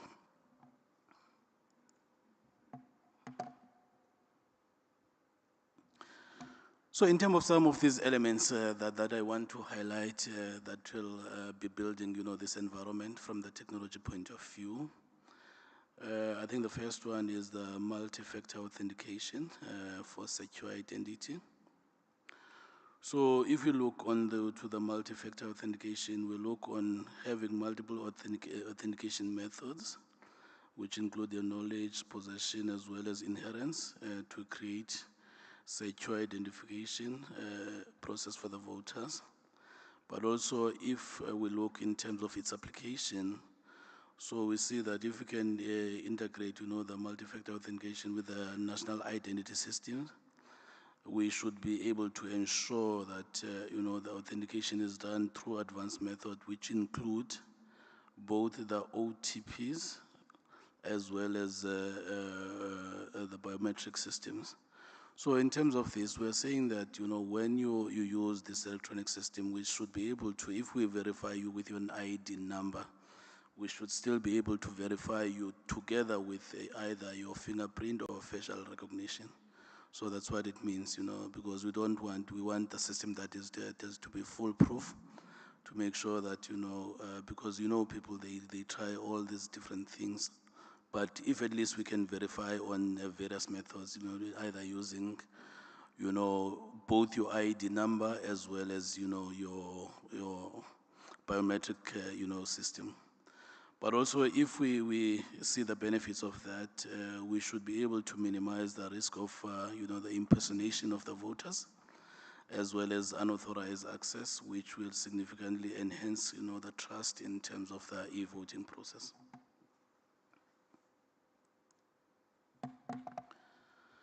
So the other aspect that I need to talk about is the aspect of digital public infrastructure. This is the term that is being widely used now. If we look on to its origins from one of the entities, the organizations that define it's the OECD, which says that it is a shared digital systems that are secure and interoperable that can support the inclusive delivery of and access of public and private services across society.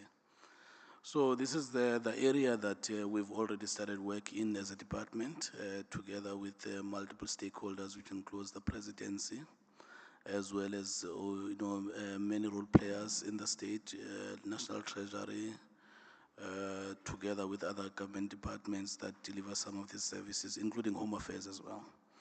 So some of the fundamentals of the digital public infrastructure, they include your digital identity. I don't have to say much about that. I think everybody spoke about it, starting from the minister yesterday, in terms of,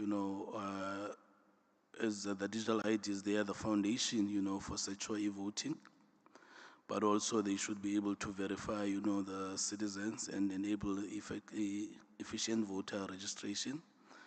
But also, if we can have, a proper digital ID, so we should be able to reduce, some fraud, but also making sure that the system is transparent, inclusive, and also, we can have proper electoral processes. But also the other factor in terms of, the other item in terms of the DPI is your payment gateways, so which look onto the payment infrastructure.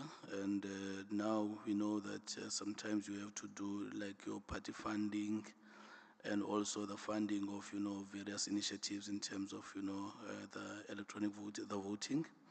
But also the payment gateways will just gonna be leveraging, the entire public service as well, because if you see some of the services that you normally want from various departments, you'll find that some of them, they are payable.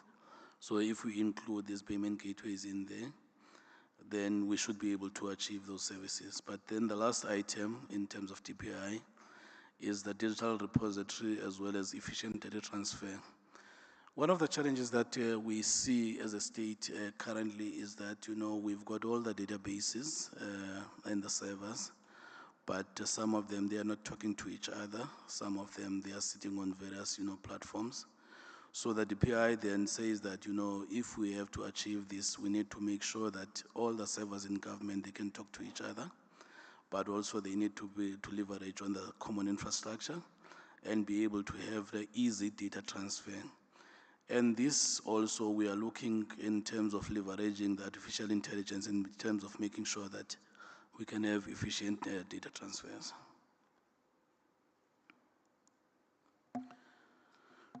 So the other area that we are looking into, it's the area of blockchain technology in e-voting. You will see, colleagues, that, these slides, they are more futuristic, because that is why I said that, this is something that we want to do, but also, there's quite a lot of things that we have to learn, and also, to leverage on the emerging technologies. So if then we apply and we implement the blockchain technology in terms of e-voting, we'll see the areas of immutability and auditability of votes, because the votes will be stored on distributed ledger and they will ensure a tamper-proof record, so which will promote electoral integrity. But also there is an item of smart contracts, for election management, whereby you can automate the vote counting processes and enforce, adherence to electoral rules, but also ensuring, transparency as well as voter anonymity. So blockchain allows verifiable vote entries while safeguarding the anonymity of the voters in the election. But also, if we were to look in terms of addressing the historical concerns, people have sometimes been challenging our elections and all that. So blockchain, we see that is going to be able to provide, a viable solution to restore trust in the elections by countering, the past fraud incidents.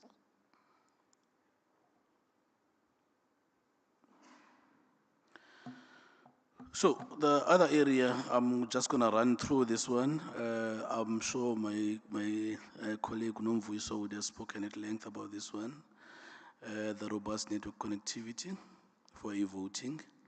We know that if we have to have the e-voting, we need to have, a strong network connectivity, because you're going to need, these systems to be active most of the time. But there are currently now the workarounds whereby you can use, the offline method. But I think if we had to use, this system in its efficient form, we need to have robust network connectivity, whereby we need a high-speed, internet and stable internet access. But also we need to make sure that we mitigate the outages with redundant systems, but also securing the data channels for voter protection, but also addressing, the urban-rural connectivity disparities. I think that's a known fact that some of the rural areas, they are still not covered properly by the network connectivity, and at least 4G networks. I come from an area like that in the Eastern Cape. So I think the colleagues that are here from ACT, Nomvuiso, I'm pleading a plea now to say that at least as an official of the department and as a state, I need to have a connectivity at home as well.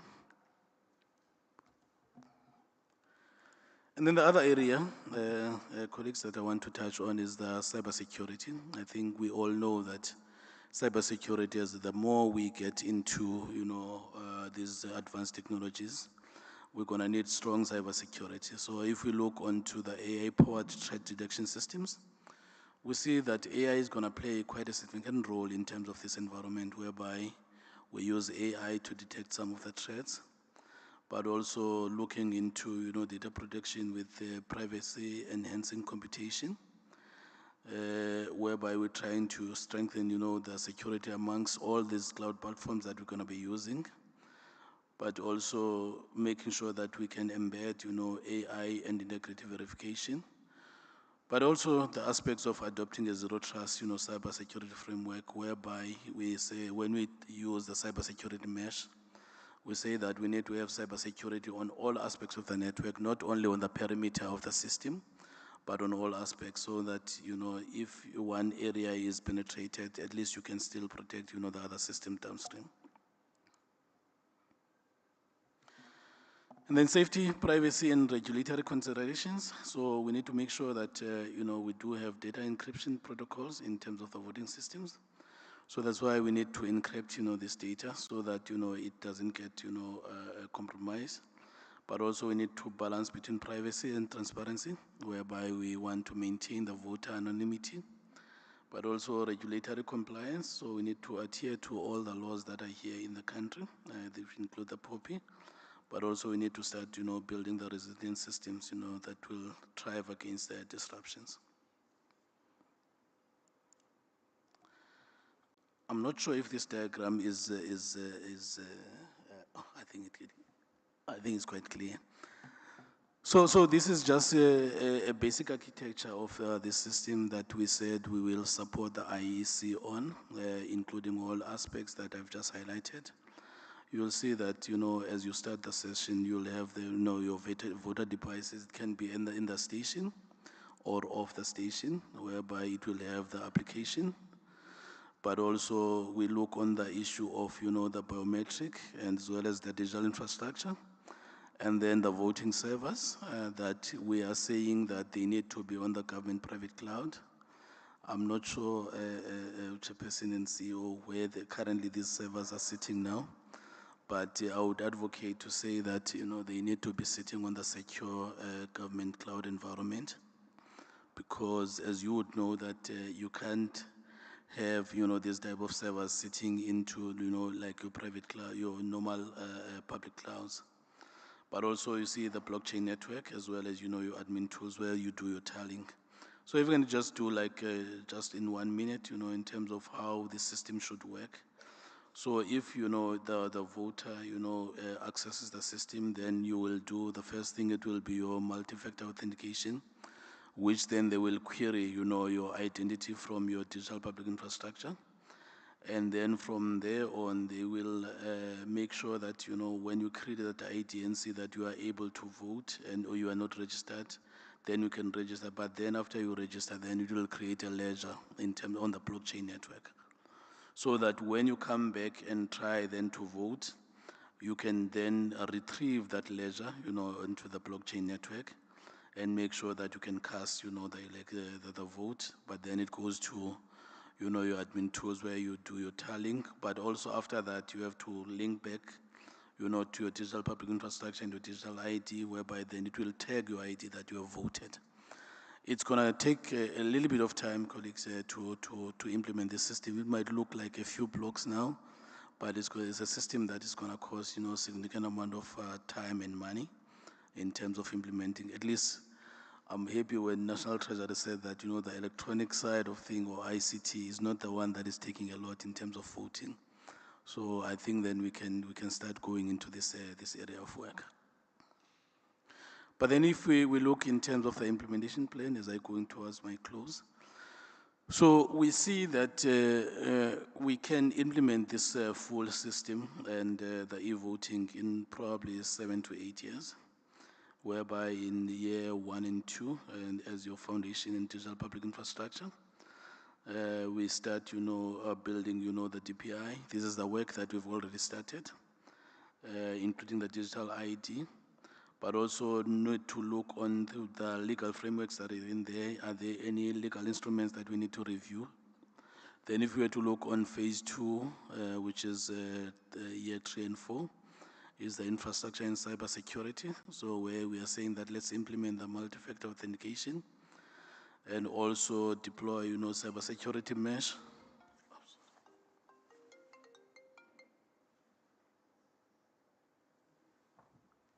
Apologies for that. I thought that this one's silent. Phase 3, that's when then we, in terms of 5 to 6 years, that's where we are saying that let's start piloting this system, whereby we can start, conducting, the pilots nationwide across various areas like your urban areas and rural areas, but also launch, the public education campaigns and on security and usability. But then from 7 to 8 years, that's when then we are saying that we should be able then to have the system fully implemented. I think as I go to my last slide, Program Director, I just want to say that, from the department and from the ICT community, we do support this initiative. This is something that we feel it can be done, but it does need, all hands on deck and everybody to work together to a common future. But I think one of the couple of things that I just want to highlight is just we need to make sure that, we secure a voter authentication. I think I've highlighted all the factors that are in there, which include your multi-factor authentication as well as your DPI that will enhance that, but also making sure that we can have tamper-proof election records. The blockchain will be able to be the technology that we can use, in terms of that. But also we need a reliable network and secure connectivity, which then will make sure that, as we are doing the voting, no votes will be lost, or, that when you establish the connectivity, the connections, so nothing is going to go wrong. But also, in terms of the advanced cybersecurity and privacy protection. I think these are some of the things that I just wanted to highlight today. And also to highlight that, in terms of AI, this is an area that we see is going to feature quite significantly. as a department, we are in a process of developing, the policy for the country.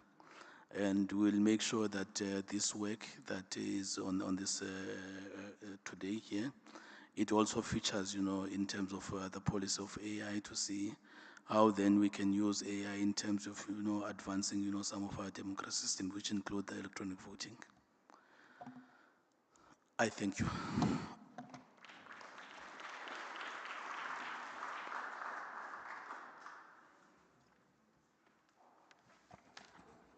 Sorry. Thank you very much, Mr. Moshulu. Ladies and gentlemen, I think we are in a very good space here because the future is right in here with us, I think if we can talk nicely to Mr. Moshologu to borrow us his binoculars so that we can see what the future is holding us for us in terms of this initiative. Somehow it will assist. With that being said, can we take questions? I'm going to start on the extreme right, my right, which is your left. If there are any questions, are there any hands? Okay, there are no hands on that block. Let's take hands on this block. There's 2 hands on this block, the gentleman in front and at the back. Can I check whether there's also 3 hands in this block. Let's take these 5 hands, starting with the gentleman in front.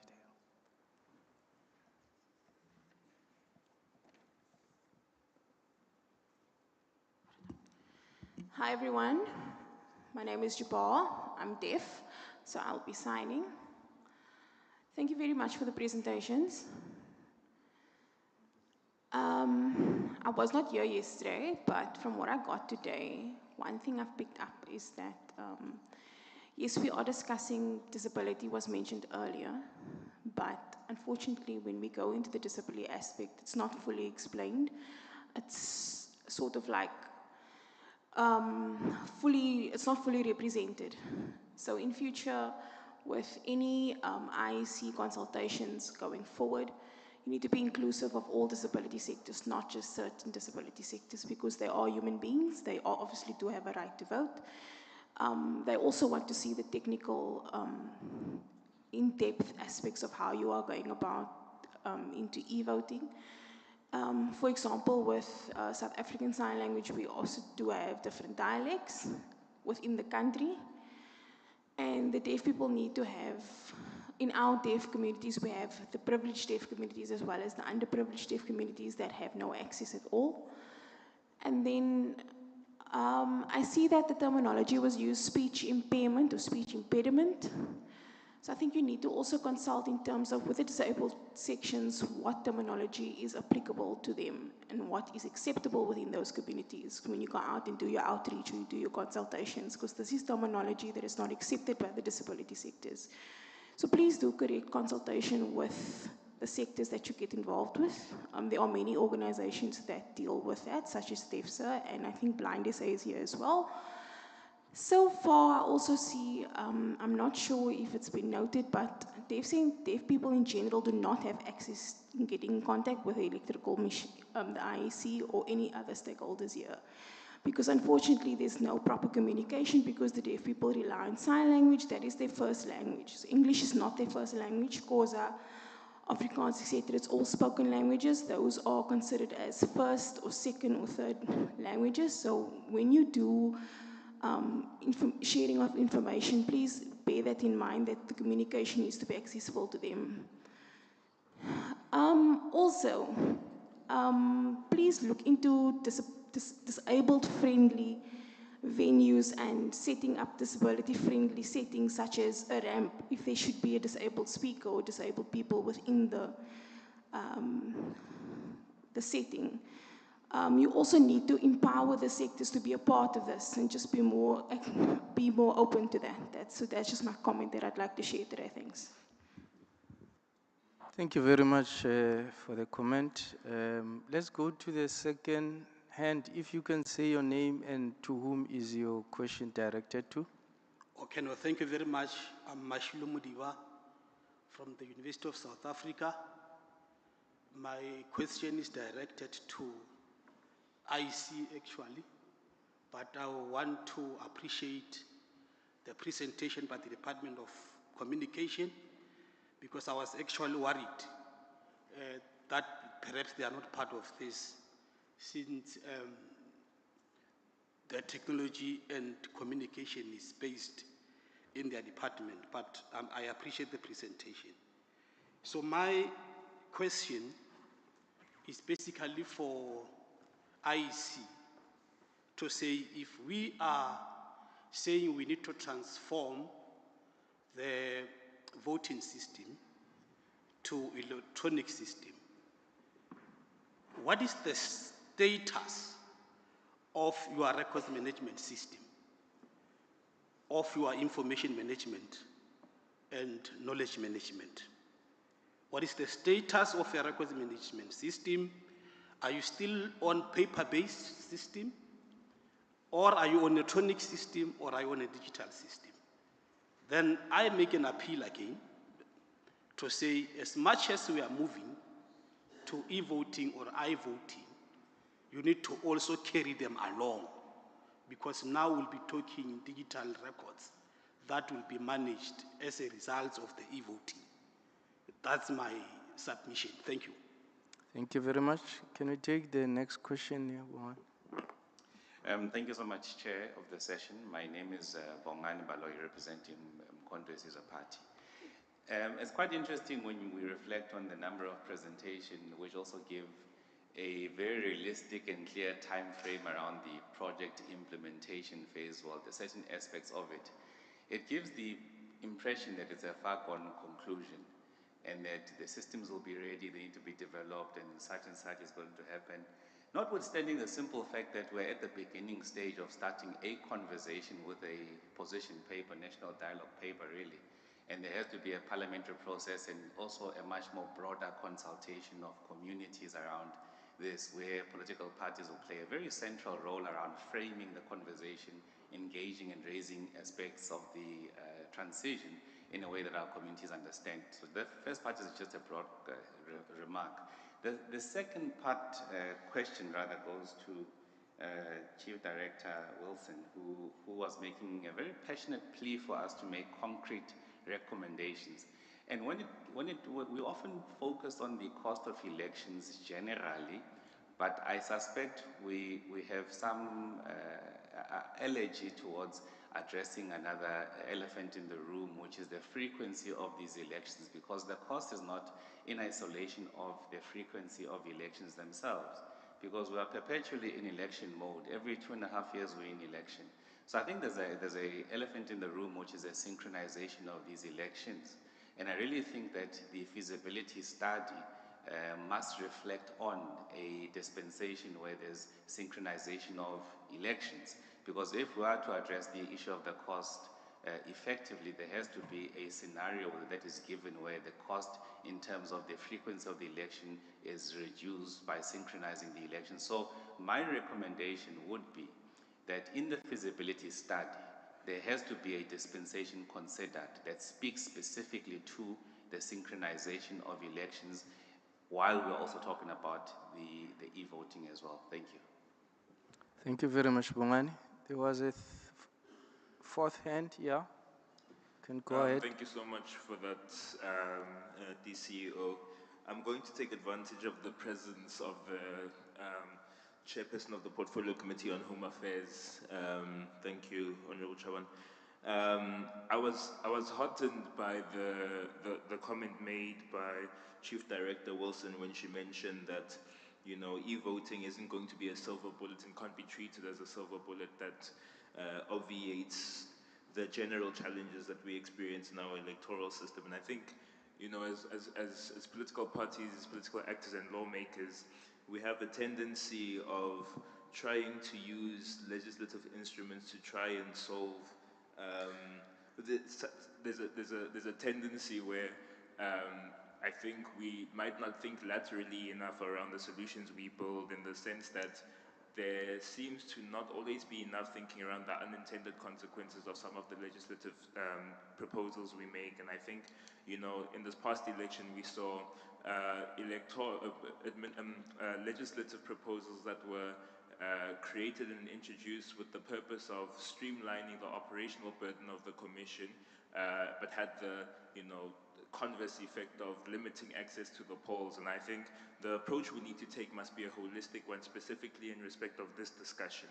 You know, I think the discussion around e-voting needs to be one that ensures that the committee in both the prior to the public participation process as well as after have a strong understanding of what exactly we are trying to solve by this, because, you know, I think the two approaches that we're discussing here have obviously two different sets of strengths and weaknesses, and obviate certain responses. You know, so with the internet voting approach as an example, obviously there's the issues we've discussed here around the digital divide, the potential for voter coercion and all of those things. But then similarly, you know, even from an e-voting perspective, in as much as there's incredible potential for us to be able to streamline the operations and the experience of the citizen inside of a voting system, in fact inside of a voting station, we need to have a conversation about how we streamline from a kind of broader electoral reform perspective all of the things that the citizen engages with as a touch point in the voting process. And a case in point being, you know, the Section 24A situation that we had last year, and some of the other recent legislative amendments that made last year's election a little bit cumbersome for some people to be able to access the polls effectively. Thank you. Thank you very much. Last hand. There was a last hand, or it has been abandoned. Okay. I can't see properly. I'm told this. Okay, you can go ahead.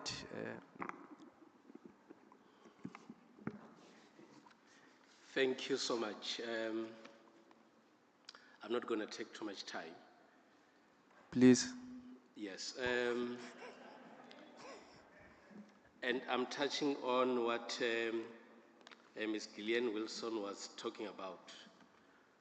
What appears to be the fact is that issues that relates to doing things electronically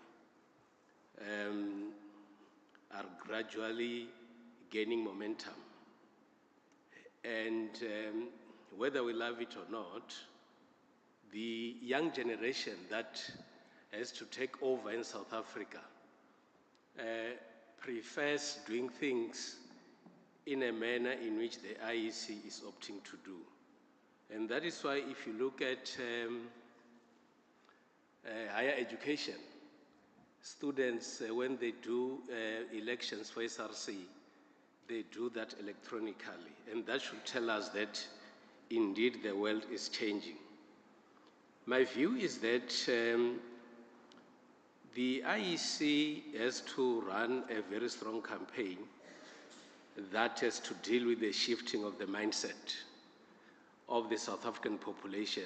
And I'm touching on the recommendations as indicated, that the mindset of the people has to change to be able to accommodate the world that we're living in.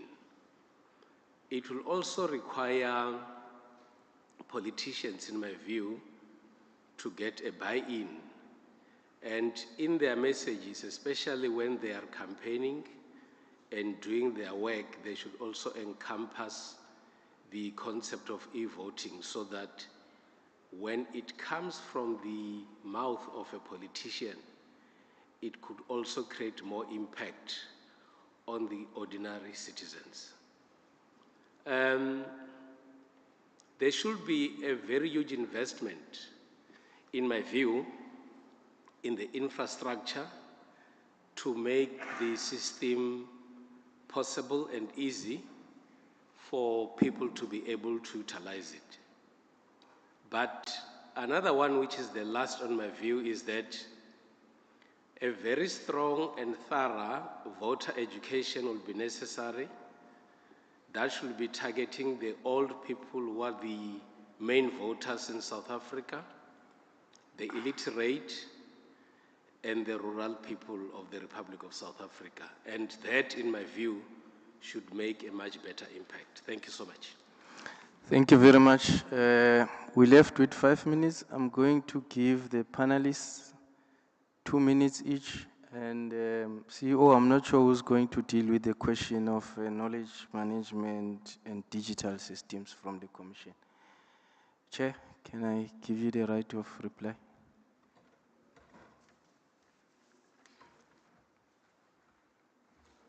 No, thanks for the comments and the issues that are raised in relation to processing the or the bill that will be before the committee. Firstly, I'll deal with 3 issues.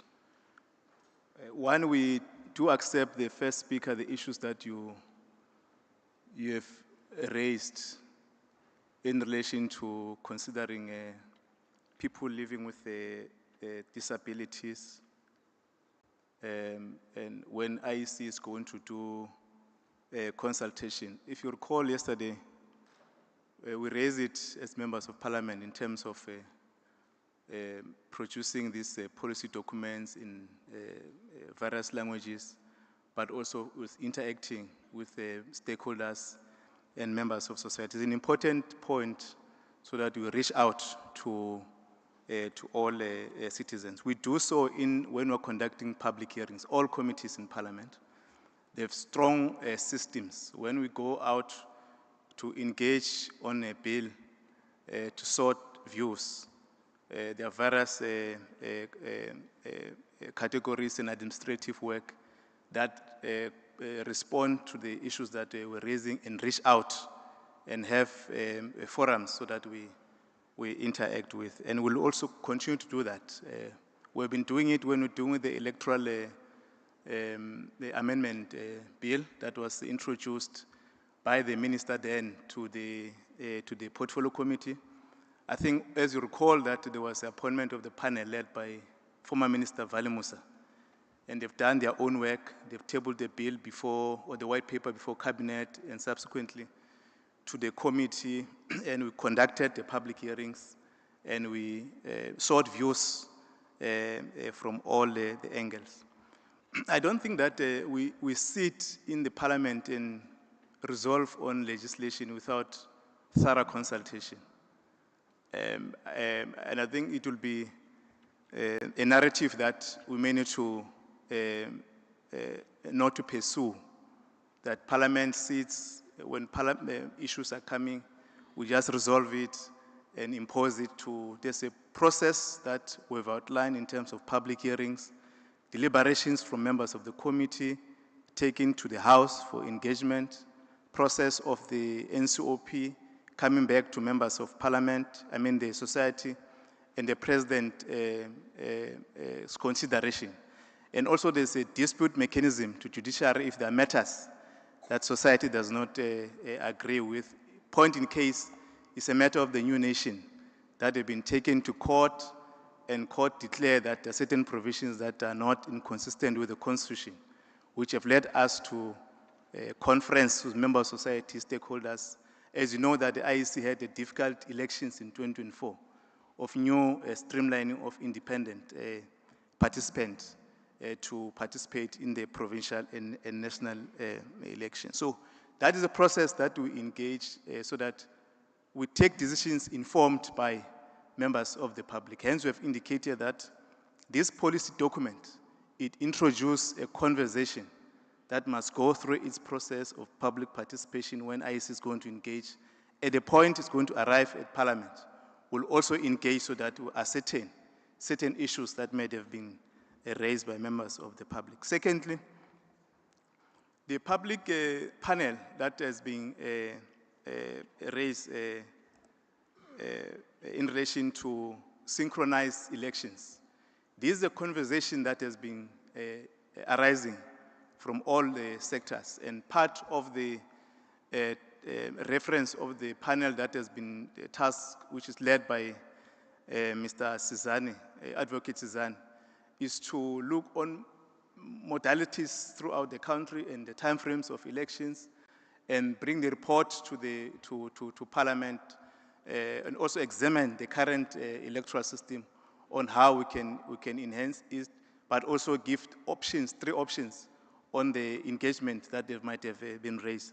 And I think details in terms of their discussion paper in next month, in April, will able to identify areas and which also will collaborate with these conference issues that are being raised. So that is an issue also that is going to be raised in the Parliament. Parliament, once we have received that report, the committee will also subject it to the same process of public hearings, involve all stakeholders, so that at a particular point when Parliament, which is NA, National Assembly, and NCOP take a decision, it has been solicit views from all members of the public.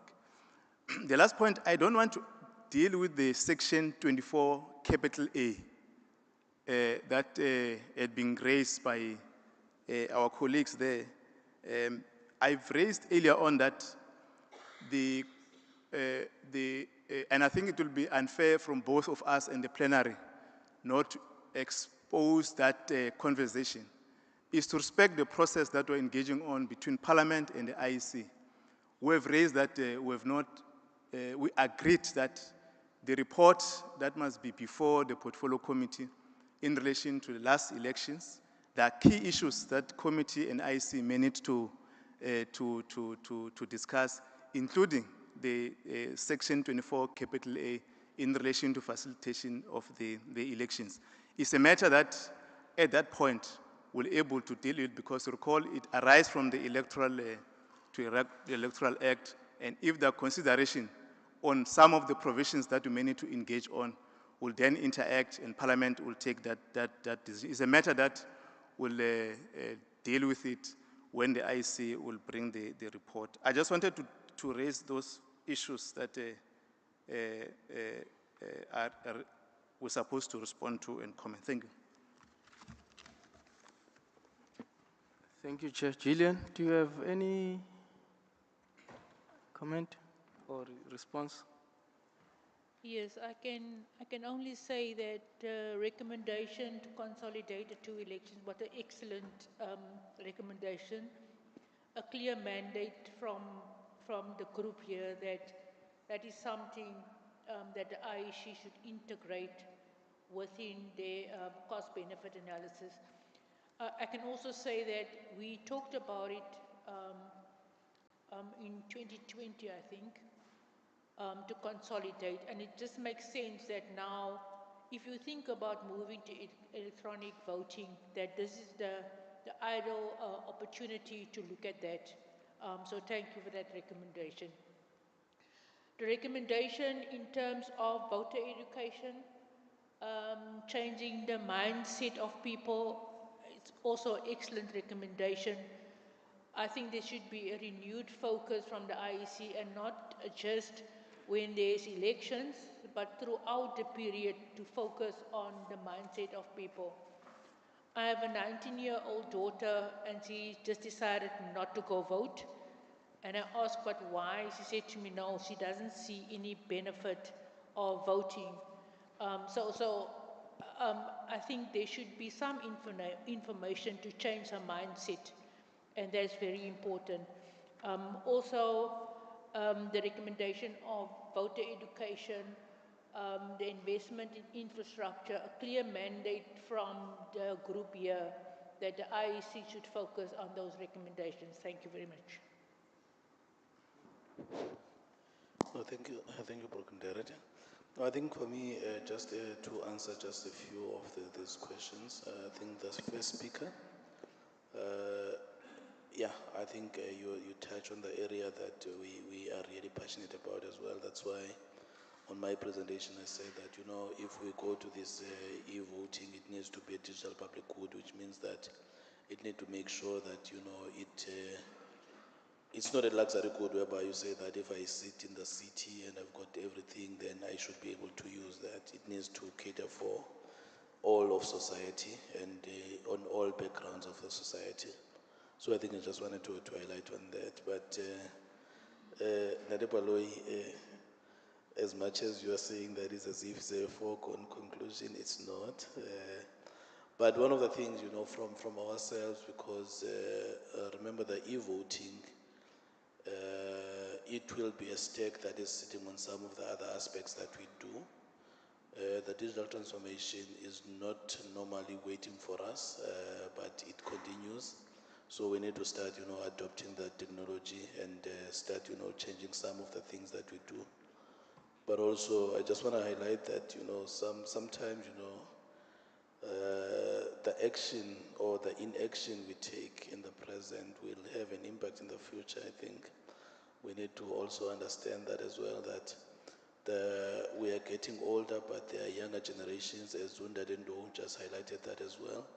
The younger generations, you know, they might not be inclined to go into even to the voters, to the voting station. So what should we do to create that type of future? So we need to look into that as well.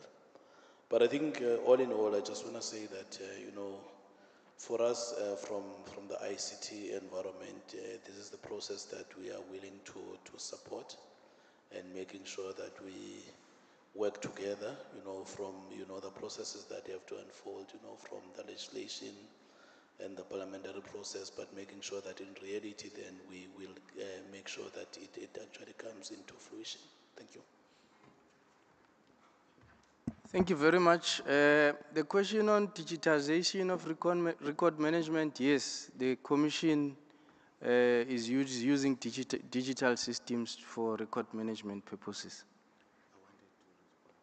Oh, okay. No, you don't have to. We are digitized, and there's no manga business about it. We are 5, 6, 7 minutes late, so I want to apologize with that. So can we give a round of applause to our panelists? And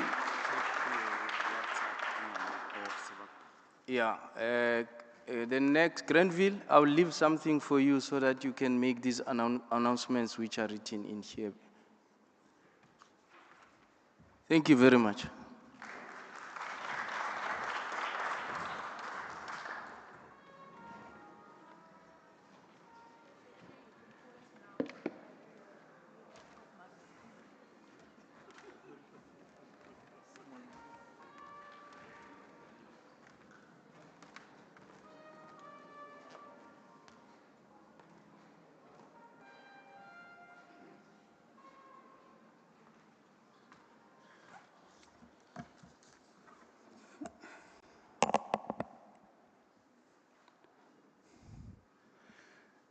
A hearty good afternoon to you.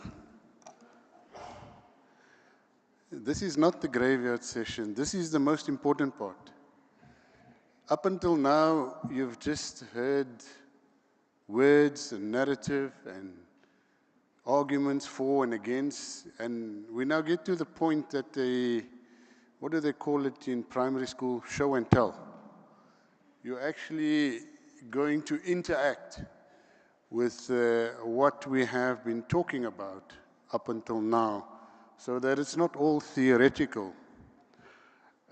I must also say tomorrow we do have presentations by the exhibitors, but for today, for this session, which is going to be very informal, we're going to leave it at your leisure. I may interact with you just to give you context as well, which I'll also be trying to do now, because I think it's important that when we go to the exhibition stands to say that you don't go in there and say, this is not what I thought it was about.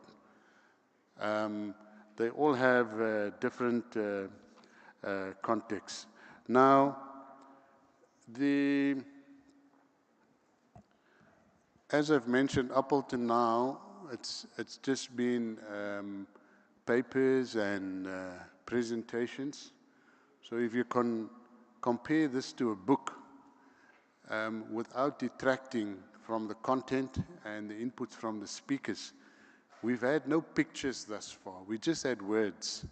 And I know for some of us, we want to interact and relate and see the pictures together with the words. This is going to be a practical session. So It's as much your time as it is the exhibitor's time. Feel free to ask the questions that maybe arise now that you didn't or couldn't think of or didn't ask whilst we were presenting. I think the most important thing that we need to consider is that the products out there. I've had a number of people coming to me and asking me, so which one are you going to buy? First of all, just to reiterate, this is a discussion, and we are not at the point as yet whereby we have made a decision, and that is why we are consulting with our stakeholders. But just to note that what we have out there is products that were used in specific use cases. So, for example, in some states of the US, and their systems may be different to us, or alternatively in other countries, and in some cases, not even in countries. We have some local developers out there with software or internet-based applications, but there is nothing out there that you will go and interact and see now that speaks specifically to our needs as it is. What we however want to show you in this exhibition is the following. We have, as I've mentioned, we have a lot of buzzwords that were floating around here. E-voting, I-voting, direct voting, remote voting, etc. The idea of the exhibition is to expose you to as much of that terminology and cases as possible. So what you're going to be seeing out there is devices, first of all. Because when we talk e-voting, a lot of us want to see what is the machine going to look, a voting machine. So there will be devices out there, and these devices you will see will do the following. Some of them you'll be able to do voting, to record your vote directly using a touchscreen. Some of them, and I must say this is sort of new to me, is actually where you use the touchscreen to mark your ballot and then take your ballot and process it, and it goes into a ballot box. We will also see counting, bulk counting, and also individual counting. And we will also see how a manual marked ballot can also be processed electronically. And I think all of these, at the end of the day, provides a hybrid which, if we should go down that route, we could cater for different scenarios instead of putting all of your eggs into one basket. Just for example, in our scenario, we have a provision in our legislation where we visit those who are unable to go to the voting station. We're now talking about the infirmed, aged, etc., pregnancy, and all of those cases. So just to give you an example, where possible, maybe remote internet voting could be an example there. But when you go to the voting station, you could have a voting machine, or printing your, either directly recording or printing your ballot, or those who have challenges with touchscreens, technology could basically grab a ballot, exercise their choice, and deposit. So let's think about this hybrid, but just also think about all the possible technologies. I don't think, as we have found with the voting management machine, that you're necessarily going to find solutions off the shelf. We need to look at our use case. Also, if I could ask you, go there with an open mind, whether you are now for or against e-voting or voting machines, and engage based on what we have learned from the presentations, and also in terms of what is going to demonstrate from you. I have interacted with the exhibitors, and they actually said something very important to me. They don't come here to profess to know it all. They're only coming to display their products, but they would like to know from us, you know, what is it that we need in our scenario? What is it that our legislation requires so that they can also build on that, not only in South Africa, but also on the continent.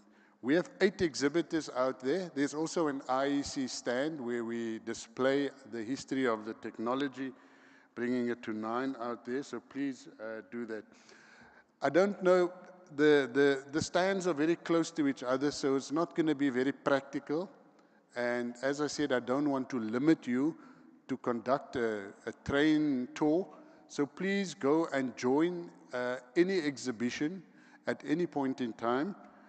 They are waiting there for you, but where possible, try and cover all of these technologies and ask the difficult questions. You know, Gillian, maybe you'll have more luck. Medicio Shaburi also says normally when he goes to these things, they can't answer the question, how much does it cost for one? Just in case I want to take one home. So ask those questions.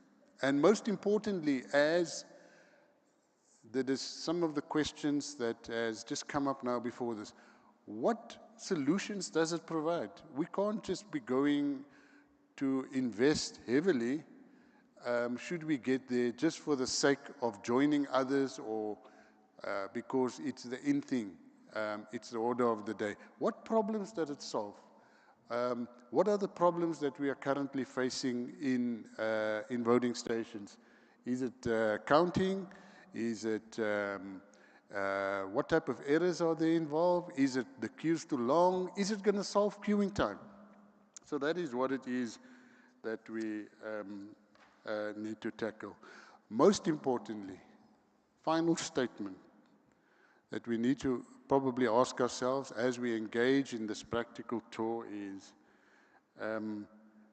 e-voting, is it an instrument, you know, is it an instrument to facilitate free and fair elections and improve on what we have? I thank you. You are free to join, to move over on that side. I just have some announcements. As far as the end of day is concerned, we are providing parking tickets for those of you who are parked in the basements. So please get your parking ticket, but in order to get the parking ticket, you need to exchange it for the one that you currently have. There's a table just on the outside, so please do that. Shuttle services will be available from the ground floor, entrance 7, for those as and when you wish to return to your hotels.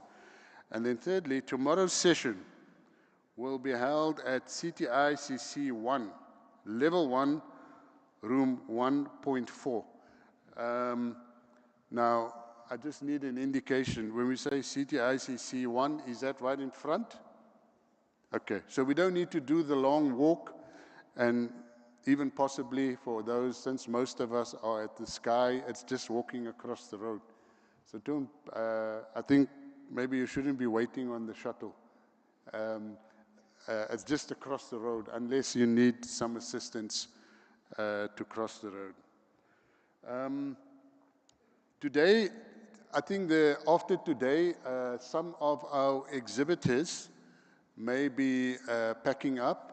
So it's possibly the last opportunity to interact. Tomorrow when they are here, they are going to be doing presentations on the stage and not necessarily be around there. So please, please take part in the tour. And as I say, interact. There are 8 of them. So whether we split into 8 groups but there will always be something.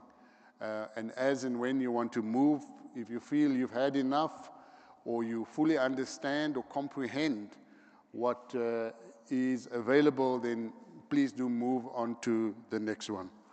I thank you. Please join me next door.